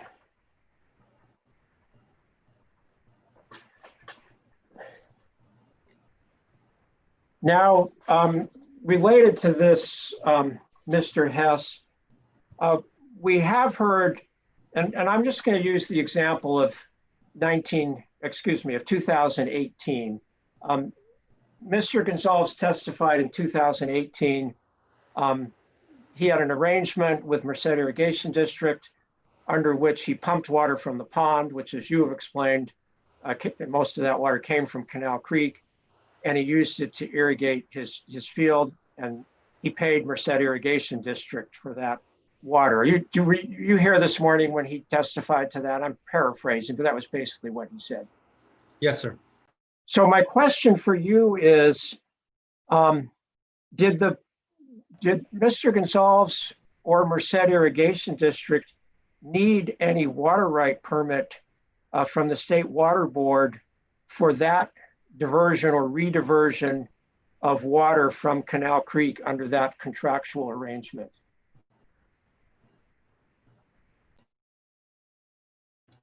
For the water that he pumped that was appropriated under MID's permits and licenses, no. However, any natural flow that was taken from Canal Creek during that time, yes. Okay. And I think you testified on the 17th, but during the summer, it's your testimony that there's very little, if any, natural flow water in Canal Creek, and that the most or almost all or all of the water in the creek during the summer irrigation season is water that Merced Irrigation District has released into Canal Creek at an upstream location. Is that correct? In the summertime, yes. Okay, so for that, he would not, Mr. Gonzalves would not need a water right permit for that so long as he had an arrangement with MID for that diversions and use of that water. Is that correct? That would be correct, so long as it's within the place of use, yes. Within the Merced Irrigation District authorized place of use. Is that correct? Yes, sir. Good. So and this is a hypothetical question, but regarding the diversions during, well, let's just say 2016, which is one of the years that is the subject of the Water Board prosecutions team's administrative civil liability complaint. If Mr. Gonzalves had applied to the State Water Board for an appropriative water right permit to divert and use that water, the water he diverted and used during the summer of 2016, would have the board been able to grant an application and issue a permit for that water? That is highly unlikely. And why is that? Well, there are at least 4 major obstacles to Mr. Gonzalves getting a permit to appropriate water from Canal Creek. The first is the fact that we just mentioned that the flows from Canal Creek are de minimis in the summer, because the watershed of Canal Creek above Mr. Gonzalves' property is approximately 16,000 acres. That's about 25 square miles. And the second is he has signed a settlement agreement in Merced County Court where he said he would not divert from Canal Creek or its underflow. The third reason would be Title 23, the California Code of Regulations, Section 775, which states that somebody has to have access to a point of diversion. And usually a written statement by the person is sufficient unless there's a denial. And in this case, I would assert that the litigation between Mr. Gonzalves and MID and the requirement that he remove the pipe and not divert from Canal Creek or the underflow would in fact be a denial, and he does not have access to that. So it would have to be rejected. Also, Title 23, Section 776 states that you have to have permits from any other agency.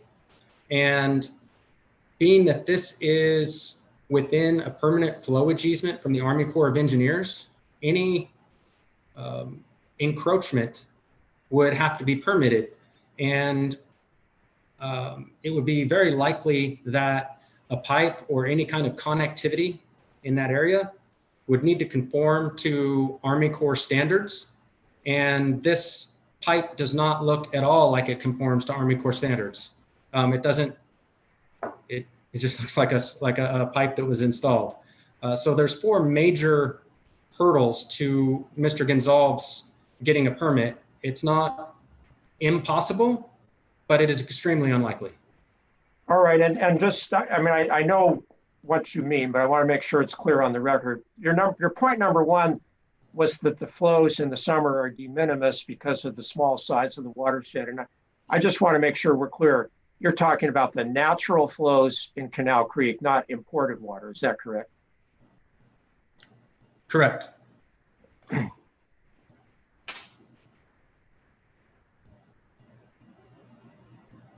I assume that's because any imported water would not be subject to appropriation. Is that correct? That's correct. All right, now going forward to page 10 of your testimony, and this is where I just need you to explain this to me because I could not follow this. In paragraph 12 on page 10, let me just get this. The first sentence states, this is starting at line 7. The sentence describing the point of intersection with Canal Creek is describing a reference line that intersects Canal Creek well over 100 feet outside of lot 93. Do you see that? Yes. Okay, so let's put up exhibit PT 43, slide 12. Just give Nicole a moment.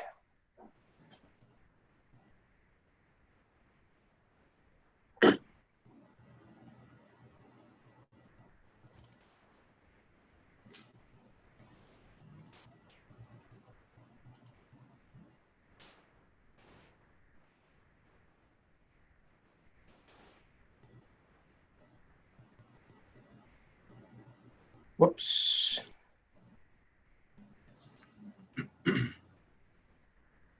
We'll go back to slide 12.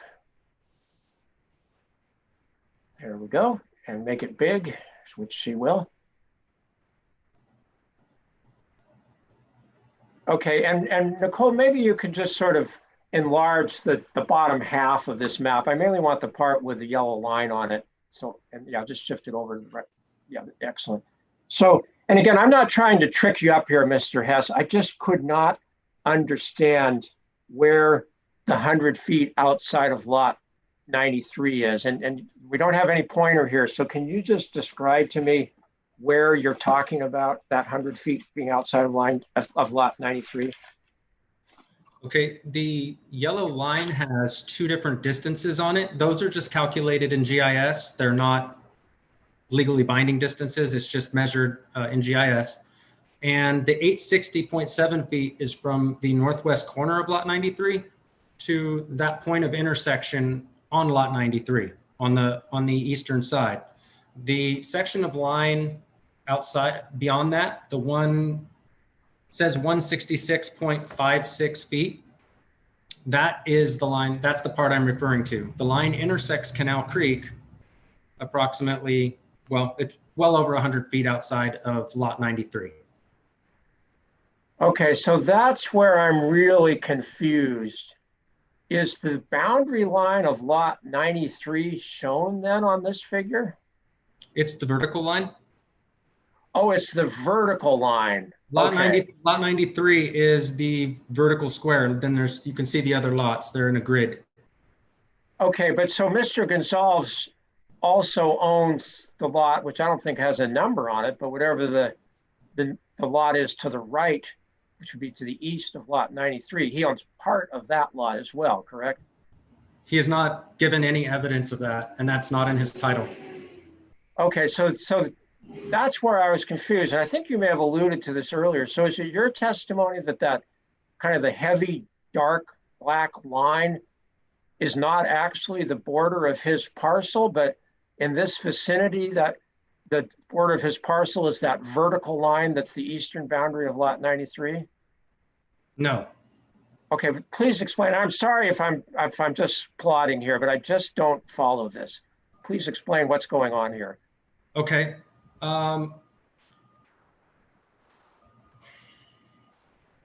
So it appears as though the black line is encircling both parcel 1 and parcel 2 on this map.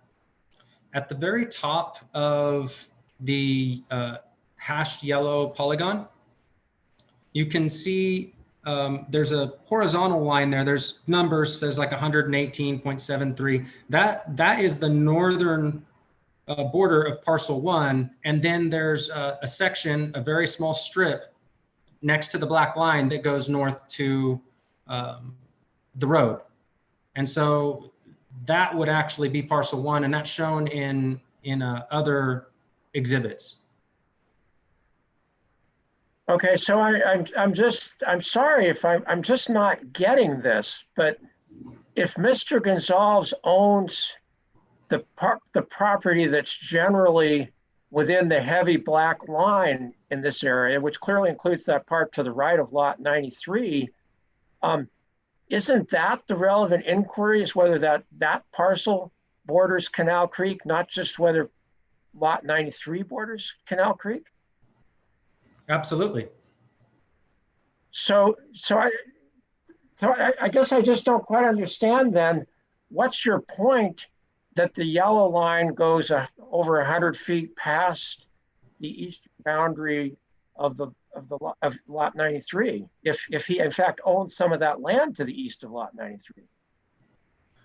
Because Mr. Gonzalves, in his testimony, pointed to the language in his deed in parcel 3, where it says it intersects Canal Creek, as showing contiguity.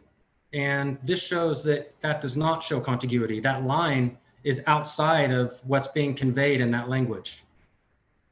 Mr. Lilly.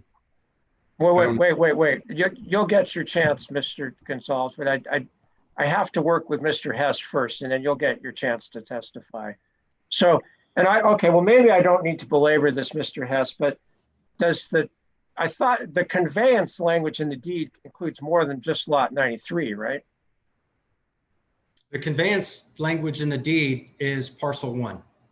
Okay, and parcel 1 includes part of lot 92, part of lot 93, but then does it also include part of that lot to the right of lot 93? It does include a little section to the right of lot 93, yes. And also the little strip up above, which is, I don't have the lot number on that. I think might be 94, I'm not sure. Okay, the part that goes up toward we can zoom out for a minute. You're talking about the part that goes up to the road. It's parcel 2. 79, yeah, on the left side there. Yeah, okay, the problem is we don't have a lot number for that little blip on the right there to the right of 93, and that, I think that's where I'm getting confused here. But the deed did include that in the conveyance to Mr. Gonzalves, right? Ultimately, the contract that included the language referred to the 28.8 acres of parcel 1 on this map. Okay. The certificate of compliance also did, and so did the recorded deed. And the recorded deed added language at the bottom that's not in the contract version, that says that this land is known as parcel 1 on this map. So what the boundaries of parcel 1 is what was conveyed. Okay. All right, I think I understand at least as well as I'm going to right now. So let's go forward to back to your testimony in PT 39, page 10, paragraph 13.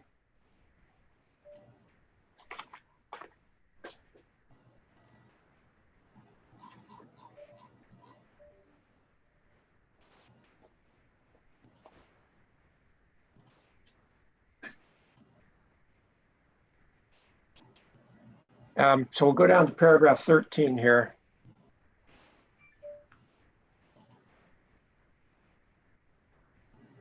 And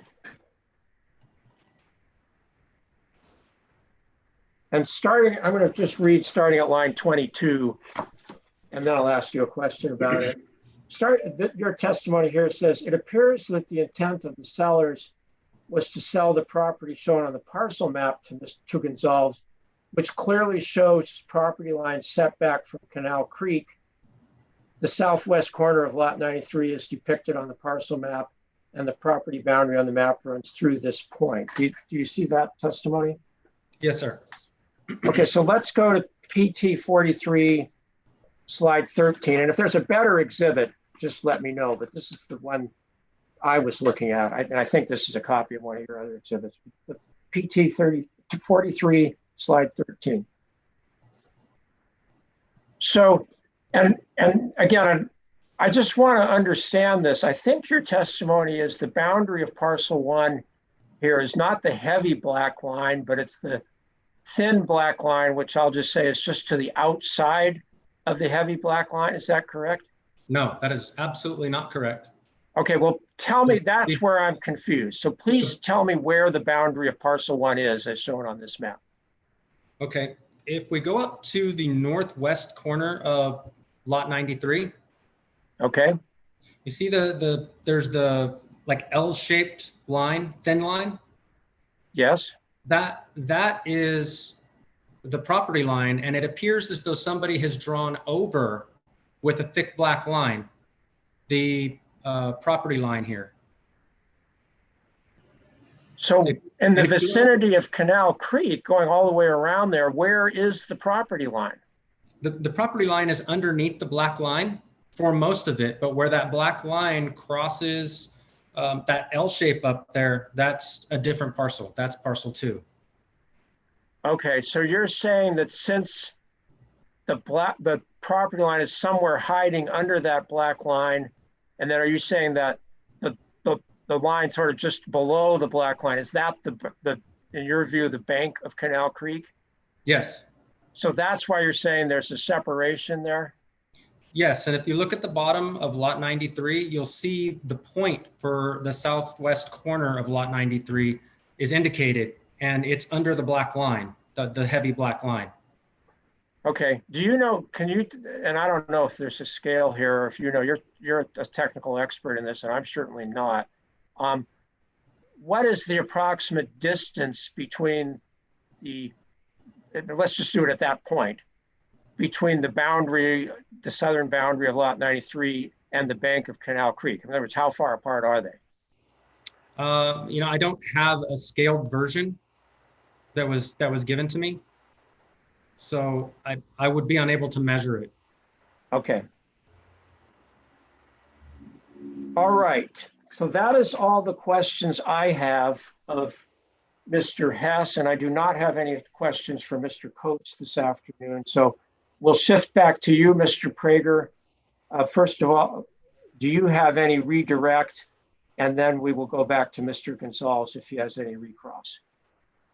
Yes, I have some redirect. Okay, please proceed. All right. Damon, I've been taking notes.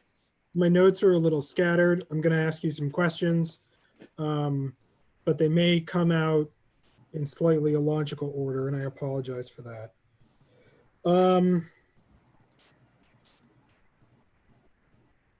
Let's go with the one that's most clearly in my head. Mr. Lilly, can you pull up the exact same image you were just looking at? I didn't catch the... Okay, I think it was PT 43. The answer is yes, we will. We'll just have to get the right thing. But I think it's PT 43 and it's slide 13. Is that the one you want? Yeah. Okay.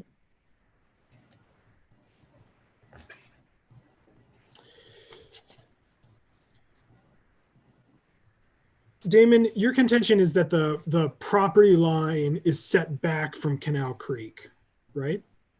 Yes. Is it that it's difficult to recognize where the exact property line is because of the thick black line? Yes, the thick black line is obscuring the property line. Okay. To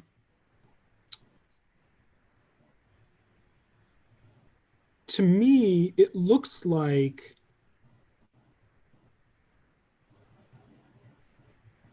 the outside boundary of that thick black line, you can almost, I'm sorry, I'm trying to I'm struggling to formulate a question. You take your time, but do make it a question. You know what? I will move on from that question and ask you about lot 91. I recognize that Damon, lot 91 isn't a part of this matter, but I think it might be illustrative of what you're talking about. Can you tell me what you see in terms of the lines on lot 91 and how those lines interact with Canal Creek? That also appears to be set back from Canal Creek, and it says 20-foot avenue. Right. There's 3 lines there, right? Right. And one of those lines, would you say, is the boundary of Canal Creek? Yes. I'm going to call that the southernmost of those 3 close together lines. And then that middle line there, what would you classify that middle line as? From this image, it appears that would be the southern border of lot 91, and that the 20-foot avenue would be some sort of right of way. Okay. So is it your contention that lot 92 and lot 93 have a similar kind of thin line set back from Canal Creek that just can't really be seen unless you zoom it in because of the obscuring of the thick black line? Yes. Okay. And the last question about this, the thick black line is set back from the boundary of Canal Creek, correct? Yes. Okay. Okay, Mr. Lilly, thank you for pulling up that exhibit. I'd like to pull up the exhibit with the yellow shaded reference line on the property map. Again, I apologize for not knowing the exhibit number. Well, let's see if we'll use slide 12, which was just the slide right before that, which has it on it. And if we need the bigger one, we can get it, but that may suffice. And I do know that one's right there. Okay. Damon, we had a hard time clarifying kind of what the point was that you were trying to make. And I wanted to ask you a few questions that might help clarify it. This is submitted as rebuttal testimony. Can you tell me exactly what argument of Mr. Gonzalves you're rebutting with this image? Yes, in Mr. Gonzalves' testimony, Exhibit Gonzalves 38 at page 5, he claims contiguity based on the language in the deed saying this line intersects Canal Creek. And so that's what this rebuttal evidence is addressing, is that means contiguity. So you're rebutting the argument that the language of the deed proves contiguity, correct? Correct. That particular language. Okay. And what it is the section, is the portion of the line outside of parcel 93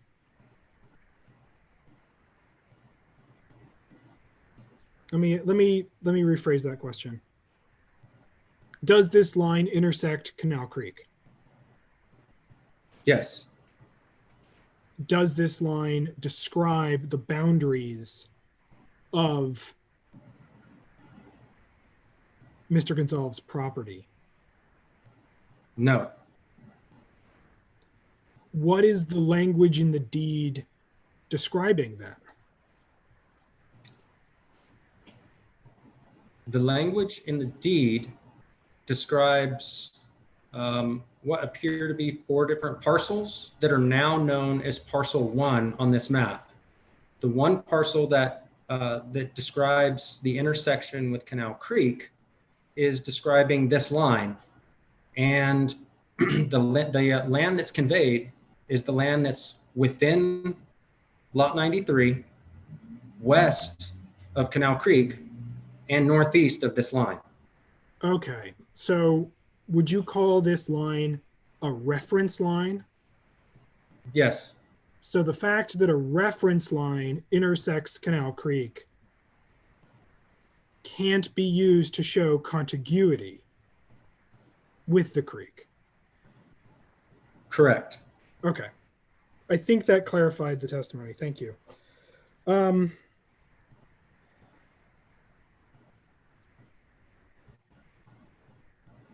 Okay, I'm going to move on. Mr. Lilly, could you pull up PT 15, please? 1-5. Yeah, 1-5, 15. Okay, PT 1-5. We will put that up.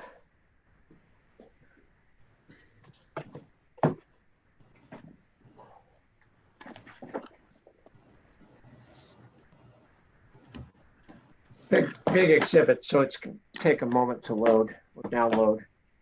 Mr. Lilly, this is as good as time as any to say that I apologize for submitting paper exhibits that don't have the upper right-hand corner stamping of the numbering. It just, Yeah. it was just a tech. That is a challenge for us, but we will live with it. I recognized, what had happened as I was turning in those paper exhibits, and it is what it is. So, Mr. Hess, Mr. Gonzalves asked you a series of questions about overtopping and whether or not he had ever claimed that the reservoir had overtopped or filled by overtopping. I believe that your response was, this argument was outlaid in your response to the complaint. Is that a fair characterization of your previous testimony? That is correct. Okay. So can you, Mr. Lilly, would you mind putting PT 15 page 1 in full view or full We'll screen? do that. Okay. Mr. Hess, can you tell me what PT 15 is, particularly based on the information on page 1? This is a complaint filed in Merced Superior Court for declaratory and injunctive relief filed by Mr. Gonzalves against Merced Irrigation District. Okay. And just to re-clarify, because it can get confusing, in your testimony, you've characterized this document as Gonzalves' response, right? Correct. Even though it says the word complaint on it, we always call it the response, correct? Correct. Why do we call it the response? Because this was the document submitted to me in response to the complaint that I forwarded to Mr. Chavez. Okay. Yeah. So just one more clarification. So Mr. Chavez sent you this document as a response to MID's complaint. Yes. Okay.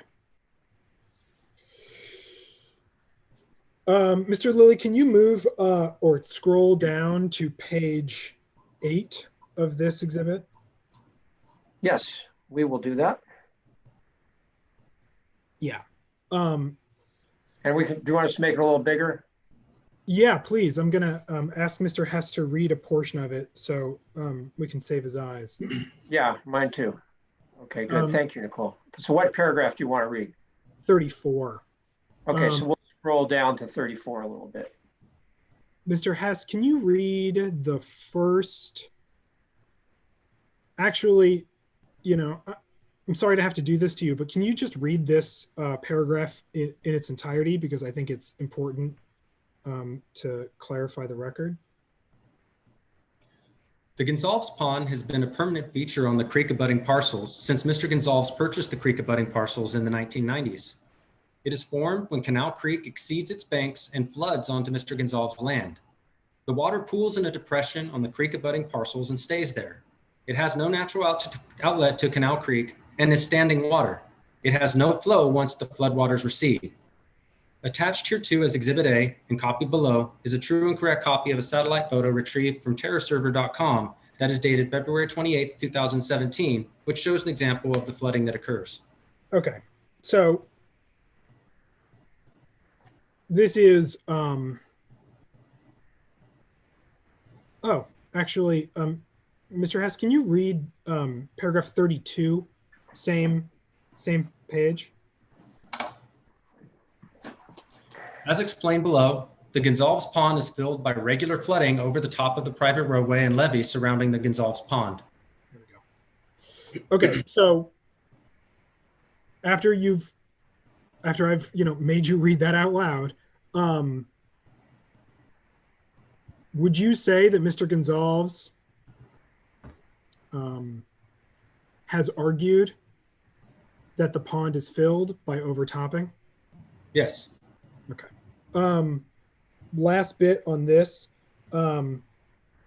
Lilly, can you scroll down to page 39 of this document? Yes, we will do that.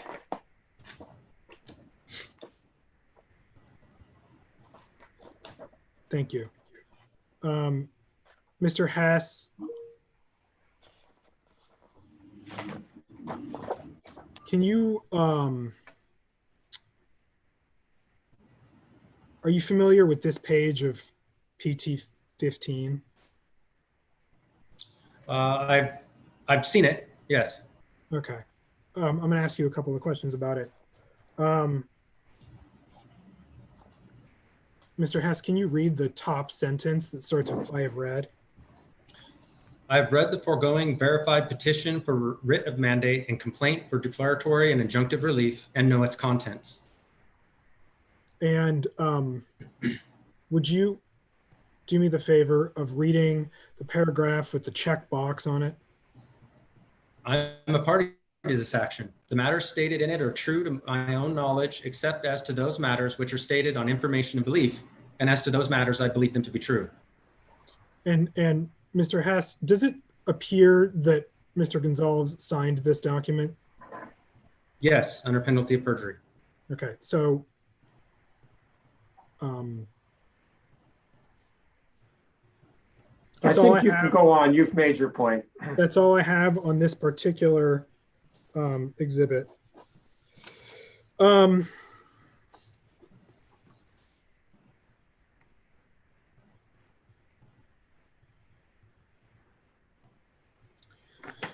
Mr. Lilly, can you pull up, I think it's Gonzalves exhibit 37? Okay, Gonzalves 37. I think it's That's the settlement agreement. Yeah, please.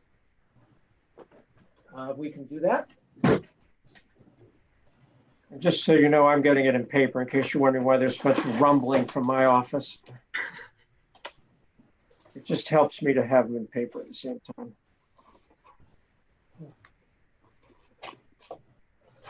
Okay, we have the first page of Exhibit Gonzalves 37 up. Great. Can you scroll down to, you know what? I don't have the exact number in my head. I'm looking for section 4 of the settlement agreement. There it is, under obligations of Gonzalves. Can you scroll up one page, please? Thank you. Okay, you want us to make this a little bigger so you can read it, so I can read it? Please. So we'll make it a little bigger and tell us what part you want to look at. You want to talk about. 4B.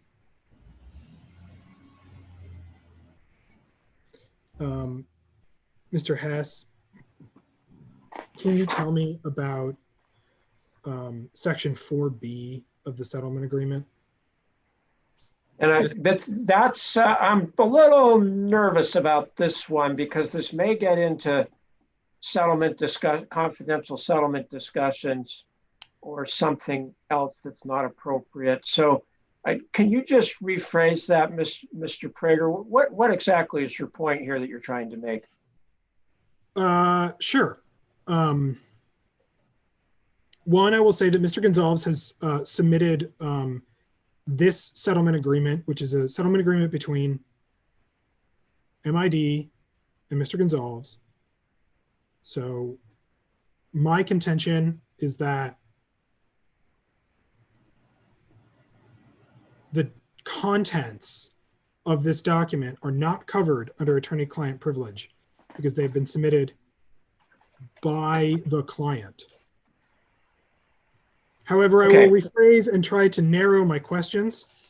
Okay, yeah, and let me, I know I've given Mr. Gonzalez some leeway on time, and I'm not going to try to be too harsh here, but this exhibit is in evidence. You've already pointed out that Mr. Gonzalez has signed it, and you certainly can make arguments about this in your closing brief. So I'm just questioning the utility of if you're trying to make Mr. Hess make points about this exhibit. It seems like you can do this all with your arguments.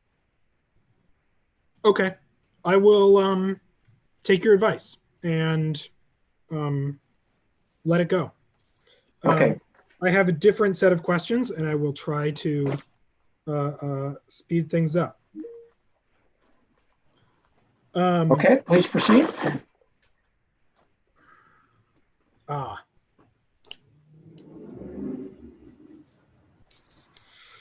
Damon, Mr. Gonzalez asked you a question about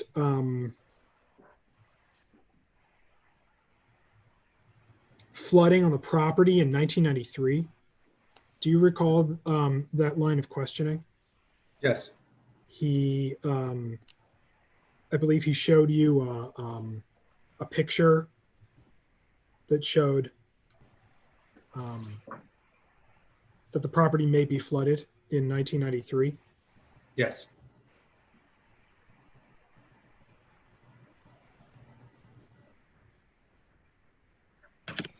Does the fact that the property was flooded in 1993 change your assessment of whether or not a reservoir was created in 1995? No, absolutely not. Why? There's no single image that has been dispositive of anything, but what we see in 1993 and 1994 is an increase in the surface of detected water, and then after expanding, it recedes and then disappears. And that is drastically different than from what 1995 on shows, which is that the reservoir is always there. So that pattern ceases. Perfect. Thank you. I have one last question. During your oral testimony, you mentioned, and I believe it was during, while we were talking or looking at the slide of the various images over time, you mentioned that the timing that you contend the reservoir was built is coincident with the construction of the roadway. And I was wondering if you could expand upon that, because that seemed a little confusing, and maybe if you could just tell me what you meant. To clarify, what exactly is the question? What do you mean by the timing of the construction of the reservoir is coincident with the construction of the roadway?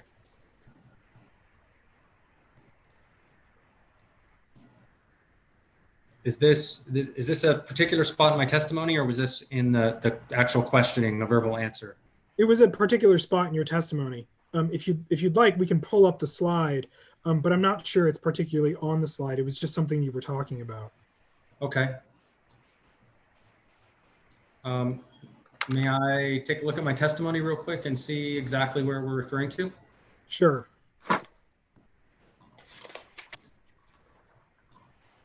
Do you by chance have a page? I don't. It's the slide with the Landsat pictures. Okay, so this is exhibit PT 43, slide 9. Thank you, Mr. Lilly.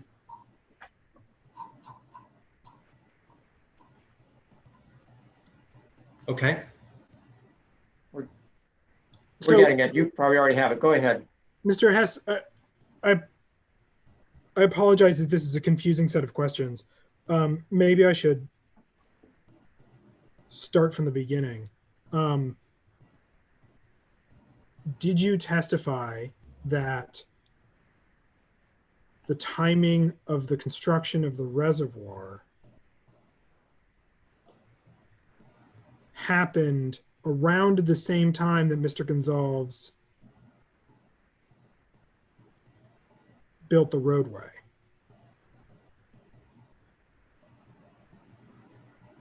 The question is, is that your testimony?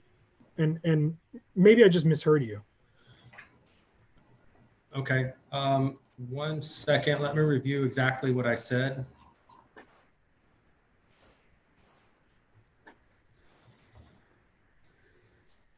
Do you want us to put up slide 9, Mr. Prager? While he's doing that, Nicole, let's see if you can get exhibit PT 43, slide 9. Maybe that'll help. I don't know, but we'll try.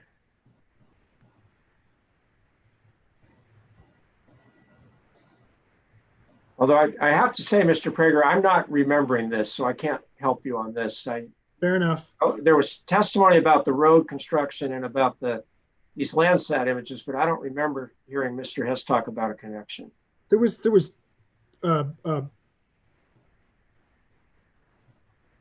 frankly, it's a scribble on my notepad, and it's quite possible that this is not the right set of questioning, but I thought I would use the time allotted.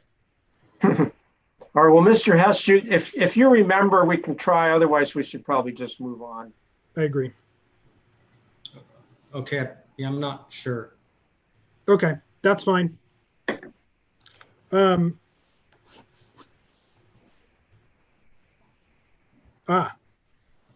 Hess, do you remember what date Mr. Gonzalves purchased the property? Well, by purchased the property, do you mean recorded the deed or went into contract and gained the right of possession?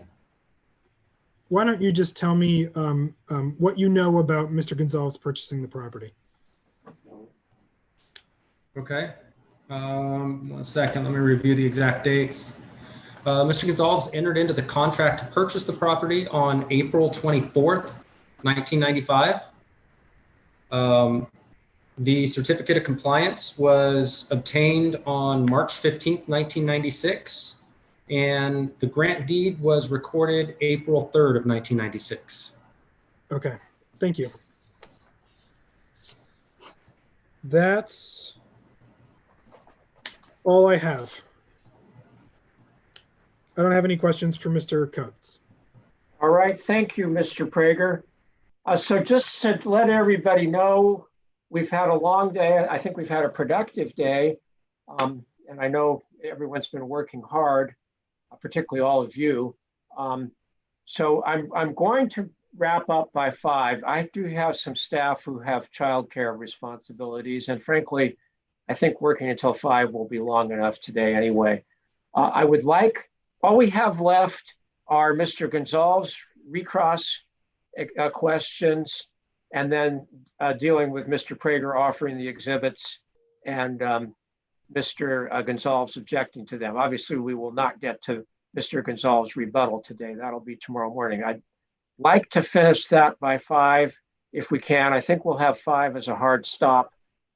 But I don't think, Mr. Gonzalves, that you need to have a lot of time on recross here. I know I asked Mr. Hess a fair number of questions, and Mr. Prager did as well, but we are somewhat rehashing material you've already covered, and you certainly don't need to do that. So with that, please proceed if you have any recross questions for Mr. Hess or Mr. Coates.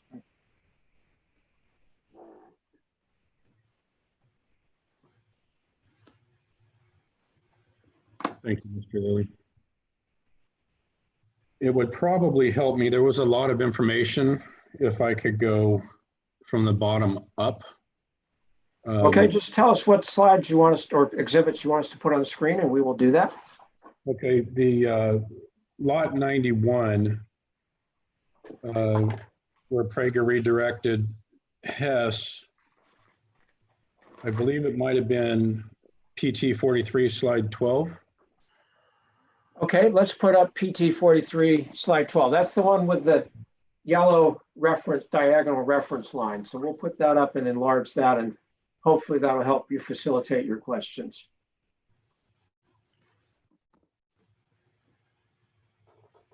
Okay, and we'll enlarge the, I assume the bottom part's what you want. There, is that where you want it to be, Mr. Gonzalves? Yeah, the bottom part is important because I have a licensed surveyor survey the property. Okay, wait. You're not testifying. This is just asking Mr. Hess and Mr. Coates questions right now. Okay, let me rephrase it then. There is a vertical line of lot 93, the eastern vertical line. And I'm wondering if we could highlight that intersection of the yellow and the black, traveling southward down to Canal Creek, where lot 93 physically crosses Canal Creek. Are we all in the same spot there? Okay, so you want to go down the black line that's the right side, the eastern boundary of lot 93 Well, to Canal Creek? Yes, the vertical line that goes, it's up on the top, in the northeast corner, it says in dot 0 degrees 05 dot east, but going south, it's east of the word canal. Yes, I see where that is. So what, and I'm sure Mr. Hess does as well. So please ask him your question. Mr. Hess, would it be logical that once you approached on your evaluation with your straight line, that where the word 166.56, would it be logical that you turn that yellow line directly south and going into the creek? No, Why not? because that's not what the deed language says. Are you a licensed surveyor? Still no.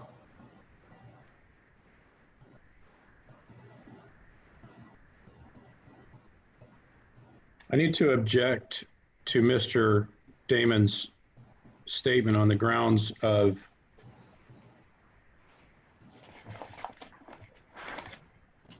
speculation. And do I wait to do that now, or do we continue that later? Because Mr. Prager objected a few times during. Yeah, I think, Mr. Gonzalves, this is a point you should make in your closing brief if you think that there's a deficiency in Mr. Hess's testimony. He said now a couple of times he's not a licensed surveyor, but I believe, Mr. Hess, your statement of qualifications indicates you are a registered engineer. Is that correct? Yes, I'm a registered civil engineer. So he's a registered civil engineer. So he certainly has some expertise, more than most people, to testify regarding surveys and things like that. It's part of a civil engineer's training. So he has some knowledge. You've made the point that he's not a surveyor. So with that, I think you should move on. Okay. What's the area of the line to the top right of that solid yellow line? What is he talking about with that group that is yellow? Can you please describe your other secondary yellow lines that seemingly run northeast off of your 860-foot line? I think that's what he's called the cross-hatching. So Mr. Hess, please explain what the yellow cross-hatching is. That would be the area that's considered parcel 3 in his deed. Okay, so the leading edge or the northeasterly edge, it's not a very dark line. How do you know that that doesn't intersect the creek by this black and white photo? I don't understand what your question is asking. Are you asking Mr. Gonzalves about the kind of what I'll call the top boundary of the yellow crosshatch area? Yes. Okay, I think Mr. Hess's question is, how do you know that the top boundary of the yellow crosshatch area does not intersect Canal Creek? Is that your question, Mr. Gonzalves? Yes. All right, so can you answer that question, Mr. Hess? Because the property boundary is underneath the black line. Have you spoken to the Department of Water Resources? I assume you mean about this case. Objection vague. Yeah, it's Mr. Hess, have you talked to Department of Water Resources about anything regarding this case? We can just go that far. No, I mean, the Central Valley Flood Protection Board is kind of within the umbrella. So in that sense, yes, I've talked to the Central Valley Flood Protection Board, but I have not talked to anybody at the Department of Water Resources. I think we can all agree that it's a naturally occurring water body. It's been said several times. On naturally occurring water bodies, where are the boundaries usually found? Boundaries of what? Of moving creeks. The banks. Is there a term that defines the center of the creek? Yes. What's that term called? Thalweg. In the Crocker-Huffman deed that you referred to in your investigation, can we go back to that deed? Okay, I think we could, but that was one of their initial exhibits. That was not a rebuttal exhibit. So I think, Mr. Gonzalves, this is probably beyond the scope of Mr. Hess's rebuttal testimony. I think you need to tie this to what he's testified to today, not what he testified to on July 17. Okay. Okay.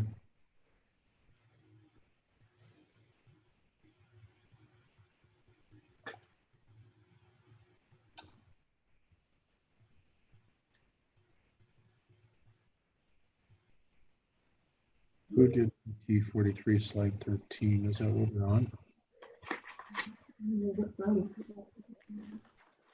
What slide number is 13 or 10? We're on slide 12 right now. Can we see slide 13, please? Yes, we'll move to slide 13.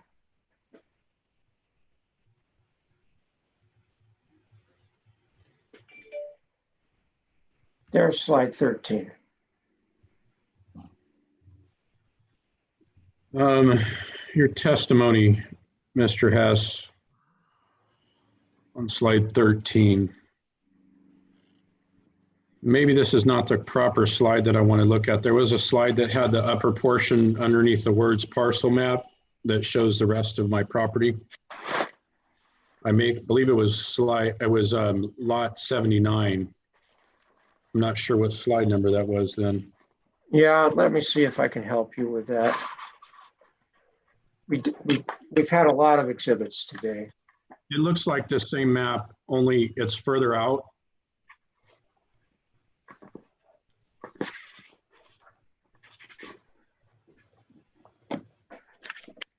Oh, All right, just, Mr. Lilly, while we're on this one, there's another thing to the left. The Avenue 20 on lot number 91. I realize it might be testimony that that's the end of Shaw Avenue. So I need to ask Mr. Hess,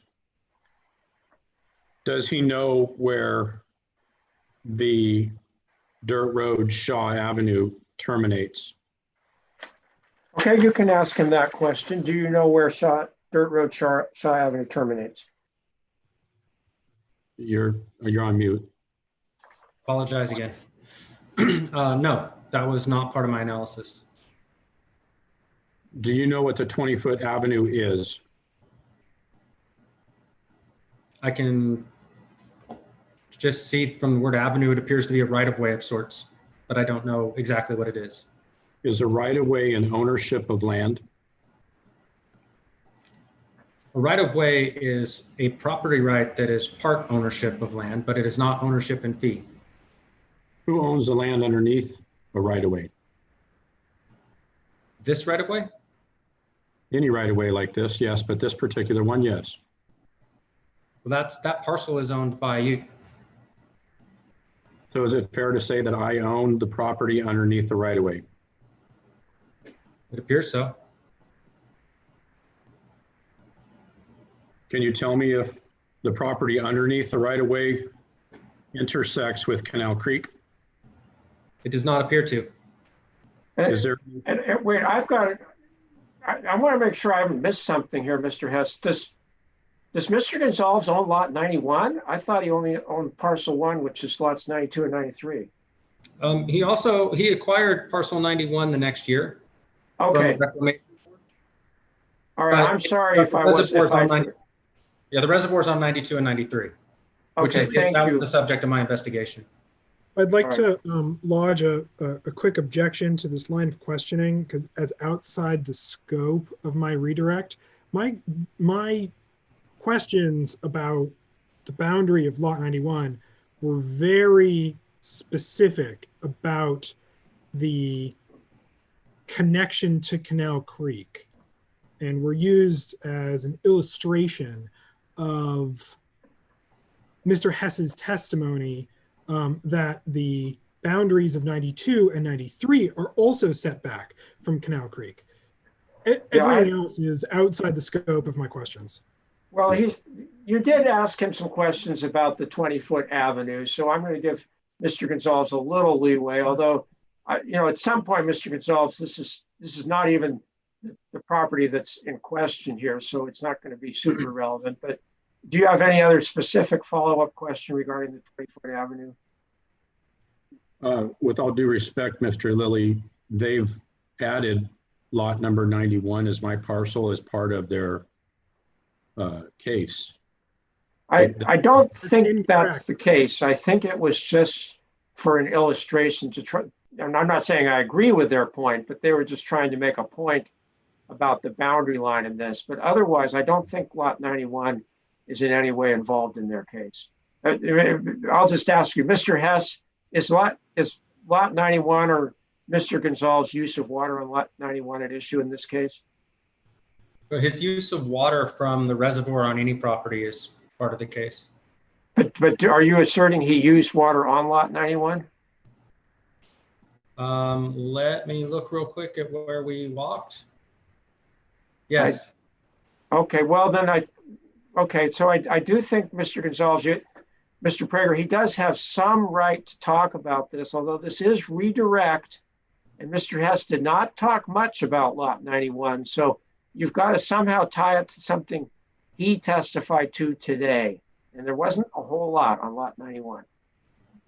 Okay, well, the point I was trying to get at is I, as the landowner, own the land to the Canal Creek. And if there's any avenues over the top of it as right-of-ways, that's all they are. And I was trying to make the point that they're just right-of-ways. They're not ownership of my land.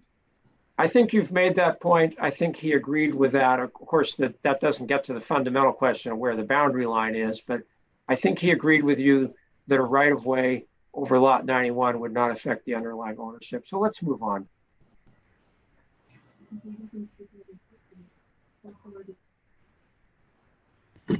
he mentioned in his redirect that there's a setback. And how far does he think that setback is? And is it just a right of way? Maybe I should make that a question. Excuse me, Mr. Gonzalez, are you now back on lots 92 and or basically on parcel 1? Yes, sir. They were one of the same in their analogy. Okay, and just to clarify, his testimony today is that he believes that there is one line that is the boundary of parcel 90 of parcel 1, and then just to the generally to the south, a little ways is the right bank of Canal Creek. And when I asked him how far apart those two lines were, he said he did not know. So I'm not sure there's a whole lot more to elucidate out here, but if you think there's something further you need to clarify regarding that testimony, please go ahead and do so.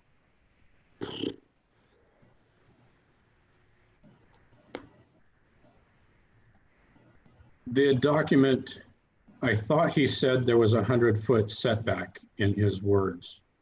No, and that was regarding the reference line. He definitely never said there was a 100-foot setback. Mr. Hess, you did not say there was a 100-foot setback, did you? I did not say that there was a 100-foot setback. Yeah, okay, so we don't need to talk about that because he did not testify to that. Okay, the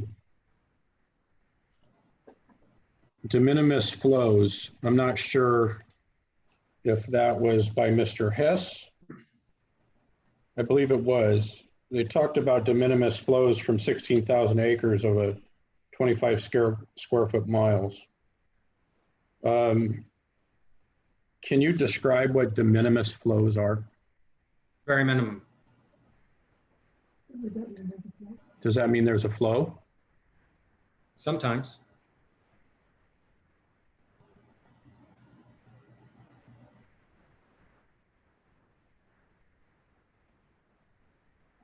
Title 23, 775. You mentioned a Title 23, 775, that somebody has to have access to water. And when Mr. Lilly was asking you if I could apply for an appropriative application, and you said there was 4 major setbacks? And just to clarify, Mr. Gonzalves, I asked him whether you could apply for an appropriative, where if you filed an application for an appropriative water right permit, would the State Water Board be likely to grant it? And he said there were 4 major impediments to that. So you may ask him questions about any of the 4 major impediments if you want. I think the Title 23 of the regulation, section 775, was his second, no, that was his third impediment. Right. So what I was trying to get at, I asked the first question, were the flows de minimis? And he said, can you tell me again, I'm sorry, what you said about de minimis?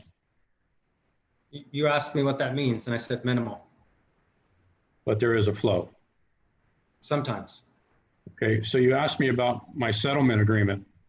Are you a contract attorney, contract law attorney? I never asked you about your settlement agreement.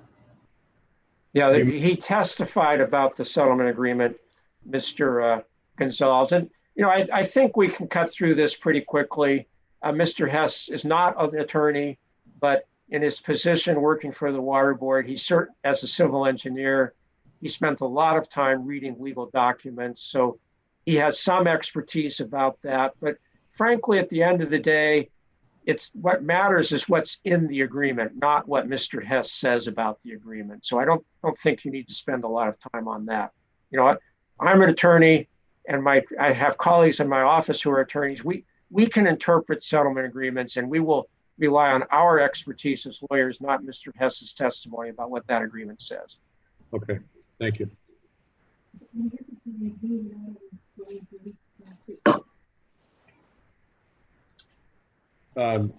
In your opinion, whose water is flowing through Canal Creek?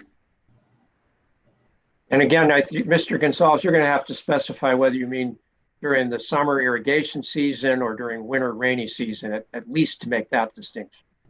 Which do you want to ask him about? I'll split it into 2 questions. I apologize. The water in Canal Creek from October 15th to April 15th, whose water is that?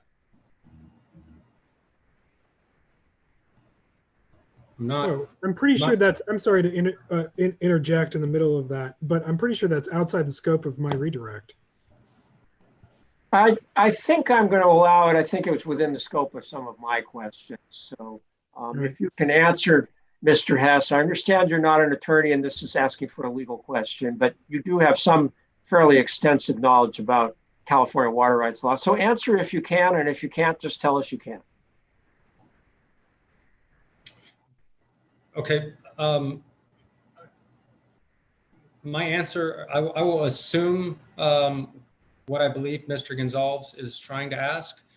The water that is in Canal Creek belongs to the people of the state of California. However, the right to use it, the natural flow, the right to use the natural flow is to the lands that are riparian. And any surplus water above the natural flow that is released from storage or imported is appropriated water. And that would belong, the appropriation would belong to whoever imported the water or stored it if they were releasing it for use downstream until such time that it's applied to beneficial use and then flows back into the stream, at which point it would be subject to further appropriation. Thank you. You had testified in PT 67 that MBK document that was submitted with datum 29 and the difference between datum 88. Is there a difference between datum 29 and datum 88? Yes.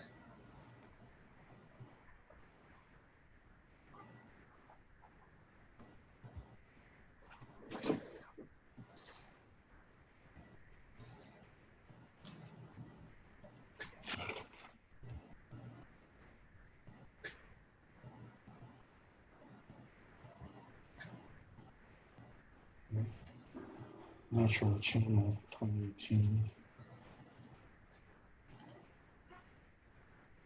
Yeah. Just a moment, Mr. Lilly. Okay.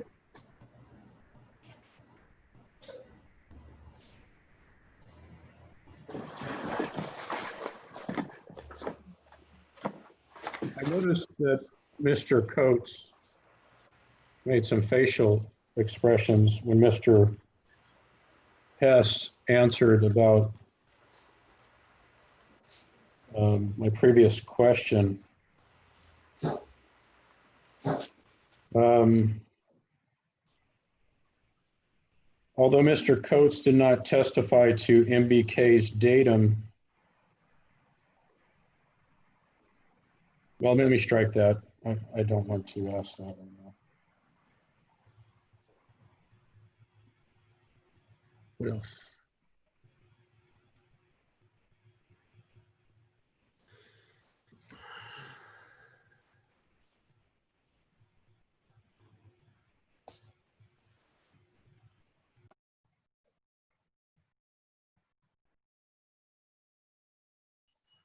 Mr. Lilly, this is a question of order, I guess. Earlier on today, Mr. Hess talked about Army Corps of Engineers, Mr. Olson's.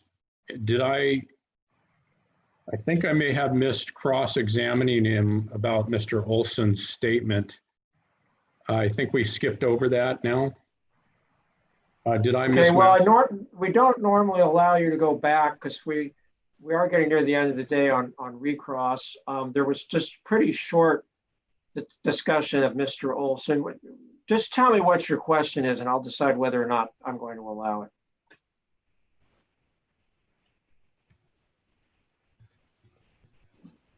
Well,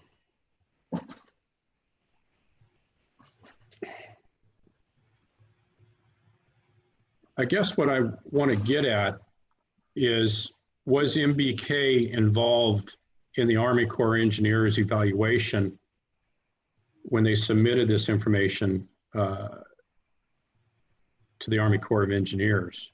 And I don't know that, how do I cross-examine MBK? I don't know if Mr. Hess or Mr. Coates can actually testify to them taking the information. And I guess my question is, there's another party, the Army Corps of Engineers, that had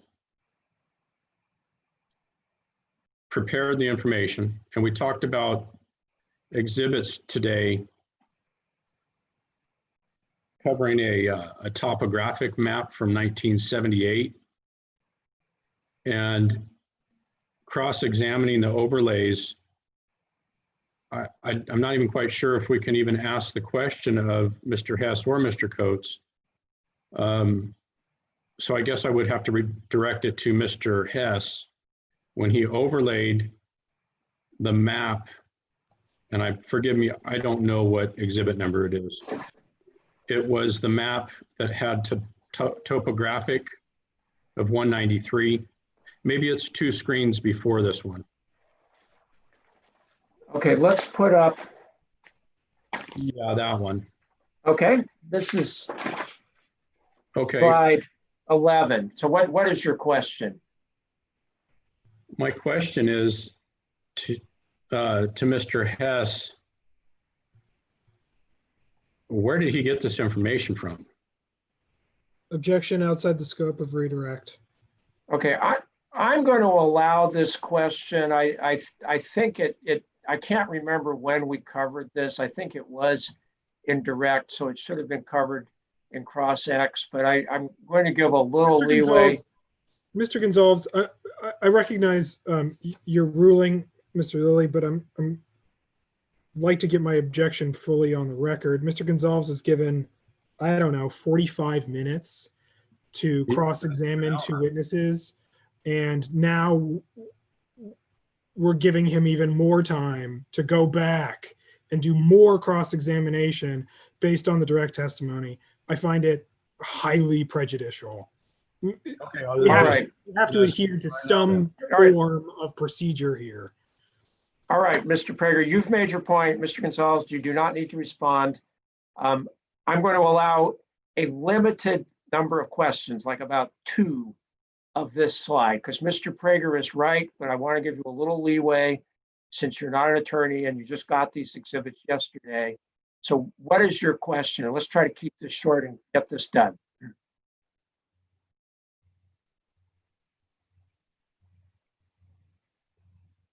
If, oh God. You know what, Mr. Lilly, I'll just move on and I'll object to it later when you said I could object to it. It's irrelevant. Yeah, you can certainly object when Mr. Prager offers the exhibit into evidence. That's a whole different thing. So we'll save that for later. Is that now? Do you want me to start into those now, or do you No, I want want you to finish your questions on recross so we can move on. And maybe you are done. Are you done? Yeah, I'm just going to call it quits on that because I can't handle that anymore. Okay. Well, I think you've covered everything. You've had 2 rounds of cross-examination questions, and I think we're getting to the point where we're starting to circle back. I mean, frankly, I think everyone's made their points pretty well, and I think Mr. Coates and Mr. Hess have made their testimony very clearly. I know obviously there are areas, Mr. Gonzalez, where you disagree, but let's move on. So at this point, Mr. Prager, do you want to offer the prosecution team's rebuttal exhibits into evidence? And that's exhibits PT 39 through PT 69. Yes. All right. So, Mr. Gonzalez, do you have any objections to these exhibits? Yes, I have a lot of objections. All right. Can you state them in the form of legal arguments? And again, you know the rules. It has to be something that affects whether it's admissible, not just whether or not you disagree with it or think it shouldn't be given great weight. Although I do disagree with all of it, how they obtained it, I need to start with the fact that the time for closing documents adding investigations was closed when the case started. And now they went back and grabbed information from an outside source. So my objection is that it's a foundational issue, that it lacks background, and also it's relevance to the case. They're trying to recreate 25 years ago when I bought the property with a 2020 evaluation. So the relevance of something that happened 25 years ago is unfair and prejudicial. In addition to probably violating a number of statute of limitations here. So that's the beginning of my objections to all of the information for slides PT 39 through 69. Most importantly, the MBK documents. I don't believe that they should be moved into evidence, although I'm not afraid of them. They kind of prove my case. They prove the fact that the property had water on it before I ever bought it. I disagree with their speculation. Let's please just state legal arguments, legal objections, not your arguments about the case. That comes in closing briefs. Okay, so speculation. You can say that you think some of the exhibits have speculation in them. That's fine. Okay. Do I have to specifically state which exhibits? I don't think so. I think I can tell whether I think it's speculative or not. Okay. Unfair and prejudicial. They're trying to make me look as though I somehow did something illegal. And unfair and prejudicial may affect your view, casting a bad light on me. So there's been a number of those things, trying to say I was God and created amazing things in 7 days or something. That's unfair and prejudicial. So do I have to say specifically which slides or just all of the MBK information? I think you've raised the point that you think it's not fair for them to offer information that was prepared by MBK engineers when MBK engineers are not testifying here today. So you don't need to go specific slides. That point is, you've made that point. Okay. And my question to you then, Mr. Lilly, is how do I cross-examine them if it's moved into evidence? Yeah, and I will get to that with my ruling on that. Okay. So does that complete your objections? Can I check with my wife real quick? Just a second.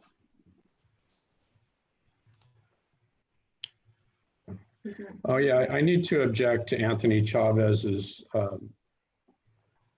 the things that were stated about Anthony Chavez on the basis of ground that they're speculative and unfair and prejudicial.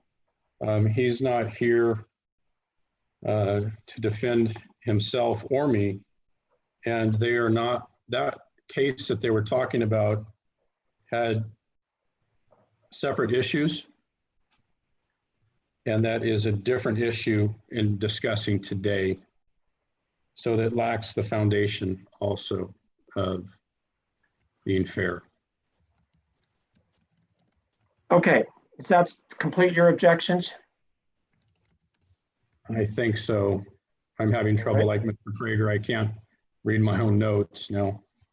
Well, it's been a long day, but I do want to wrap this up. So, Mr. Prager, I do, and my staff do have a problem with part of exhibit PT50. The PT50 is a zip file, which has 4 files within it. The first 2 files, the first one is in a BAK format, and the second one is in a DWG format, which so far we've not been able to read. And frankly, I don't know that it's going to be relevant to our decision making anyway. So I'll give you a chance to say why you think we should allow those exhibits into the record. But I'll tell you right now, we can't read them. And even if we could, I don't know what we would use them for. So do you have a reason why you want those in the record, or will you withdraw those? Yeah, I have an answer to that. PT 48, 49, and 50 were provided to us by Darren B. Cordova. 48 is a declaration of Mr. Cordova. 49 is Mr. Cordova's resume. And 50 is the raw survey data that MBK provided to the Division of Water Rights staff for their analysis. The zip file does contain two files, the DWG, I think, and the BAK files. Those files let me rephrase it. The Division of Water Rights staff did not rely on those files at all to generate its analysis. Because the zip file came as one piece, we just submitted that one piece so for purposes of fidelity. So if you have a problem including that in the testimony or in evidence, I don't have a problem with you removing it, because frankly, it's not something that we relied on. We just submitted it as part of, fidelity. It was exactly the same file that MBK had sent us. Okay. Does that make sense? It makes sense, but I think that I will agree that it should not be admitted. And we can let in the third and fourth files in PT 50 because those are in Excel format that we can read. I'm not sure we'll do much with them, but we can read them. Good. So those are the files with which Mr. Hess relied upon to create his analysis. Okay. So here are my rulings on the objections and the exhibits. First of all, Mr. Gonzalves is right that the declaration of Darren Cordova, exhibit PT 48, and then to the extent that, well, we talked about it 50, but for 48, I mean, this clearly is a hearsay statement. Mr. Cordova is not here to testify. I can't ask him questions. Mr. Gonzalves can't cross-examine him. So I'm going to allow it into evidence, but clearly subject to the limitations in Government Code Section 11513 subdivision D. As far as the other discussions of MBK work, Mr. Hess, as a civil engineer and qualified expert, this is the sort of information that technical experts like him rely on as part of their work. So I'm going to allow the testimony, even if there's reliance on MBK, because that's within the scope of evidence that experts like Mr. Hess normally rely on. But again, any actual statements by MBK will be subject to the limitations on hearsay. And frankly, that also applies to the statements that have been offered into the record by Mr. Olson, because he has not been available to testify. And that clearly, again, is hearsay. And it's not subject to any exceptions of the hearsay rule that I'm aware of. So we'll let that into evidence, but subject to those limitations in the government code. So with that, the first two files in PT 50 are not going to be admitted for the reasons we just discussed. Everything else in PT 39 through 69 will be admitted into evidence, but explicitly recognizing that since Mr. Gonzalves has objected on hearsay grounds, we're going to limit the use of those as specified in the government code. I believe the other objections Mr. Gonzalves has raised all go to the weight of the evidence and not to its admissibility. So therefore, those objections are overruled. To the extent that there's anything that Mr. Gonzalves you think is inappropriate and should not be relied on in any of the rebuttal testimony from the prosecution team, you may raise those arguments in your closing brief, and I and my colleagues certainly will consider them. So that completes the prosecution team's rebuttal. We, of course, are getting very close to 5 o'clock here. We will start tomorrow morning at 9:30. We will start with the Gonzalves rebuttal testimony, which has been submitted. And I will just tell you, Mr. Gonzalves, I've read over your rebuttal exhibits, and I appreciate very much, I'm going to say, that you spelled out in each one of 42 through 46 and 48 exactly what you were rebutting in the prosecution team's evidence. I think that makes it a lot easier for us to understand its rebuttal, what you were rebutting. Your statements in those exhibits are very clear, and you do not need to provide any summaries of them at all. I mean, I certainly understand where you're coming from.